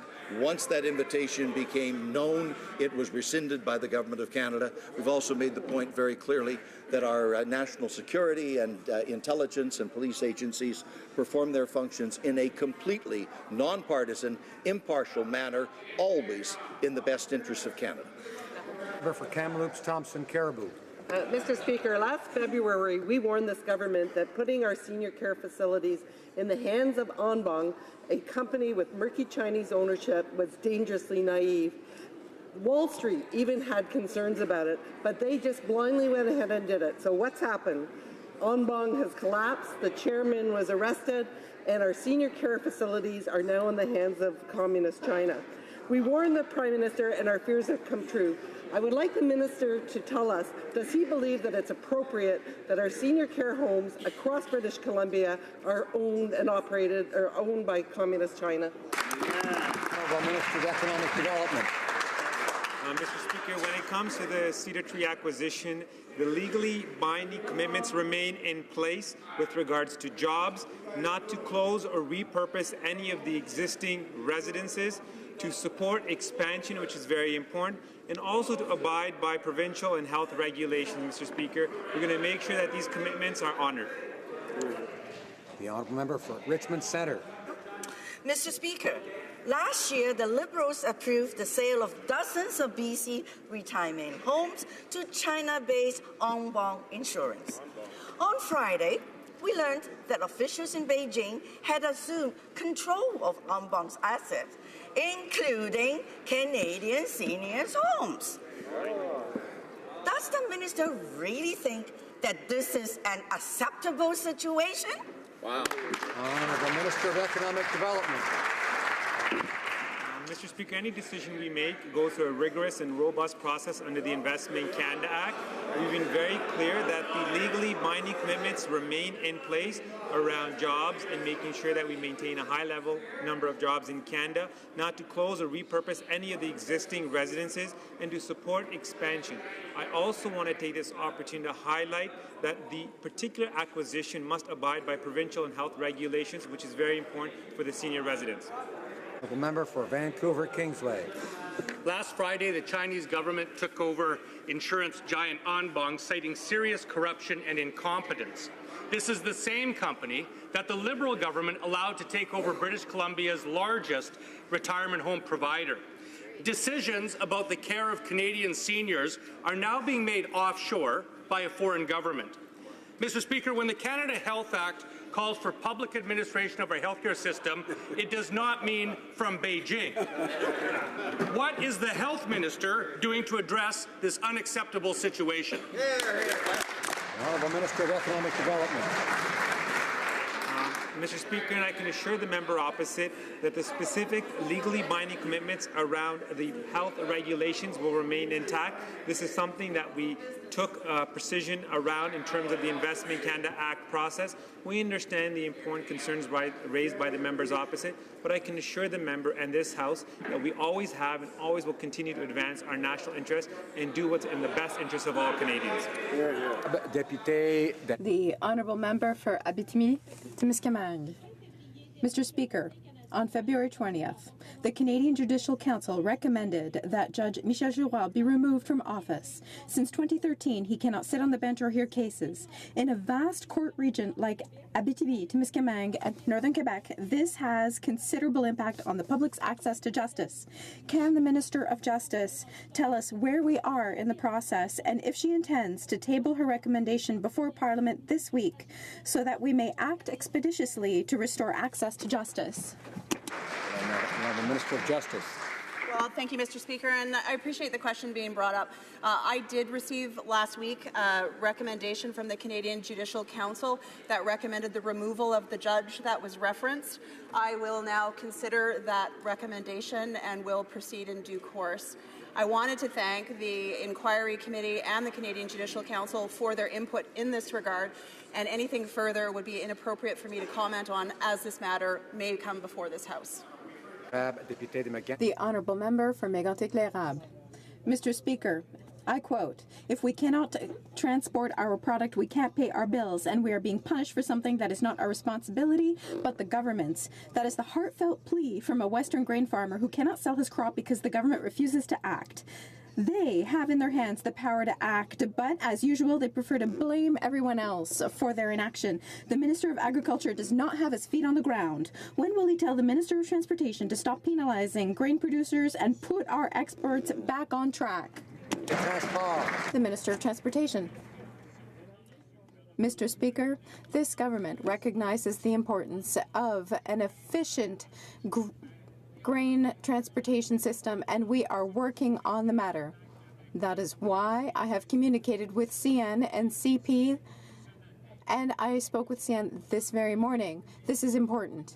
The month of February was particularly difficult, but the situation is improving, and I am confident that the rate of grain transportation will improve in the coming weeks.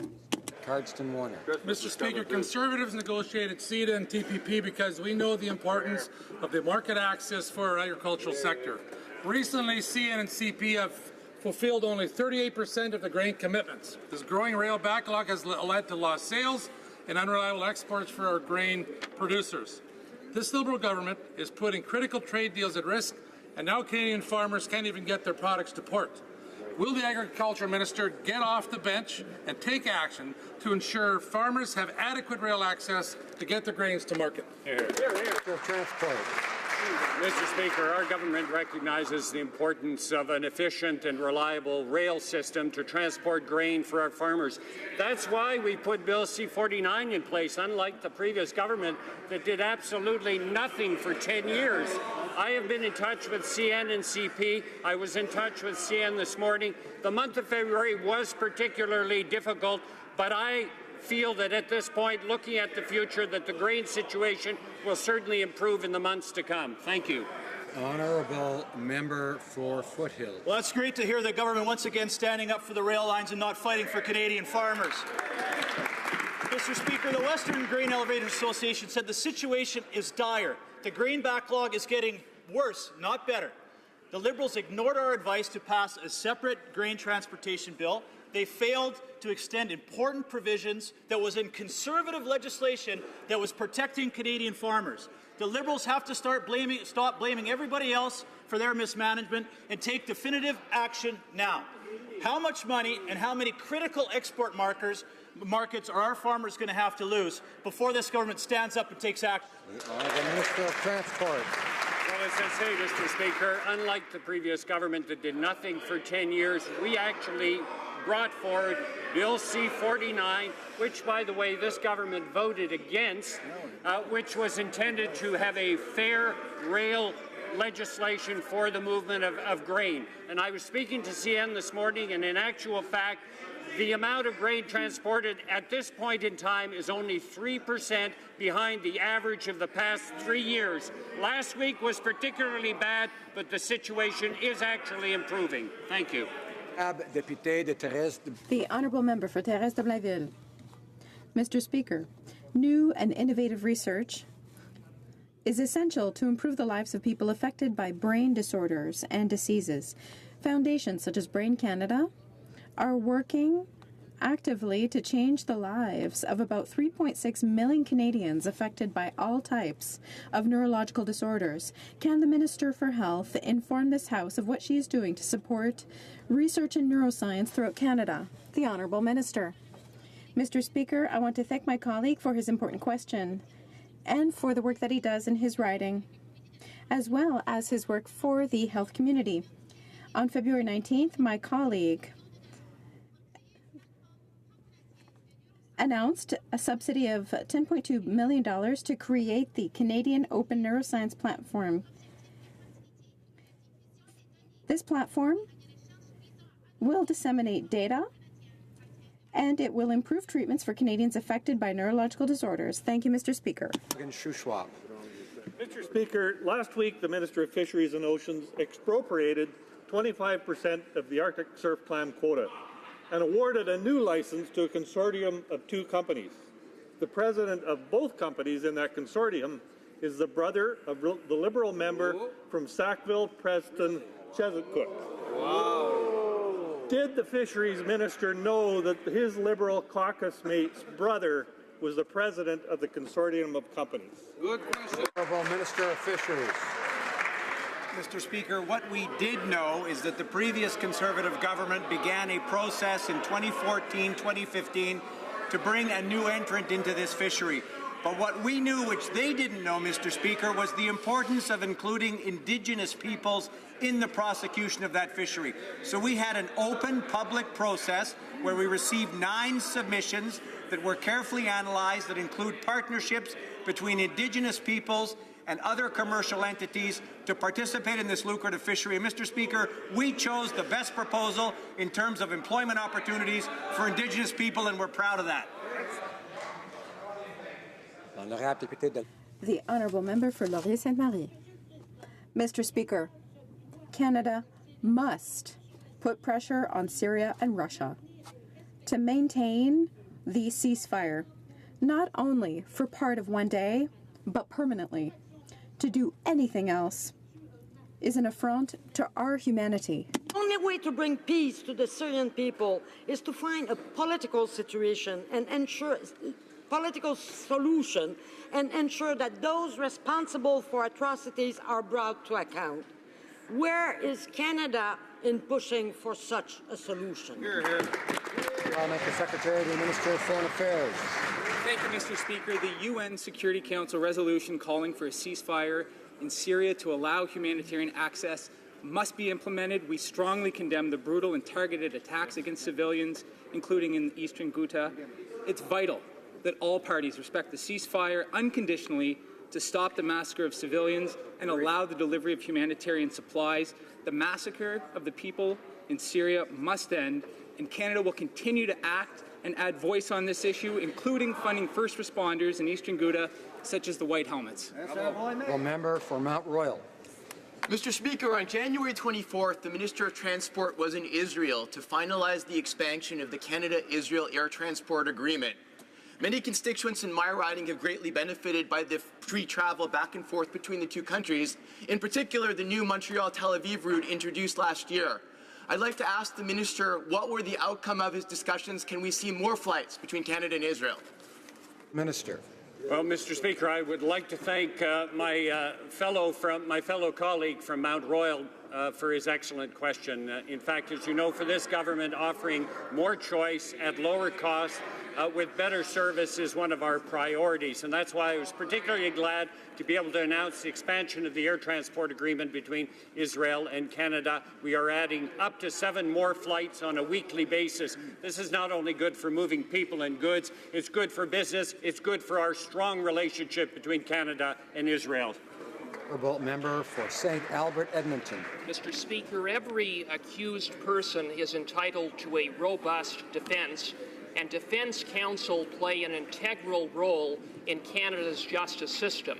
Nonetheless, some concerns have been raised about the appointment of John Norris to the federal court.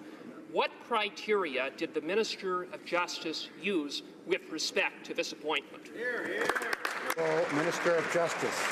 Well, thank you, Mr. Speaker. It gives me great pleasure to stand up to talk about our robust appointment process and to celebrate the meritorious candidates that I've been able to appoint across the country, some 160 thus far. In terms of judicial candidates, I take the evaluation of the independent advisory committees who rate as recommended or highly recommended. I take into account considerations from the Chief Justices in the region, the case law of the individual, the expertise of the individual, and it's resulted in, as I said, 160 fantastic appointments across the country. The Honourable Member for La Pointe-de-l'Île. Mr. Speaker, Netflix and wealthy foreign platforms are tax exempted by the Government of Canada. That's an aberration. This is an injustice in matters of taxation which will undermine the middle class and which is not supported by our entire cultural industry and the Government of Quebec. And to add insult to injury, the Minister for Heritage refuses to reveal the content of the agreement with Netflix to the Government of Quebec. Will the Minister finally be transparent, respond to requests for information, and put an end to this blatant injustice? The Minister for Canadian Heritage. Thank you, Mr. Speaker. We know that television, radio, and media are all facing issues. We have looked into this file and we have significantly invested. And we are modernizing our legislation. The Prime Minister has already said that we have made a promise and we are going to keep it. We recognize that the situation is complex. The situation must be global. We need to have an overall approach instead of a piecemeal approach. The Honourable Member for Manicouagan. Today, workers in Quebec seasonal industries have already fallen into the employment insurance black hole, just like they do every year, and just like every year the government watches them fall into that gulf without doing anything. In Eastern Quebec, a coalition of elected officials, of workers, unions, and businesses, which I am part of and which cannot be ignored, is asking for 2 things: immediate resolution of the problem and emergency measures. Time is precious for the very survival of our regions. Will the government commit to setting up real measures which put bread on the table so that never again does any worker, any family, any community fall into this again? The Honourable Minister. Thank you, Mr. Speaker. All Canadians recognize the importance of EI when it comes to ensuring income security and ensuring the transition between employment. Often there are difficult conditions for communities. Over the last several years, we have set up significant measures to ensure flexibility for EI benefits. We are continuing to work very hard, Mr. Speaker. Ordre du jour. Orders of the day. Government orders. Government bills. Resuming debate at second reading of Bill C-69, an act to enact the Impact Assessment Act and the Canada Energy Regulator Act to amend the Navigation Protection Act and to make consequential amendments to other acts.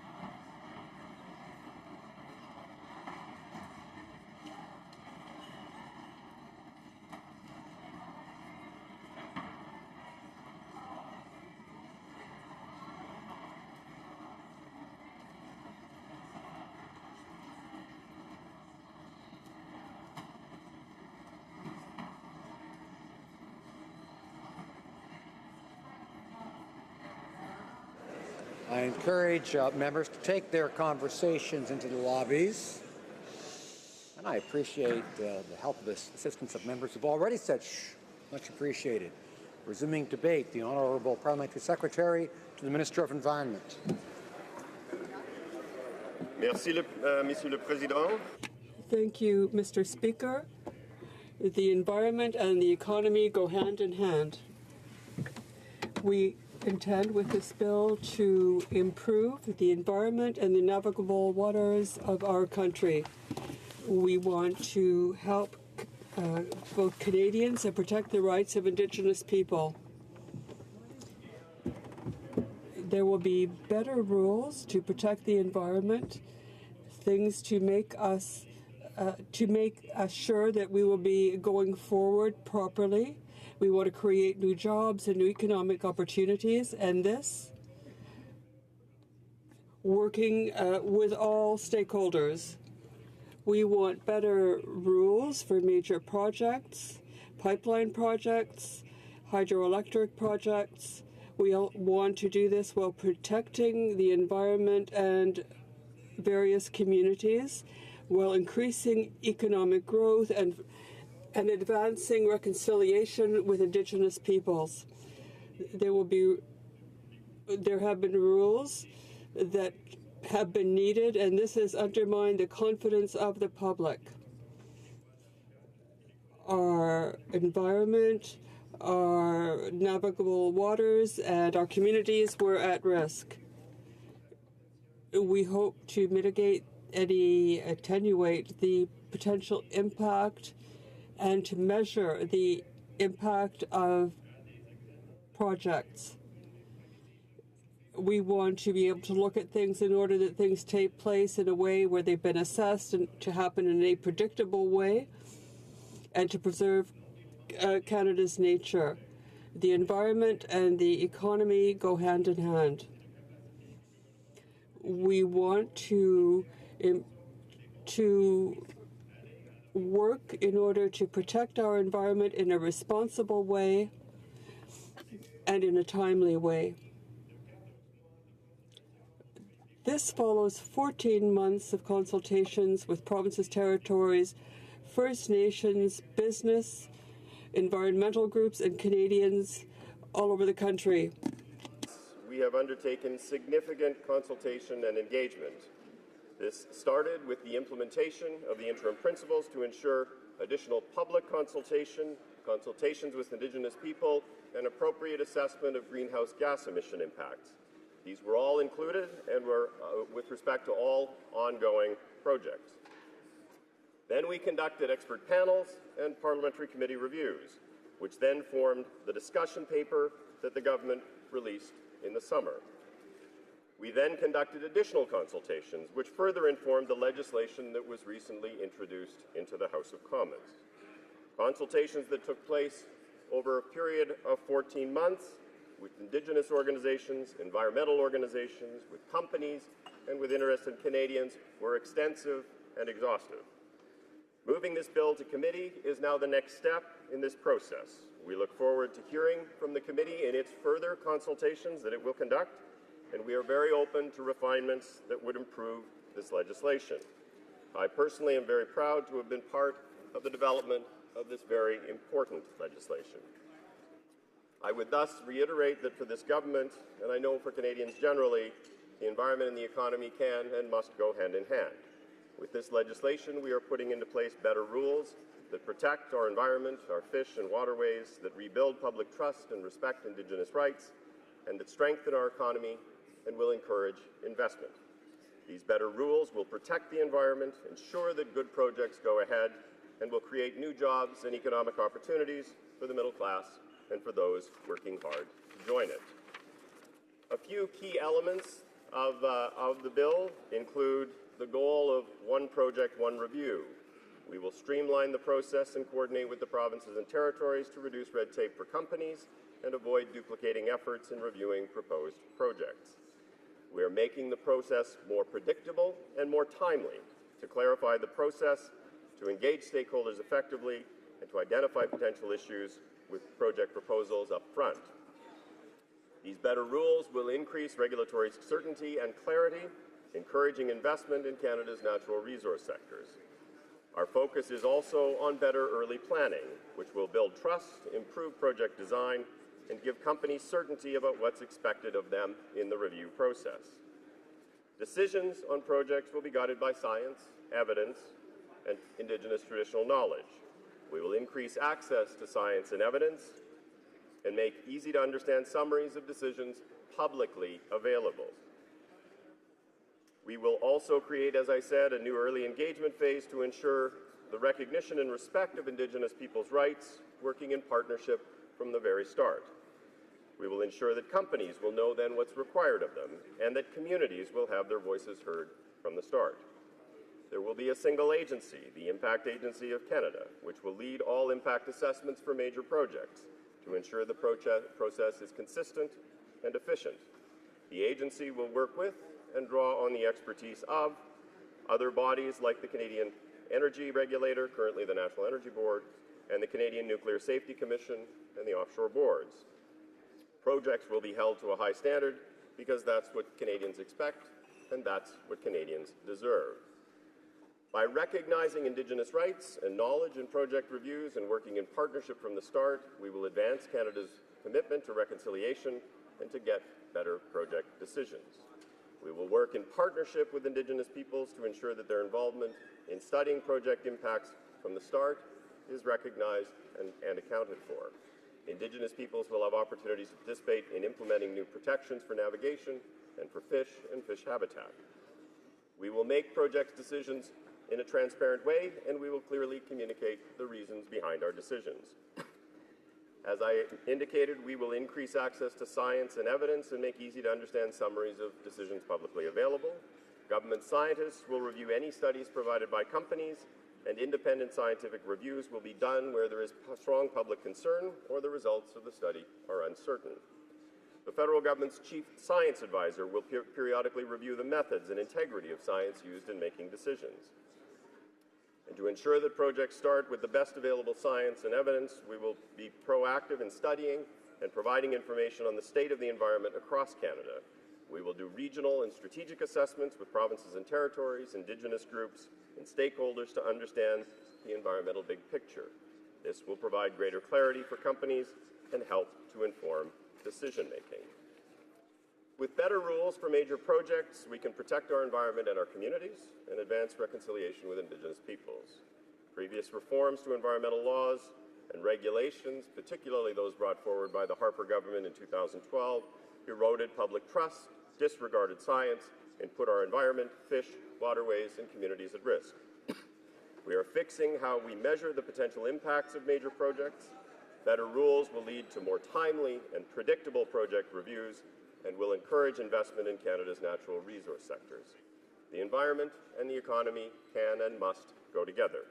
Better rules will restore confidence in the government's ability to protect the environment, all the while ensuring that good projects can move ahead in a responsible, timely, and transparent way. These better rules, as I said, are the product of 14 months of consultations with Canadians. They represent an important step forward to ensure that on a go-forward basis, we can be sure, and Canadians can be sure, that the economy and the environment will go together. Thank you, Mr. Speaker. Questions and comments? The honourable member for Edmonton Strathcona. Mr. Speaker, I'd like to thank the Parliamentary Secretary for his comments. I note, Mr. Speaker, the Parliamentary Secretary has said that his government will be open to what he calls refinements. I'm presuming that includes amendments. So through you, Mr. Speaker, I'm asking the Parliamentary Secretary if they are going to allow for a very fulsome review by the committee, including traveling, so that all those who participated in their two-year consultation, including to the expert panels, will have an opportunity to come forward and advise whether or not they feel this omnibus bill responds to what they asked for. Full Parliamentary Secretary. Thank you, Mr. Speaker. The committee, and we are moving this bill to the committee precisely so that the committee can engage in robust discussion around the bill and can actually invite witnesses to participate in that conversation. That is an important part of the process, and we are very confident in the work that will come forward from the committee that includes amendments. The committee itself has been a very thoughtful voice in the context of many of the conversations we've had with respect to environmental matters, and we look forward to receiving their report. The honourable member for Rosemont-la-Petite-Patrie. Thank you, Mr. Speaker. I'd like to thank the parliamentary secretary for his intervention. I have a question about the process here. The government is saying that it wants an assessment system that is broader, more transparent, more inclusive, that starts earlier in the first phases of consultation.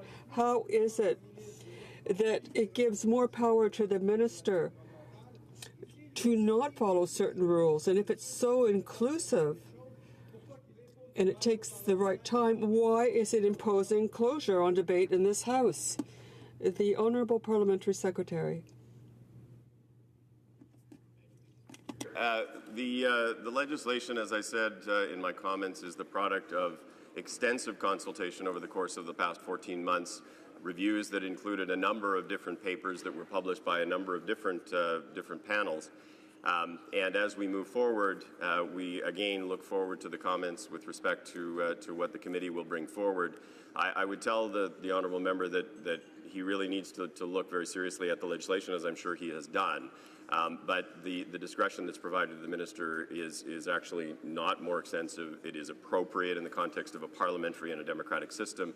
But there are significant measures to enhance transparency, to enhance the integrity of science, to enhance the ability of people to actually weigh in on the process, to ensure that there is a robust process that goes into forming a decision, and that any decisions that are ultimately taken are very much transparent, and those decisions are publicly available for people to assess and to determine whether they think the appropriate decision was taken. For Saanich Gulf Islands. Mr. Speaker, it's a habit these Liberals have, I've discovered, of referencing the abundant consultations that have taken place as though that directed or influenced their decisions. I've consulted on this particular piece of legislation, which is 3 bills in one. Bill C-69 is an omnibus bill. I've submitted every time a window opened for consultation, and I've looked at the submissions from others, and overwhelmingly what this government was told was to repair the environmental assessment process and not to allow it to continue as it had been destroyed under Bill C-38 back in 2012.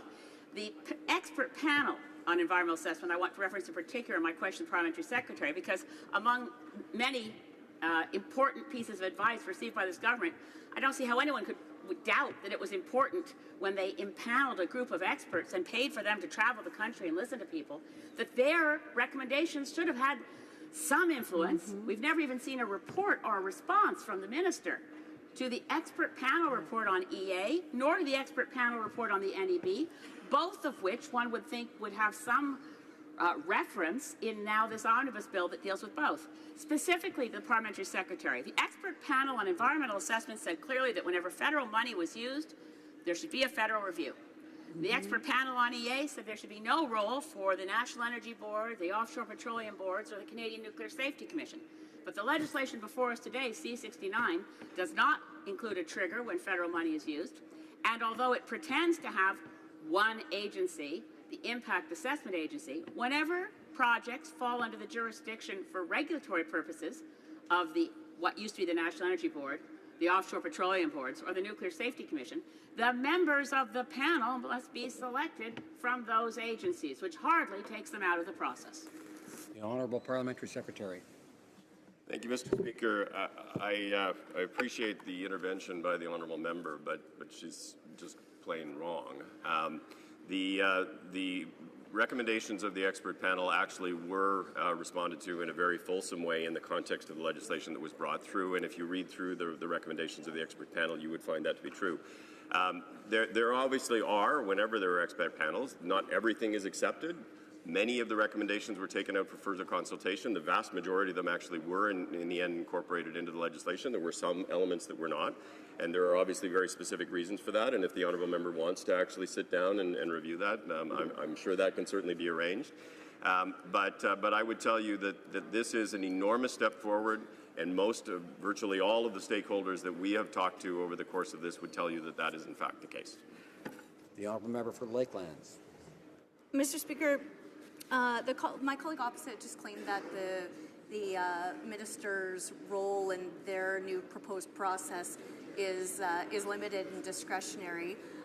That's not the case. Both the minister and the commissioner have the ability to deny a project before it even gets in the pre-planning phase, before it gets even into the impact assessment. Then there is multiple times in which the so-called timelines can be stopped and extended for as long as the minister, the regulator, wishes, and as many times as they wish. And at the very end, even once approval, in the case that approval is given, the minister still has the discretion to ask for further studies and further consultation, which of course is what the BC NDP is doing right now, trying to kill the Trans Mountain expansion. So instead of the Liberals just making these claims based on their rhetoric and not on actually the content of the legislation, why don't they actually listen to experts who now, including an energy investment bank, including Suncor, including other private sector energy proponents who just want to make billions of dollars of investment in the Canadian economy to help the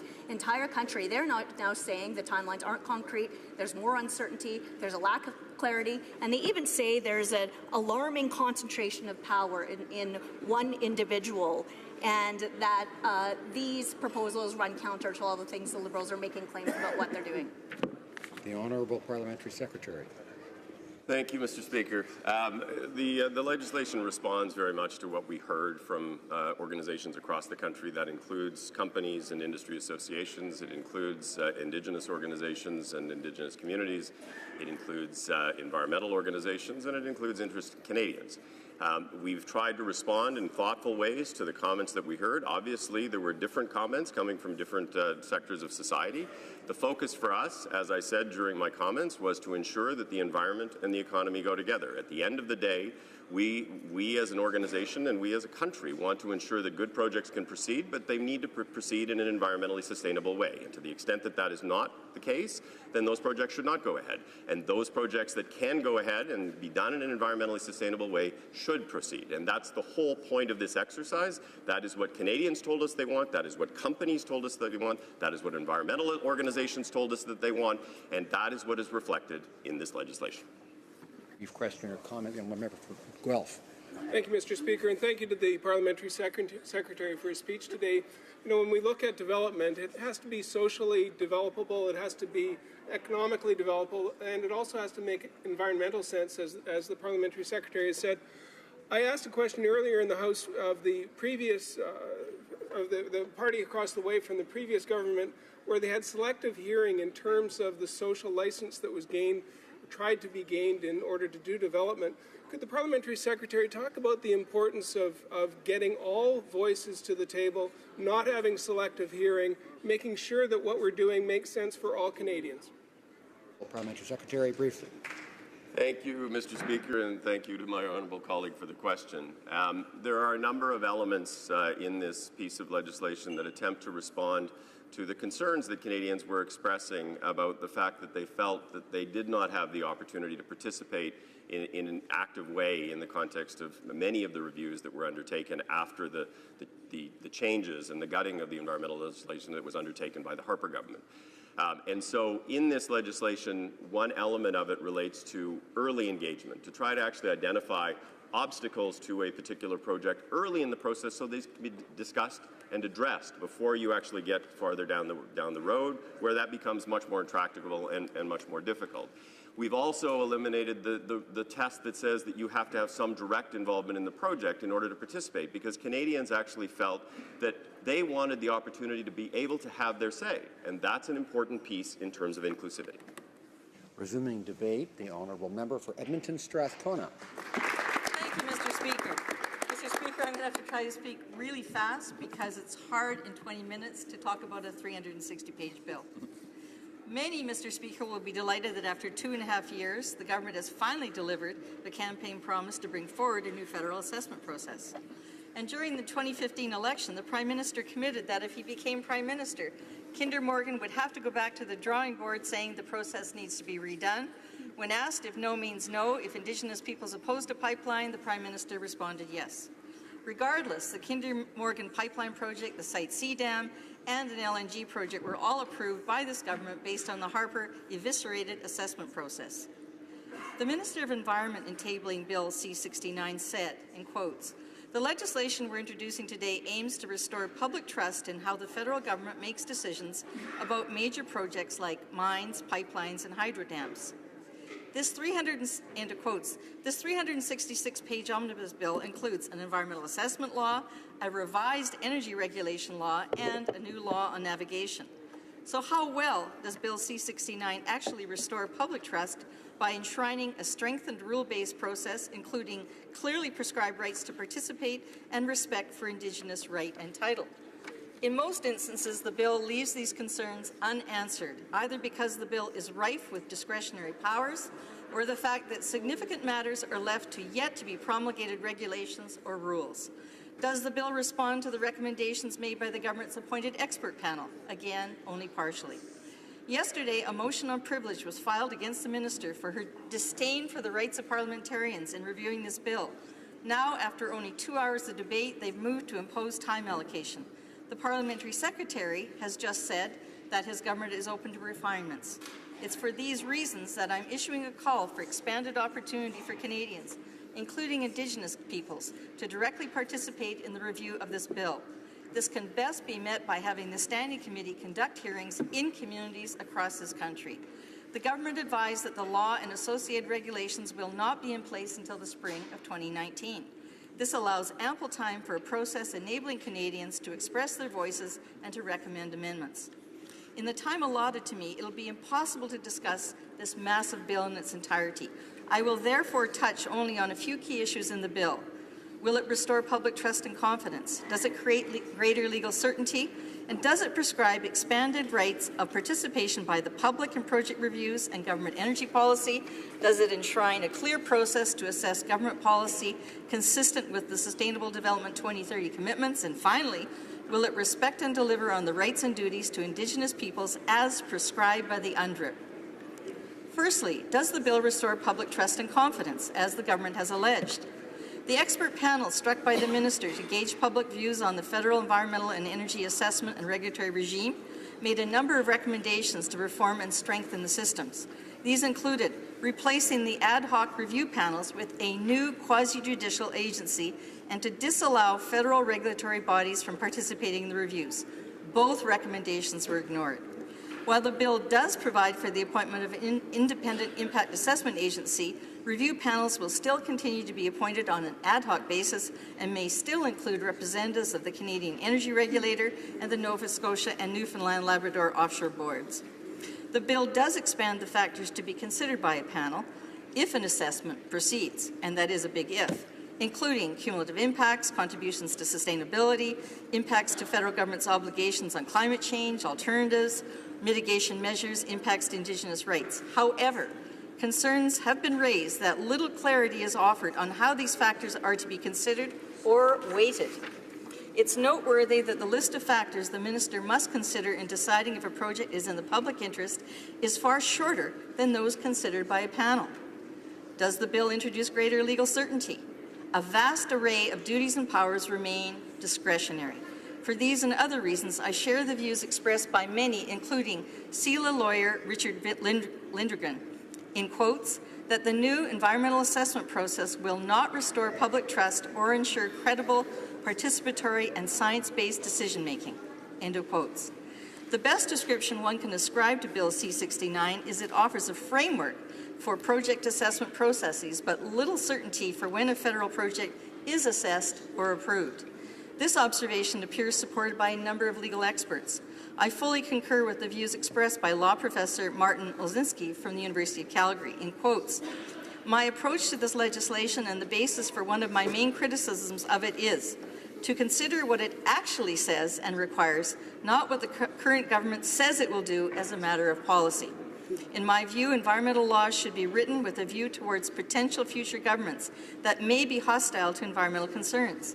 Better rules in this context means legislation that would constrain such governments, forcing them to either conform or to yet again try to amend the legislation, with all the potential for democratic accountability that comes with that. On this score, much of the legislation introduced last week is wholly inadequate." End of quotes. A critical determinant to knowing when a project triggers a federal assessment is the project list. Yet consultation on the list was only just initiated. Why not done over the past 2 years? Will it include projects excluded by the Conservatives, for example, in situ oil sands operations?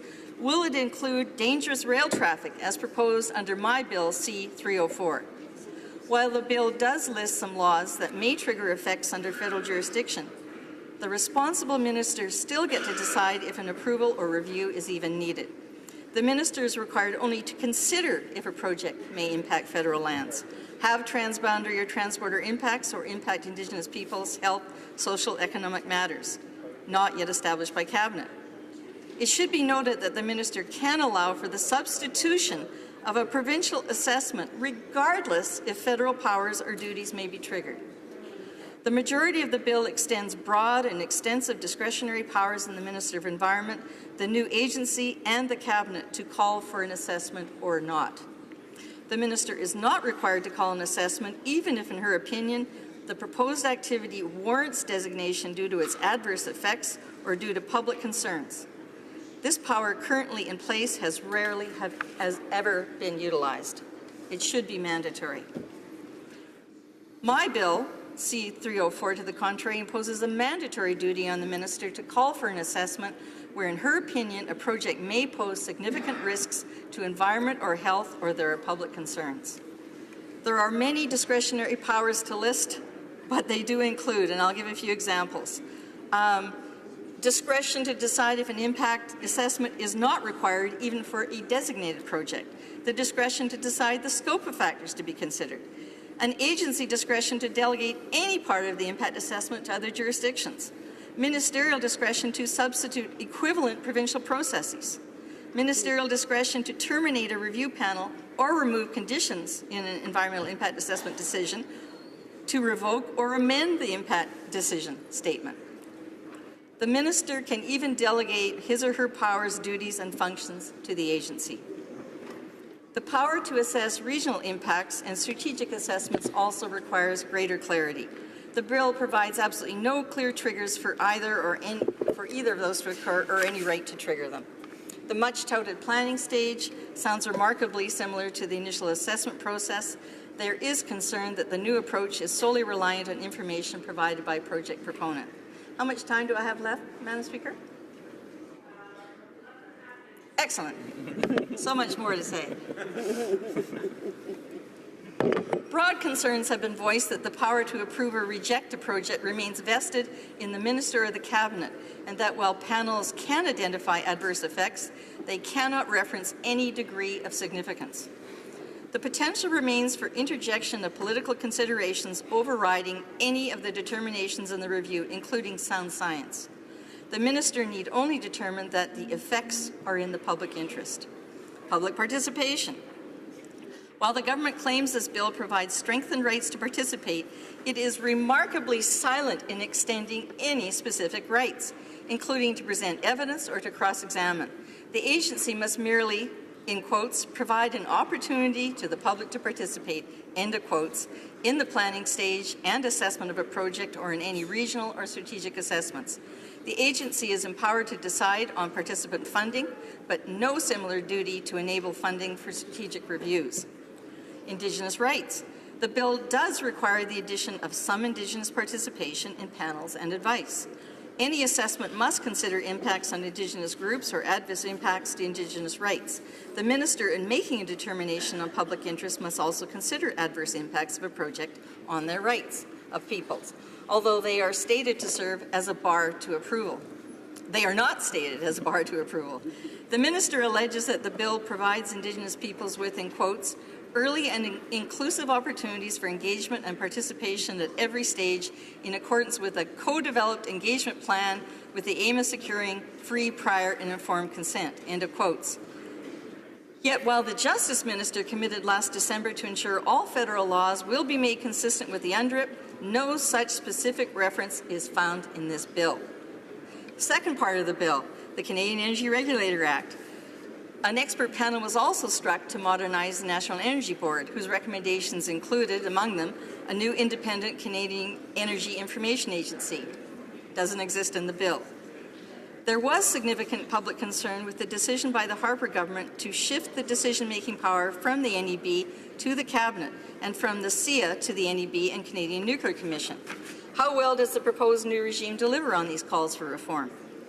The answer is perhaps best expressed in an analysis by Calgary energy law expert Professor Nigel Banks, in quotes, "Some things have changed, but much remains the same," end of quotes, adding that the tabling of a completely new Canadian Energy Regulation Act, rather than mere amendments to the NEB Act, quotes, "no doubt creates the impression it offers a wholesale replacement of the NEB, rather than mere tinkering," end of quotes.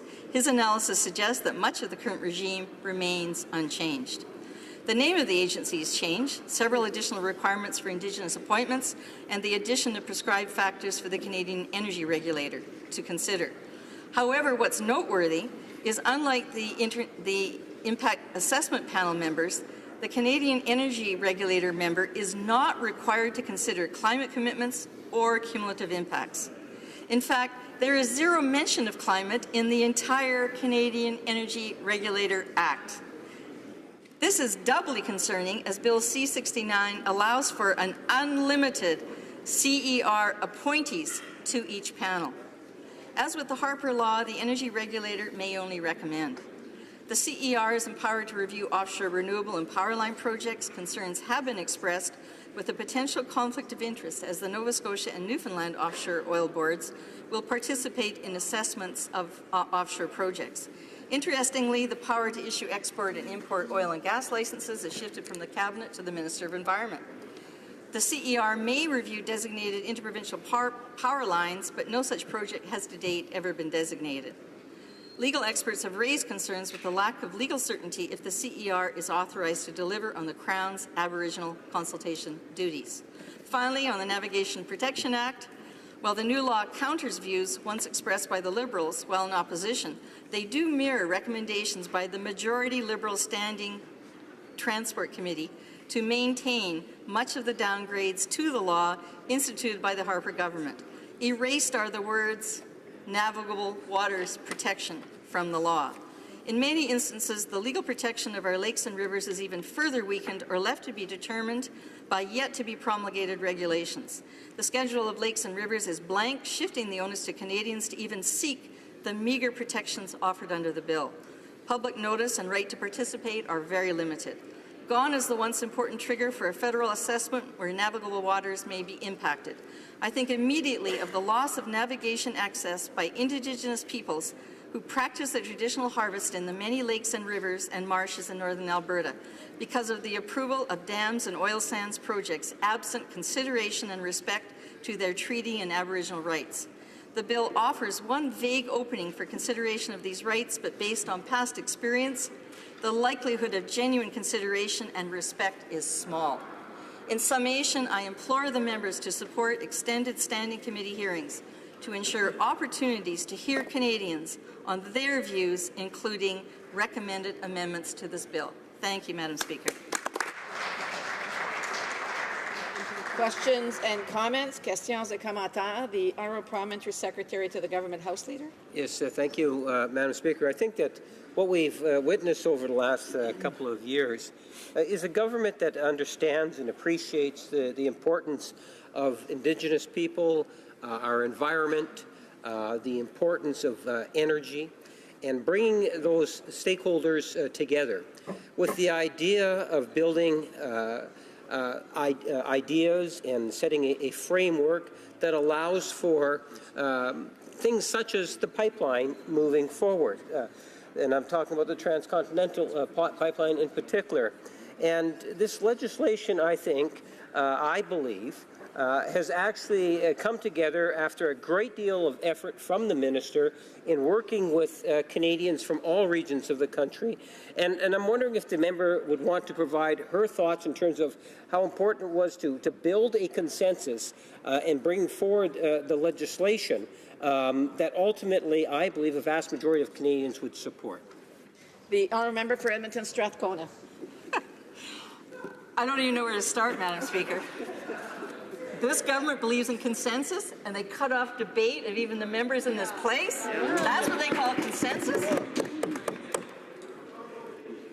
I can only reiterate to that statement, Madam Speaker, the comment that I shared with the law professor, Professor Martin Olszynski from Calgary, in that there's a big difference between what this government is saying that this bill says and what the bill actually does. Exactly. And so while they say that they're according all these great increased participatory rights of the public Indigenous peoples, when you actually look at the bill, there are no specifics. It is all vague and up to the discretion of the government. Questions and comments? Questions et commentaires. The honourable member for Saanich Gulf Islands. Thank you, Madam Speaker. And I just want to stop for a moment, which doesn't happen in this place, which is a very partisan place, as leader of the Green Party, to pay tribute to the member for Edmonton Strathcona for her decades of work in the field of environmental law. She doesn't just stand here as a member of Parliament for her constituents. She's so knowledgeable.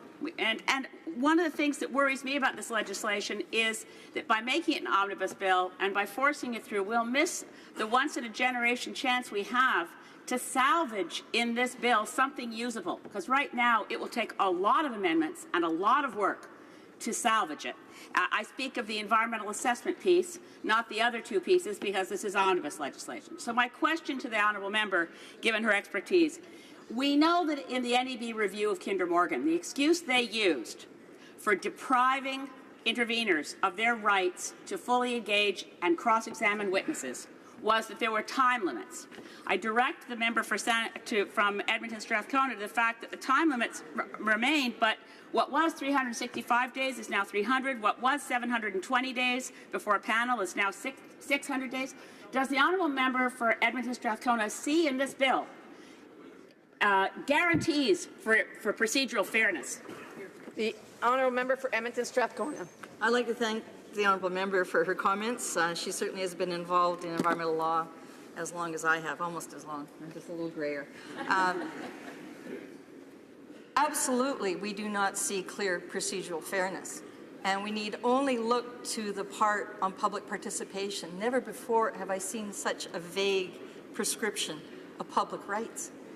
And how the public can participate is totally up to the discretion of the impact panel, who are an ad hoc panel. So from hearing to hearing, it may vary.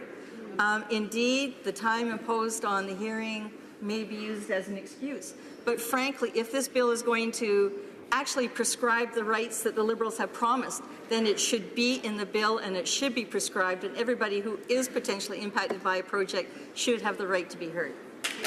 Questions and comments? The honourable member for South Okanagan, West Kootenay. Well, thank you, Madam Speaker. I'd like to thank my colleague from Edmonton Strathcona for her speech and, again, for her deep knowledge and hard work on this subject. And, you know, the disappointing fact that we are cutting off debate of this huge bill, 360-some pages after a couple of hours. I hope I get a chance to speak on it later. But I just want to give her some more time to talk about perhaps what the expert panels that this government sent across the country to work on this topic, what they reported out on, what they recommended, and yet is not in this bill. If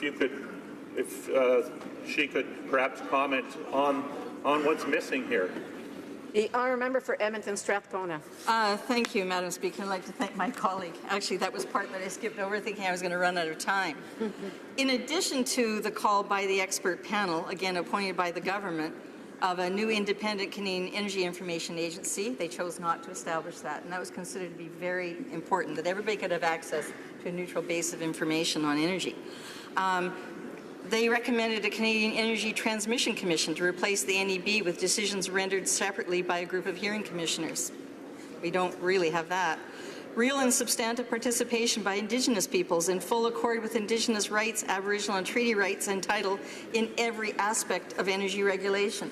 Well, those clear rights are not extended, and again, as I mentioned, Madam Speaker, no clear reference to the UNDRIP.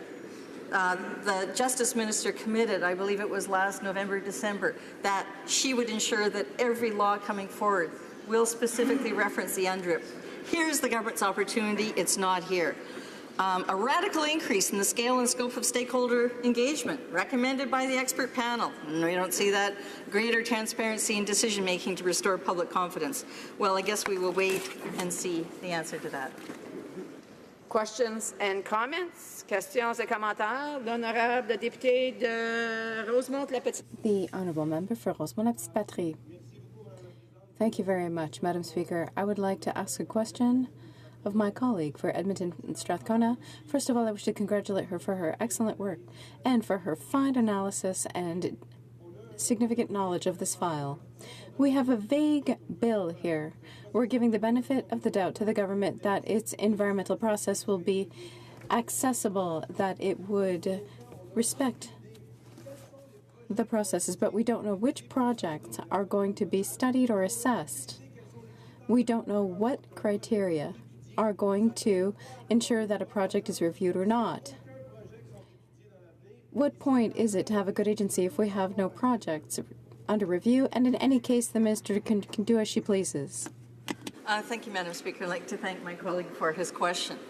That is the great unknown, Madam Speaker. It is reprehensible that this government spent over 2 years consulting on the development of a bill whose major premise is the review of projects, and not to have developed in consultation with all stakeholders that project list. To have tabled this bill, and we're supposed to comment on whether or not we think the bill is adequate, to review pipelines, or to review major dams, to review LNG projects, to review cumulative impacts of many oil sands projects on access by First Nations to access marshes and the loss of the traditional hunting rights. We have no idea what they're going to include. And so, in many ways, they should hold this bill back until Canadians have a right to see what is this bill going to apply to. Questions and comments? The Honourable Parliamentary Secretary to the Government House Leader. A brief question, please. Yes, Madam Speaker, I'm wondering if the member could give a clear indication in terms of what her party's position is on supporting Rachel Notley's attempts to get the approval for the Trans Mountain pipeline. The Honourable Member for Edmonton Strathcona. Well, Madam Speaker, as a proud constituent of the Premier of Alberta, and I'm very proud that she's my constituent as well, I fully commend the Premier of Alberta for standing up for Albertans in the same way I commend the Premier of British Columbia for standing up for his constituents. What we're waiting for is the government of the federal government to stand up for Canadians. Yeah. We have time for a very brief question. Questions et commentaires. The Honourable Member for Saanich Gulf Islands. A brief Thank you, Madam Speaker. And my very brief question is this, because this is an omnibus bill. So I asked the Honourable Member for Edmonton Strathcona. She had to devote most of her time in a speech to the all-important impact assessment. But what does she think will need to be done to improve the sections that deal with the NEB and the Navajo waters, if she can, briefly? A brief answer from the Member for Edmonton Strathcona.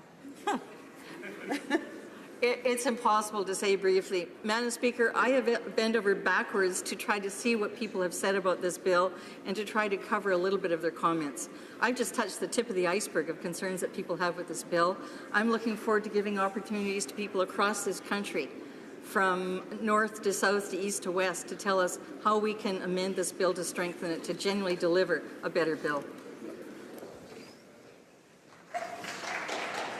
Resuming debate, reprise de débat. The Honourable Member for Fort McMurray Cold Lake. We want to hear more from you, Kevin.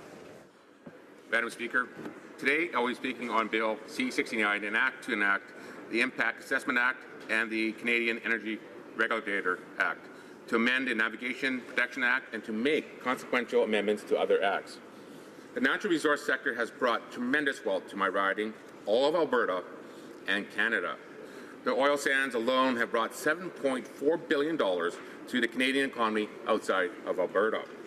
$3.9 billion in Ontario, $1.3 billion in British Columbia, $1.2 billion in Quebec, $333 million to Newfoundland, $143 million to Manitoba, $142 million to Saskatchewan, $96.7 million to Nova Scotia, $50.8 million to New Brunswick, $11.4 million to the Northwest Territories, $6.3 million to Prince Edward Island, and $1.6 million to Yukon. These figures include everything from specially made work gloves to satellite monitoring emissions. What these figures don't include is the equalization payments, which have long relied upon collecting billions from Albertans working in the energy sector to divide it among have-not provinces. When I was first elected, anyone across the country that was willing to work could find a job in Alberta. For those willing to work hard, often more than 40 hours a week, you could support a family, send your kids to post-secondary education, and still have money to save for the future. Small businesses across Alberta were also booming from the economic activities that the industry brought into almost every town and county in the province. That is not the case today. An oil crash later, a provincial government change, and a federal government change has all Alberta reeling. The global price of oil is out of control, but what many Canadians do not know is that we do not receive market rates for our oil. What is often reported is the North American benchmark, West Texas Intermediate. Our oil is traded at the Alberta Western Canada Select. As of yesterday, the difference between the two prices was $34.74 per barrel. Pipelines can help close those gaps in prices. The more access we have to markets other than the United States, the better deal we can strike. Instead of supporting the building of these pipelines, the Liberal government has introduced regulation after regulation, which is crippling the industry and deterring investment. Today, we are talking about the newest blow the Liberal government has struck against the West and our oil industry, robbing the National Energy Board of most of its power and creation of the Canadian Energy Regulator. The National Energy Board has served as a world-class regulator for the natural resource sector since the creation in 1959. Since then, it was reviewed and approved many major energy projects in Canada. Over the last decade, the NEB has approved pipelines Alberta desperately needs, which has made it a target for political interference. When the Liberal government took power, the Natural Resource Minister's mandate letter calling on him to modernize the National Energy Board to ensure that its composition reflected regional views and has sufficient expertise in the fields such as environmental science, community development, and Indigenous traditional knowledge. While the government believes Bill C-69 will complete his mandate, I would like to cover how this bill will drive investment out of Canada. One of the changes the bill will bring is the establishment of timelines. The government claims that there will be timelines of 450 days for major projects and 300 days for minor projects, respectively pursuant to Section 183(4) and 214(4). While many conservatives are in favor of timelines for projects, but the devil is in the details.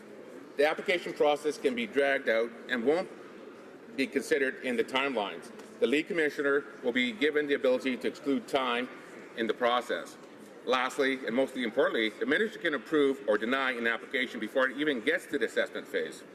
We only have to look at the cancelled Northern Gateway pipeline to see that the government has no problem putting national interest on hold and dismissing a pipeline for political reasons. I'm also concerned about the changes to the NEB standing test. Currently, individuals and organizations directly affected by the projects or capable of providing valuable knowledge are heard by the National Energy Board. The new rules will allow anyone to participate and be heard. This will ensure that groups who oppose all energy projects across Canada will be given a bigger voice. Groups outside of Canada will be given a voice as well, and they do not have our best interests at heart.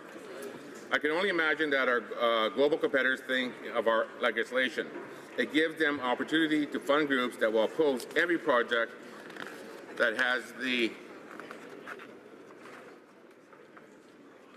ability to threaten their market share. To think that this will not occur in the future is foolish and short-sighted. This is an attempt to fix a problem that did not exist. During the review of Enbridge Line 9B reversal and Line 9 capacity expansion project, only 8 of the 177 applications to participate were denied. I encourage Canadians to go take a look at some of the denied submissions. One individual said a spill from the pipeline, even far away from her home, is an insult to her sense of the holy. While this example may come up a couple of times today, I think it is important to show that our National Energy Board is not trying to silence individuals and organizations. It's just applying common sense to the process. We need more common sense in government, not less. Over the last 3 years, we have seen less and less investment in our natural resources because of the Liberal government's policies. From the carbon tax to the inclusion of upstream emissions to the National Energy Board review, it appears that the government wants to repeal investment in the resource sector. Right? According to the Financial Post, in February, Suncor CEO Steve Williams told financial analysts Thursday that Suncor is actively discussing Canada's lack of competitiveness with various levels of government here because other jurisdictions are doing much more to attract businesses. So Canada needs to do much more to up its game. Members need to consider that if we keep our resources in the ground like David Suzuki wants, we are not saving the environment. We are just moving the resource development to other countries around the world that have lower safety standards and lower environmental protection. I believe that if resources are needed, it is better that they come from here and not from a human rights abuser or a dictator or one with very low environmental standards. I know that many members of Parliament have and will continue to vote for regulations of every type. What they need to consider before voting on bill is that we are part of a global market. Right now, we are competing with countries across the world to sell our goods and attract investment. You only need to look across the border to see a government intent on bringing in billions of dollars of investment and the jobs that come with it. Since taking office, the Trump administration has given the energy industry a tremendous amount of confidence to invest by cutting regulations and taxes. Future natural resource jobs in my riding in Alberta and across Canada are at stake if this bill passes, and that is why my Conservative colleagues and I stand against this bill.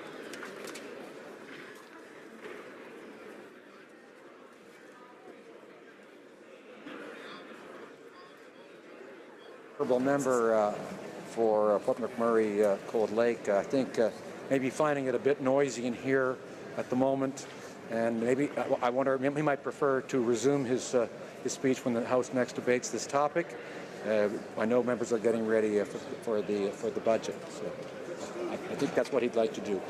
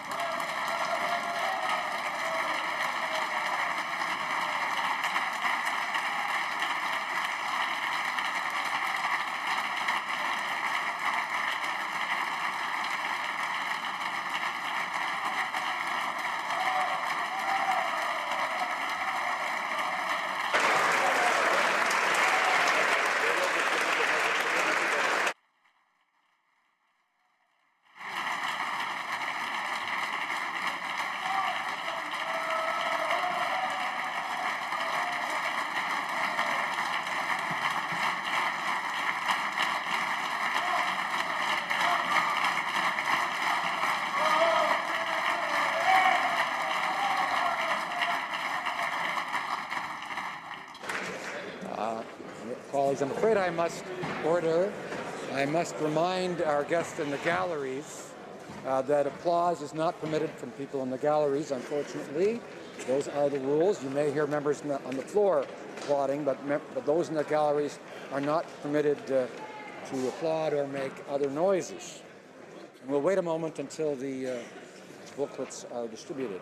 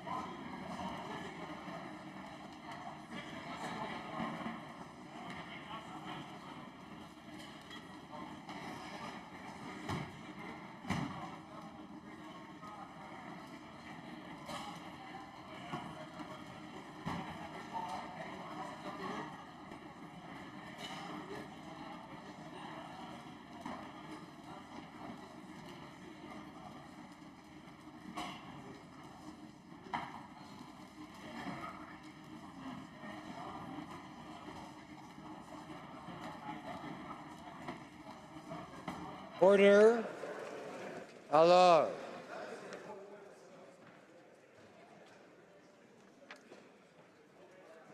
It being 4:07 p.m., the House will now proceed to the consideration of Ways and Means Proceeding number 19 concerning the budget presentation.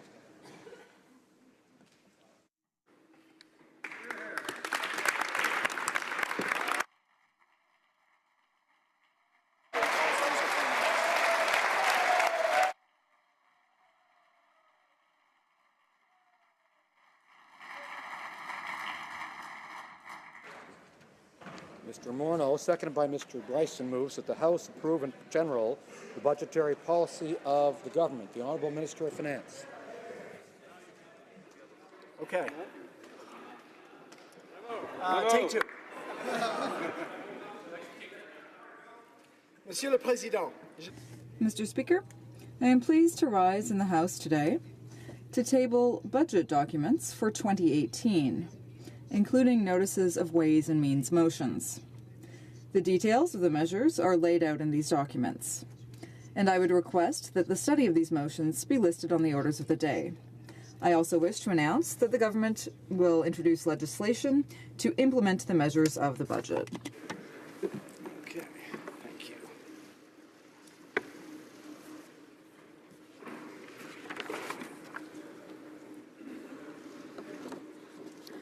Mr. Speaker, last week I spent some time with a couple of grade 6 classes from Rose Avenue Junior Public School in downtown Toronto. It's an extraordinary school. More than 85% of the students have English as their second language. They're bright, curious, and hardworking. And when they had the chance to ask me about today's budget, well, Mr. Speaker, they would have made all members of this House proud. These 10 and 11-year-old students wanted to know what our government's doing for Indigenous peoples. They asked about science and discovery, about supporting seniors, protecting nature, increasing immigration, and helping the homeless. They even asked me about Canada-US relations.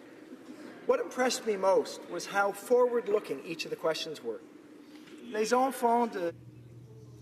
The children at Rose Avenue School, and at schools all across the country, care about the future. They understand that the decisions we make today will transform the world that they will grow up in. And they're looking at us to make good decisions, smart decisions, so that they can have a better opportunity to follow their dreams, find good jobs, and give back to their community. Mr. Speaker, that's what this budget is all about. It's a plan that puts people first, that invests in the things that matter most to Canadians, that builds on their hard work, and that keeps us squarely focused on their future. Budget 2018 is also a plan that respects the choice that Canadians made just a little over 2 years ago. At that time, Canadians had the opportunity to stay the course. They could stick with a government that favored cuts and a set of failed policies that produced stubborn unemployment and the worst decade of economic growth since the Great Depression. Or they could choose a more ambitious and confident approach. Canadians chose the latter. They put their trust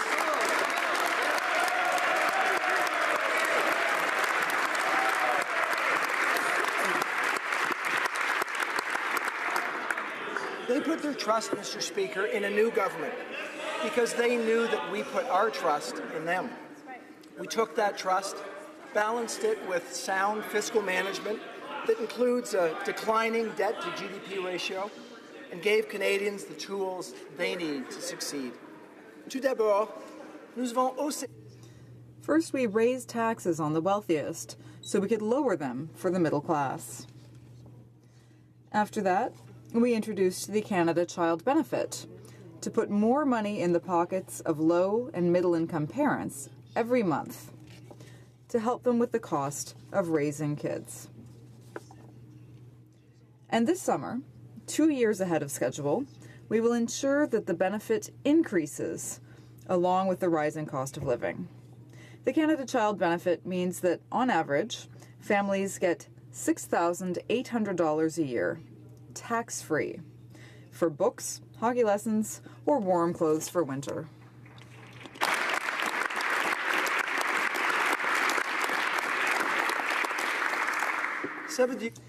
It means that today, about 300,000 fewer children live below the poverty line. That's down 40% from what it was in 2013.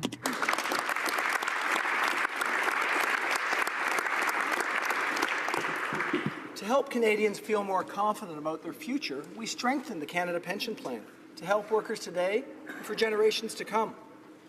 Thanks to the trust that Canadians placed in us, we're able to help 900,000 seniors through increases to the Guaranteed Income Supplement. We helped students get ahead with increases to Canada's student grants. We cut taxes for small businesses while making sure that the wealthiest pay their fair share. We're helping more people find a safe and affordable place to call home with the first ever national housing strategy. And we're working with provinces, territories, and cities to ensure a stable housing market. We're giving more children the best possible start in life through investments in early learning and childcare. We now have agreements in place with 9 provinces and territories to help create more of the high-quality, affordable childcare spaces we know that Canadian families need, tailored to their local realities. And think about the fact that the vast majority of single moms receiving the Canada Child Benefit make less than $60,000 a year and now get an average of about $9,000 in total benefits tax-free each year.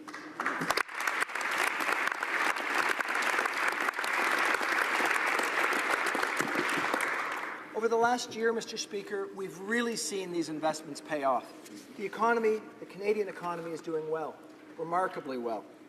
Over the last 2 years, hardworking Canadians have created nearly 600,000 new jobs, most of them full-time.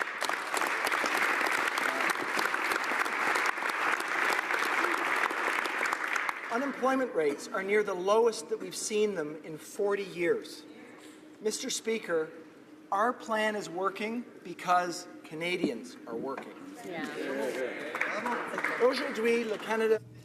Today, Canada leads all other G7 countries in economic growth, and Canadians are feeling confident about the future, whether their plan is to pay down debt, save for a first home, or go back to school to train for a new job. That's why we are able to invest in the things that matter to Canadians, while making steady improvements to our bottom line. We know that there are challenges in the immediate term, and we're responding to those challenges. We know that businesses are concerned about the outcome of NAFTA talks and tax changes in the United States. We'll be vigilant in making sure Canada remains a great place to invest, create jobs, and do business. And we'll do this in a responsible way, carefully, letting evidence and not emotion guide our decisions. At the same time, we need to stay focused on our long-term goal of building an economy that works for everyone. With a strong and growing economy in place, we believe that now is the right time to focus on the deeper challenges that hold our economy and our people back. That means making sure that every Canadian has a real and fair chance to work, to contribute to our economy, and to succeed. It's important not just as a matter of fairness, but as a way to ensure Canada's long-term growth. For the first time in our history, there are now more Canadians aged 65 and older than there are people under the age of 15. That presents a real challenge. As seniors leave the workforce, we need to think about who will fill the gap. We believe that Canada's future success rests on making sure that every Canadian has an opportunity to work and to earn a good living from that work. And that includes Canada's talented, ambitious, and hard-working women.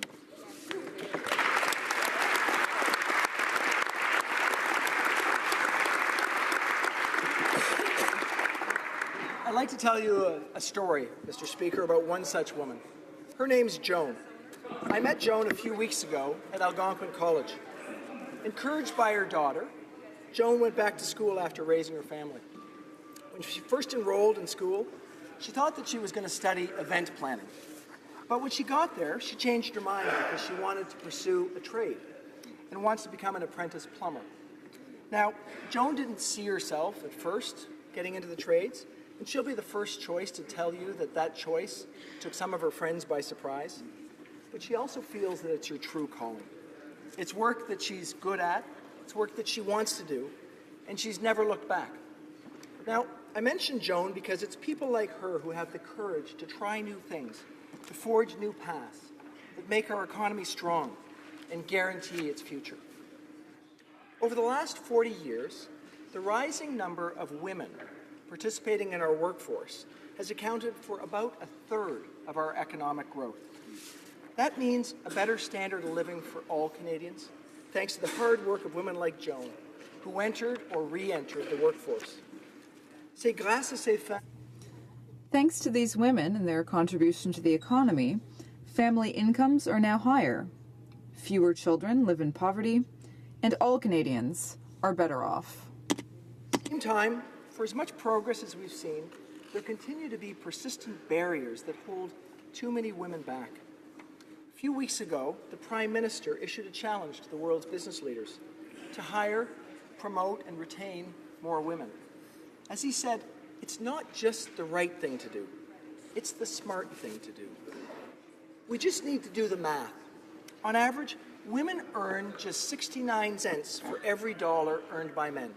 even though about 3/4 of young women have a post-secondary certificate or degree. Even women who graduate from high-demand fields like science, technology, engineering, and math earn about $9,000 less per year than their male peers. It's an important issue, Mr. Speaker, that we need to get at. It's not right, and it's not smart either. We know that diversity in the workforce boosts productivity and profitability, and studies have shown that increasing gender diversity alone leads to more growth. According to the Centre for International Governance Innovation, a 1% increase in gender diversity means about a 3.5% bump in revenue for those companies that actively seek to hire more women. And results are even better when women are in leadership positions. When women hold leadership positions, companies see stronger financial results. They see more innovation and more effective decision-making at the board level. And I can tell you from personal experience, our cabinet is stronger, our government is stronger, and Canadians are better served because half of the cabinet ministers that we have, the people around the table, are strong, intelligent, and effective women.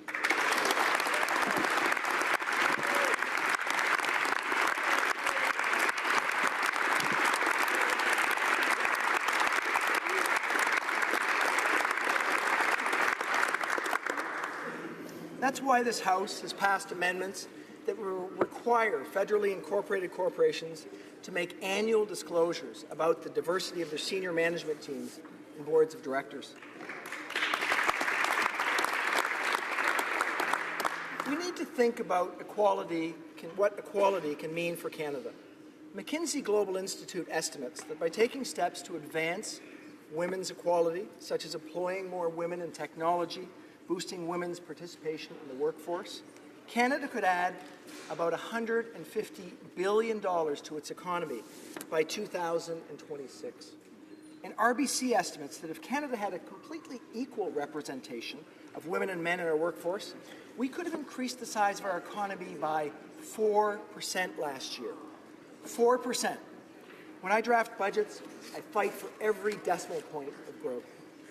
Even reaching half that goal, boosting our economy by 2%, would be hugely significant. It would mean more middle-class jobs, more Canadians who have money to pay their bills or save for retirement.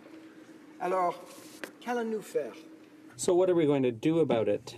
How are we going to make sure that more women and girls can be self-reliant and help their families while helping to grow our economy? By making progress when it comes to equal pay for work of equal value. In this budget, the government's taking an historic and meaningful step by moving forward with proactive pay equity legislation in federally regulated sectors.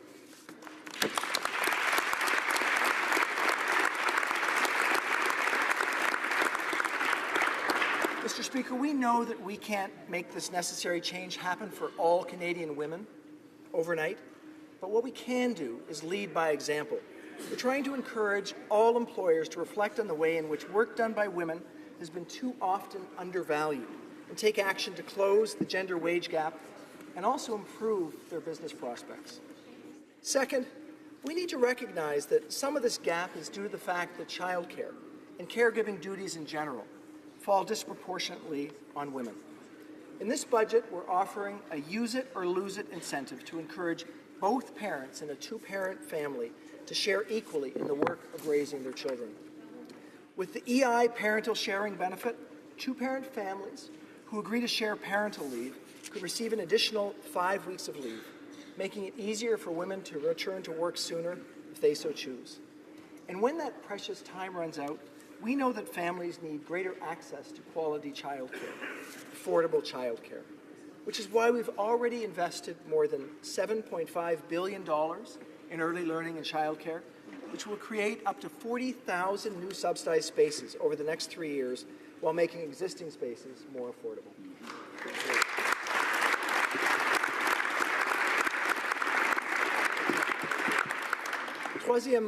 Third, we need to do more to support greater numbers of women in management and leadership positions. All, from members of the Canada-United States Council for Advancement of Women, in taking a comprehensive approach to helping women entrepreneurs. so that they can scale up their businesses, create jobs, and access the mentorship and the capital they need to take their businesses to the next level. Finally, Mr. Speaker, we know that we can't push for equality without confronting some difficult truths. Movements like Me Too and Time's Up have shed light on disturbing situations and behaviors that too often go unreported. So to better support those who've been victims of sexual harassment in the workplace, we'll boost legal aid funding across the country so that victims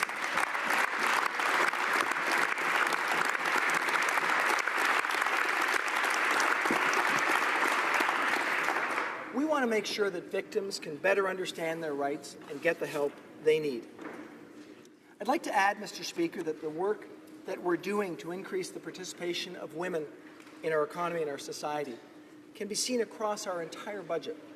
No budget decision was taken without being informed by what we call gender-based analysis plus. I want to thank the Minister for the Status of Women for her help in making this possible.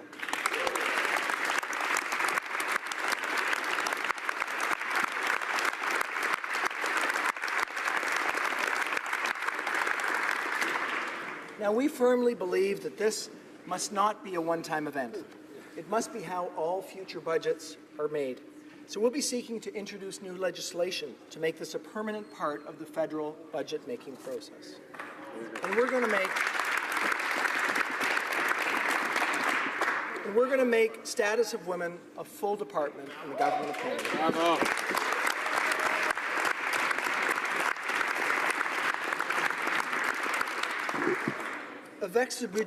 With this budget, we are doubling down on our plan to invest in the middle class and in people working hard to join it.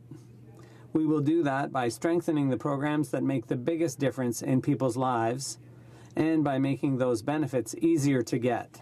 Includes the new Canada Workers Benefit, a strengthened, more accessible, and more generous replacement for the working income tax benefit.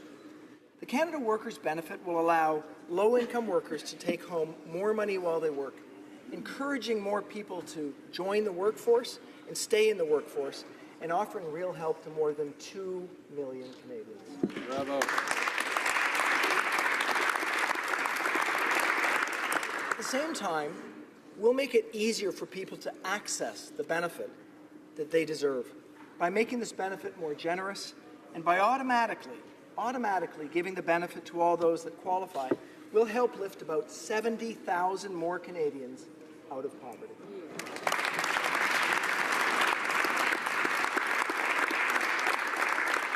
As I mentioned earlier, we've taken steps to strengthen the Canada Child Benefit so that the benefit it delivers keeps pace with the cost of living. We're also continuing to make investments that will help people in times of change, whether they're entering the workforce for the first time, retraining for a new job, or planning for retirement. We're making additional investments in our ambitious innovation and skills plan, including targeted help for women in the trades like Joan and for newcomer women looking to find meaningful work. And we're also taking steps to ensure that our tax system is fair for all Canadians.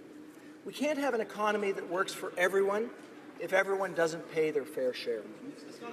That's why we've given the Canada Revenue Agency $1 billion in our first budgets to crack down on tax cheats and offshore tax havens.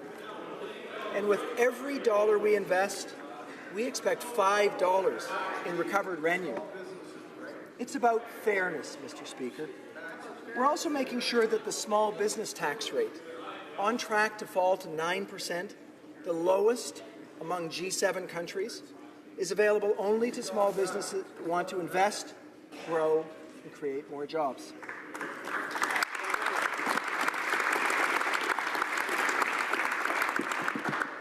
We're changing the rules for the top 2 or 3% of private corporations because the wealthiest Canadians should not be able to use private corporations to pay less tax than the middle class. Mr. Speaker, by making smart investments today, the kind that give more people a real and fair chance at success, we can build a forward-looking economy for Canada, one that responds to the needs of a changing world, one that will give the young students at Rose Avenue Public School a real chance to grow and to shine in jobs they're qualified for and excited to have. As the Perimeter Institute's Neil Turok says, it's our curiosity, courage, creativity, and a collaborative spirit that leads us to innovate. That pushes us to create the new technologies that improve our daily lives, make us healthier, drive our economy, and move our country forward. To foster that spirit of innovation and help build the new industries and jobs that our economy will rely on in future years, we'll make significant new investments in Canada's scientists and researchers to make sure that they have the funding and the support required to do their work.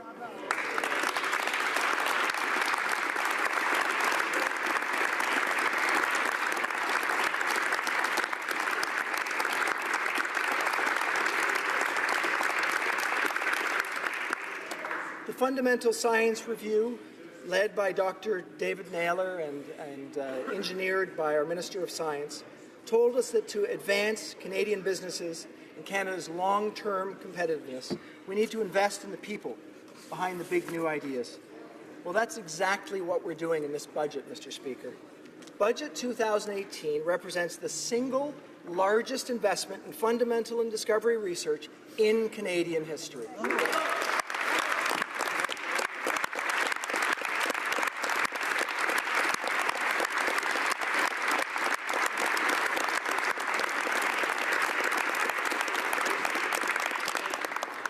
But more than that, we'll make sure that the new money for research supports the next generation of researchers so that we can build a science community that looks more like Canada, more diverse, with a greater number of women.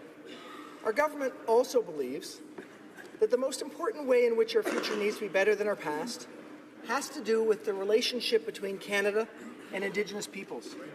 Together, we're working to improve the quality of life for First Nations, Inuit, and Métis Nations people in Canada.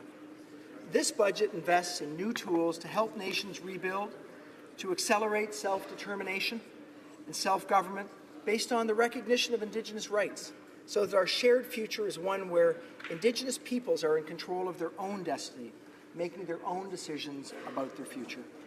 To that end, we're making new investments that will accelerate work to deliver clean, safe drinking water to more Indigenous communities ahead of schedule.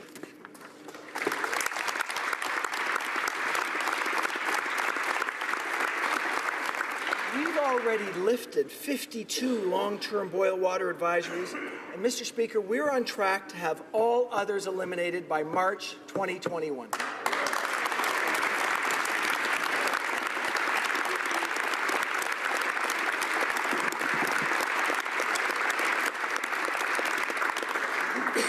We're making investments that will help create better opportunities for Indigenous peoples to find and keep good, well-paying jobs, that will build more safe and affordable housing in First Nations, Inuit, and Métis Nations communities, and that will give better child and family service support with a special focus on prevention so that Indigenous children are not taken from their families and their communities.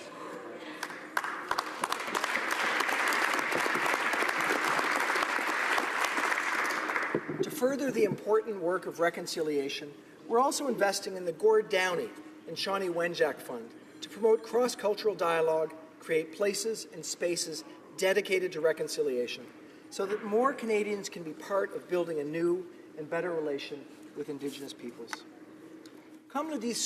As the Prime Minister has said many times, when it comes to renewing the relationship between Canada and Indigenous peoples, we have a responsibility to do better and to do more. This budget will help us live up to that responsibility for the benefit of Indigenous women, men, and children, and all Canadians. Mr. Speaker, today's budget is for all Canadians across our country. To bring people and communities together, will increase funding for multiculturalism, provide new funding to ensure the success of Black Canadians, and consult on a new national anti-racism approach to combat discrimination in our country.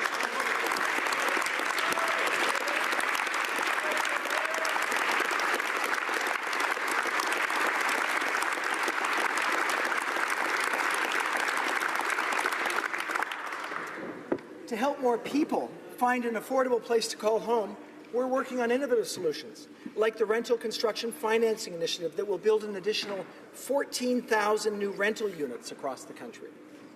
To safeguard Canadians' privacy and protect both our digital economy and our country, we're making an over $750 million investment in cybersecurity in this country.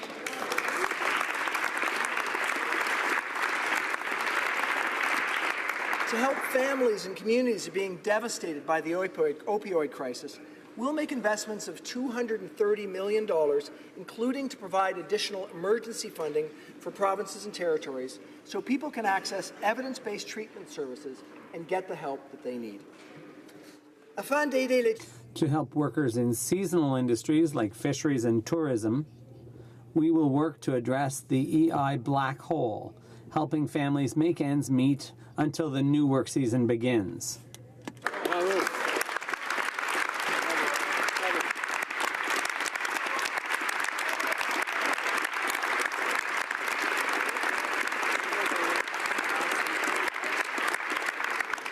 Together with our provincial partners, we'll protect forestry jobs by stopping the invasive spread of spruce budworm in Atlantic Canada.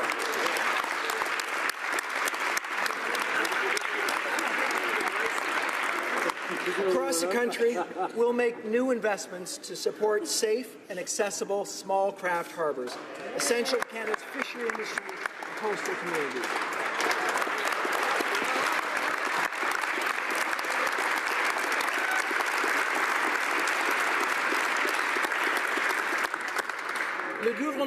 The Government of Canada will do more to support our official language minority communities and ensure the dynamism and vitality of the Canadian Francophonie.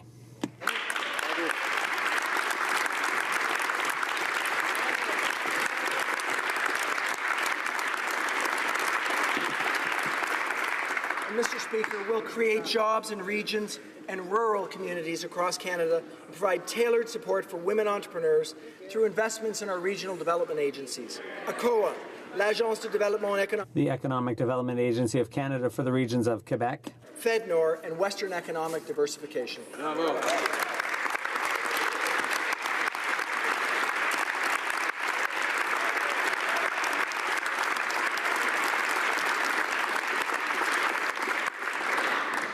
Monsieur le Président. And Mr. Speaker, we will also do more to help vulnerable people around the world by making the largest new investments in international assistance in more than a decade, including greater support for the world's women and girls through Canada's Feminist International Assistance Policy.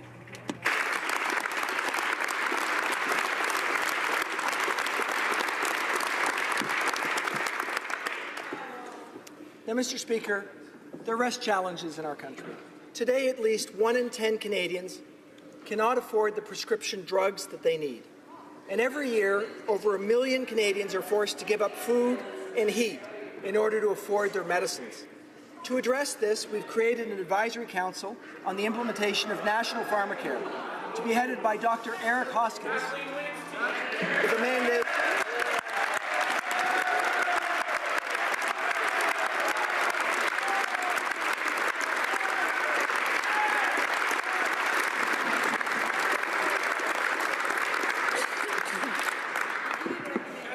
team will have a mandate to study, evaluate, and ultimately recommend options on a path forward on pharmacare that puts Canadians first. Finally, Mr. Speaker, this budget recognizes something that every Canadian understands, that our quality of life and our present and our future prosperity is deeply connected to the environment in which we live.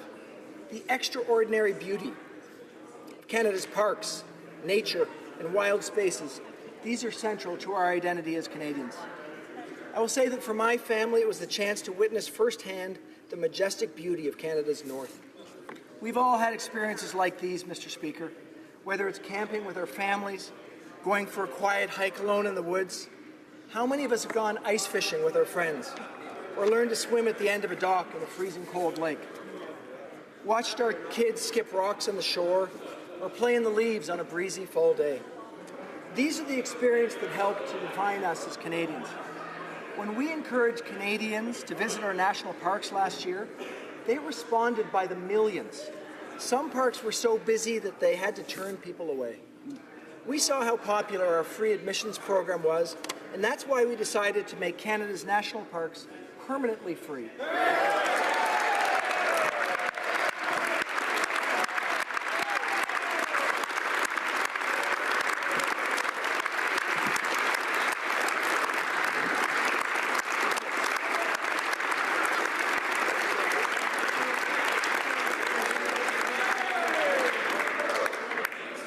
Mr. Speaker, unlike past governments, we know that Canadians deserve more than just good enough when it comes to protecting the land that we love.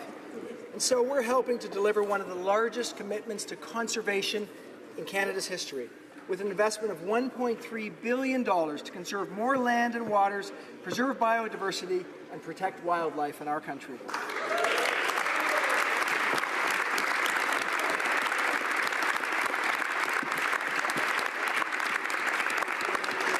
This will include a $500 million investment from the federal government to create a new $1 billion nature fund in partnership with corporate, not-for-profit, provincial, territorial, and other partners. Canada is one of the most beautiful places on earth, and it's up to all of us to help keep it that way. Monsieur le Président. Mr. Speaker, over the last several months, as I traveled the country in preparation for this budget, I had the opportunity to meet with Canadians and hear their stories. These were stories of hardships and frustration, but also stories of generosity and hope. I'm inspired by those stories, and I'm inspired to do even more to help the next generation break free from the barriers that have held us back for too long.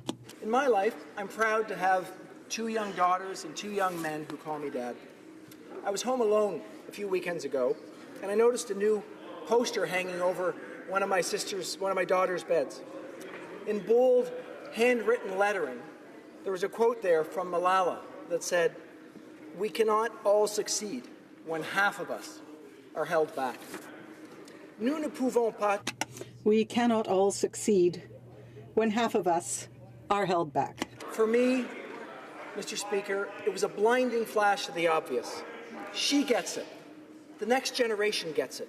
The children at Rose Avenue Junior Public School, they get it too. It's time for the rest of us to catch up.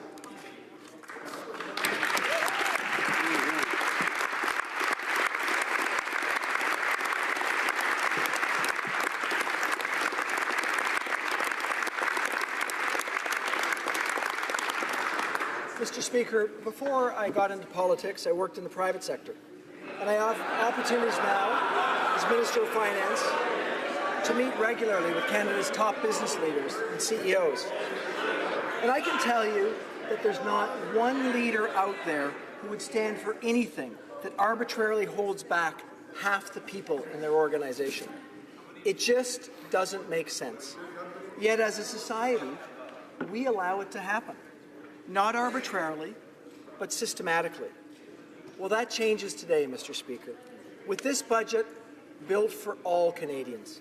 With this budget, we're tackling the challenge of equality head-on, asking tough questions and beginning to provide important solutions. We're taking steps to track our progress so that our government and all future governments may be held accountable for that progress.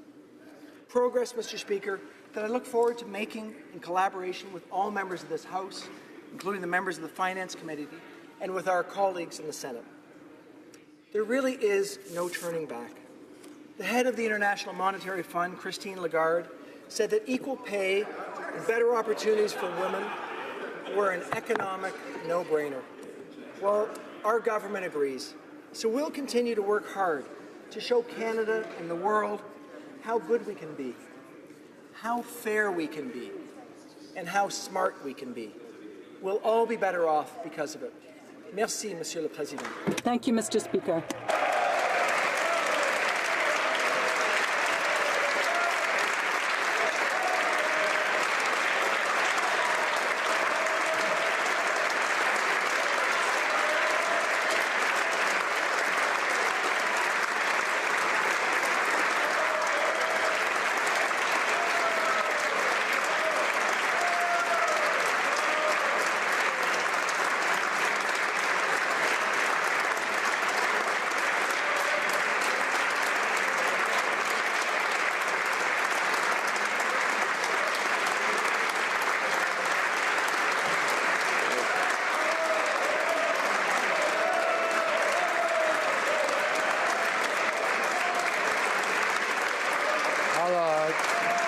Order, please.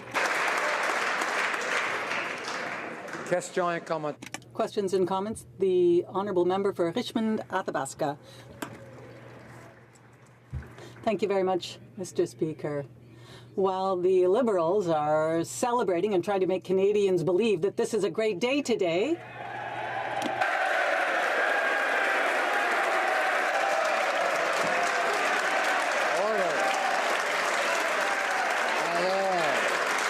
Order. I would encourage all members to save their applause for later and for their own size. The Honourable Member for Richmond Athabasca. Thank you, Mr. Speaker.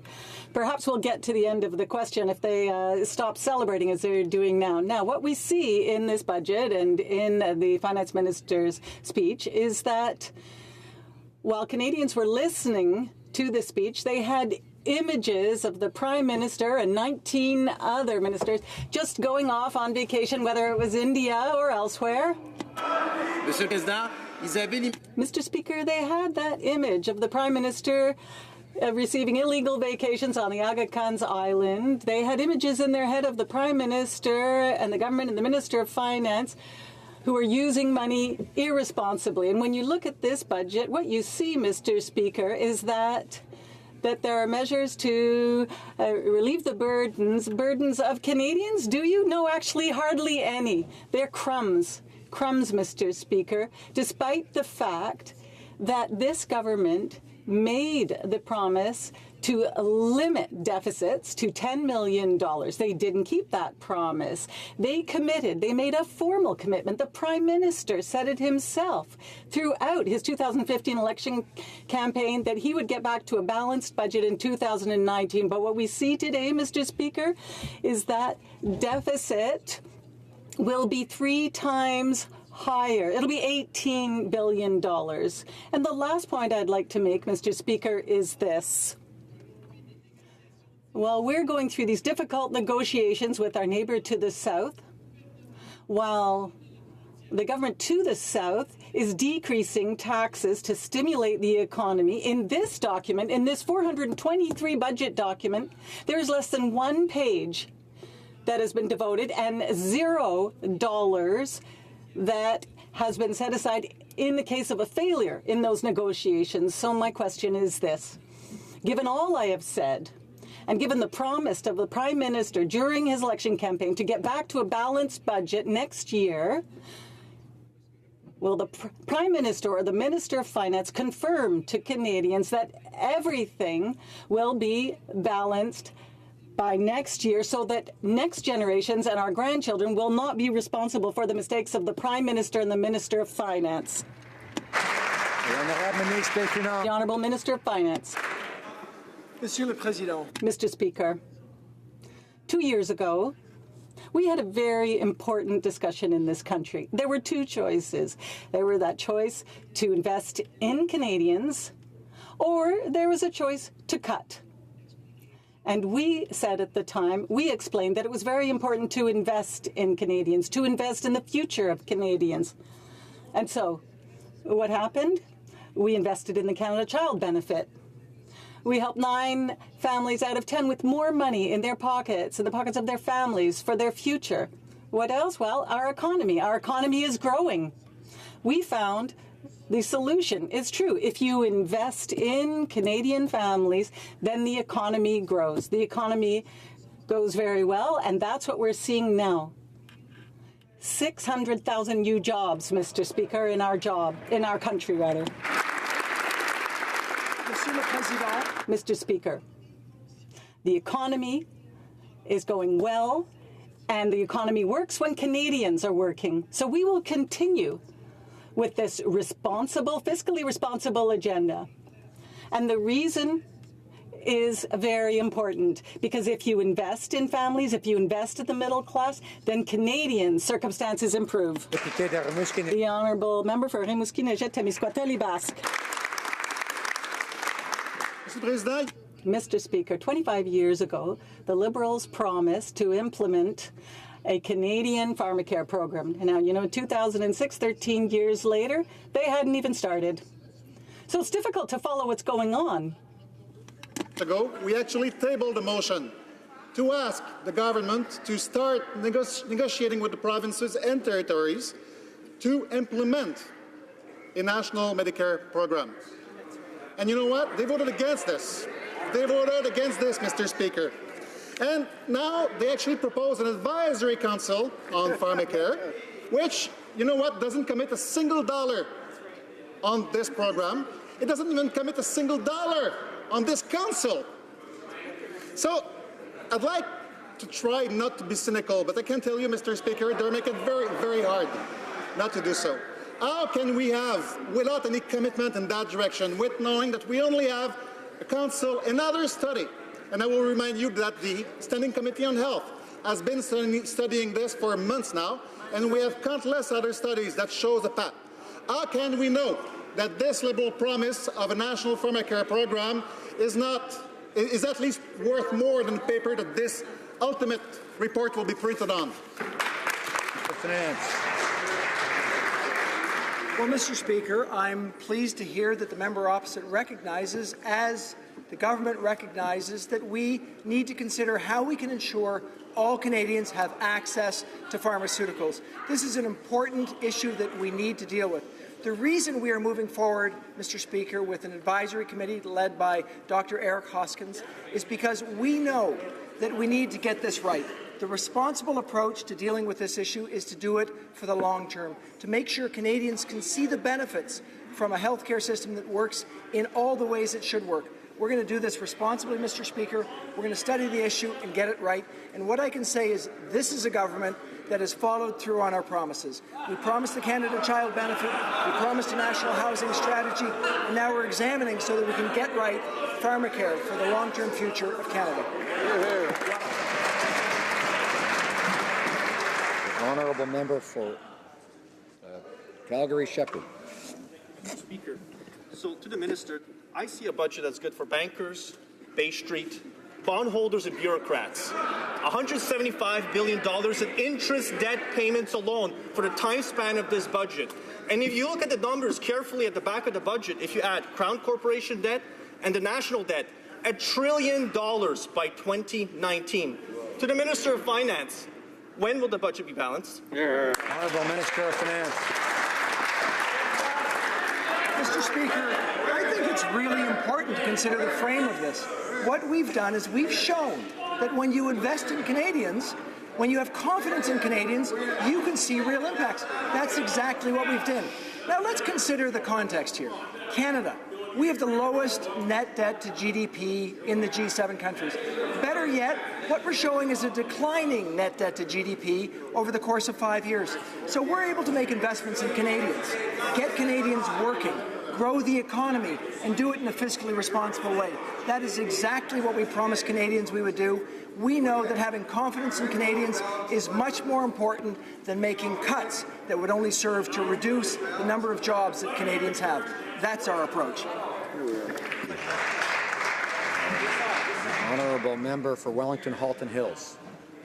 Mr. Speaker, the Minister of Finance has tasked the Minister in Premier Kathleen Wynne's government, who headed up the largest ministry in the province of Ontario, with proposing the largest new federal program in decades, something that could cost upwards of $20 billion a year. How can he have confidence that this isn't going to result in the same fiscal mess federally that we now see in the province of Ontario?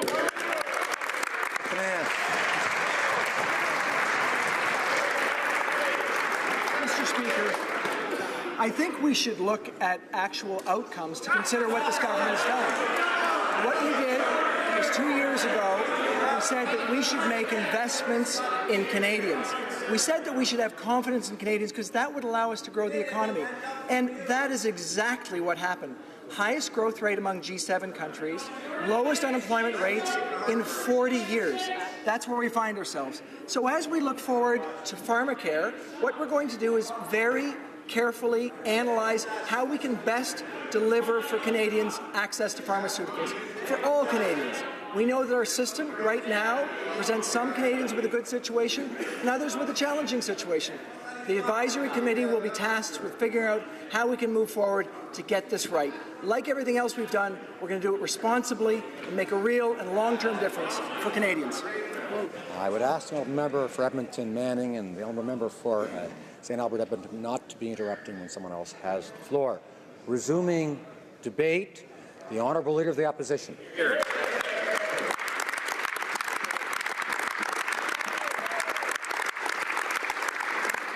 Mr. Speaker, this budget shows just how much this Liberal government has failed to deliver the very basics of good governance for the Canadian community.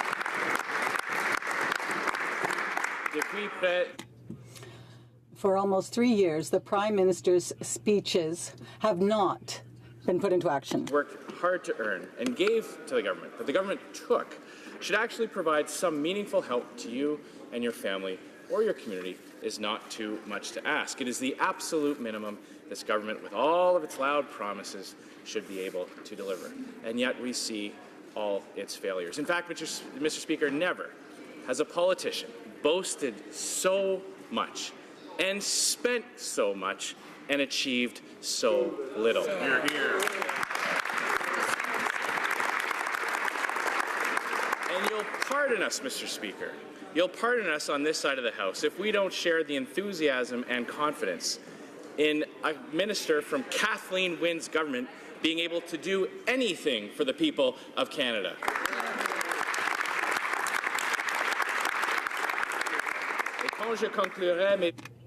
And when I speak tomorrow, I will be speaking about the record of failures by this government, who does not put people before government. Confidence in Canadians is to put people before government. Hear, hear.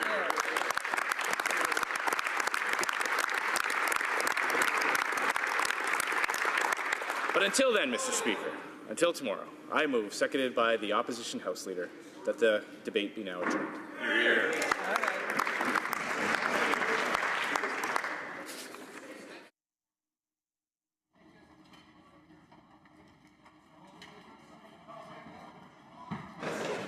Mr. Scheer, seconded by Ms. Bergen, moves that the debate be now adjourned. Pursuant to Standing Order 83-2, the motion is deemed adopted, and the House stands adjourned until tomorrow at 2 p.m.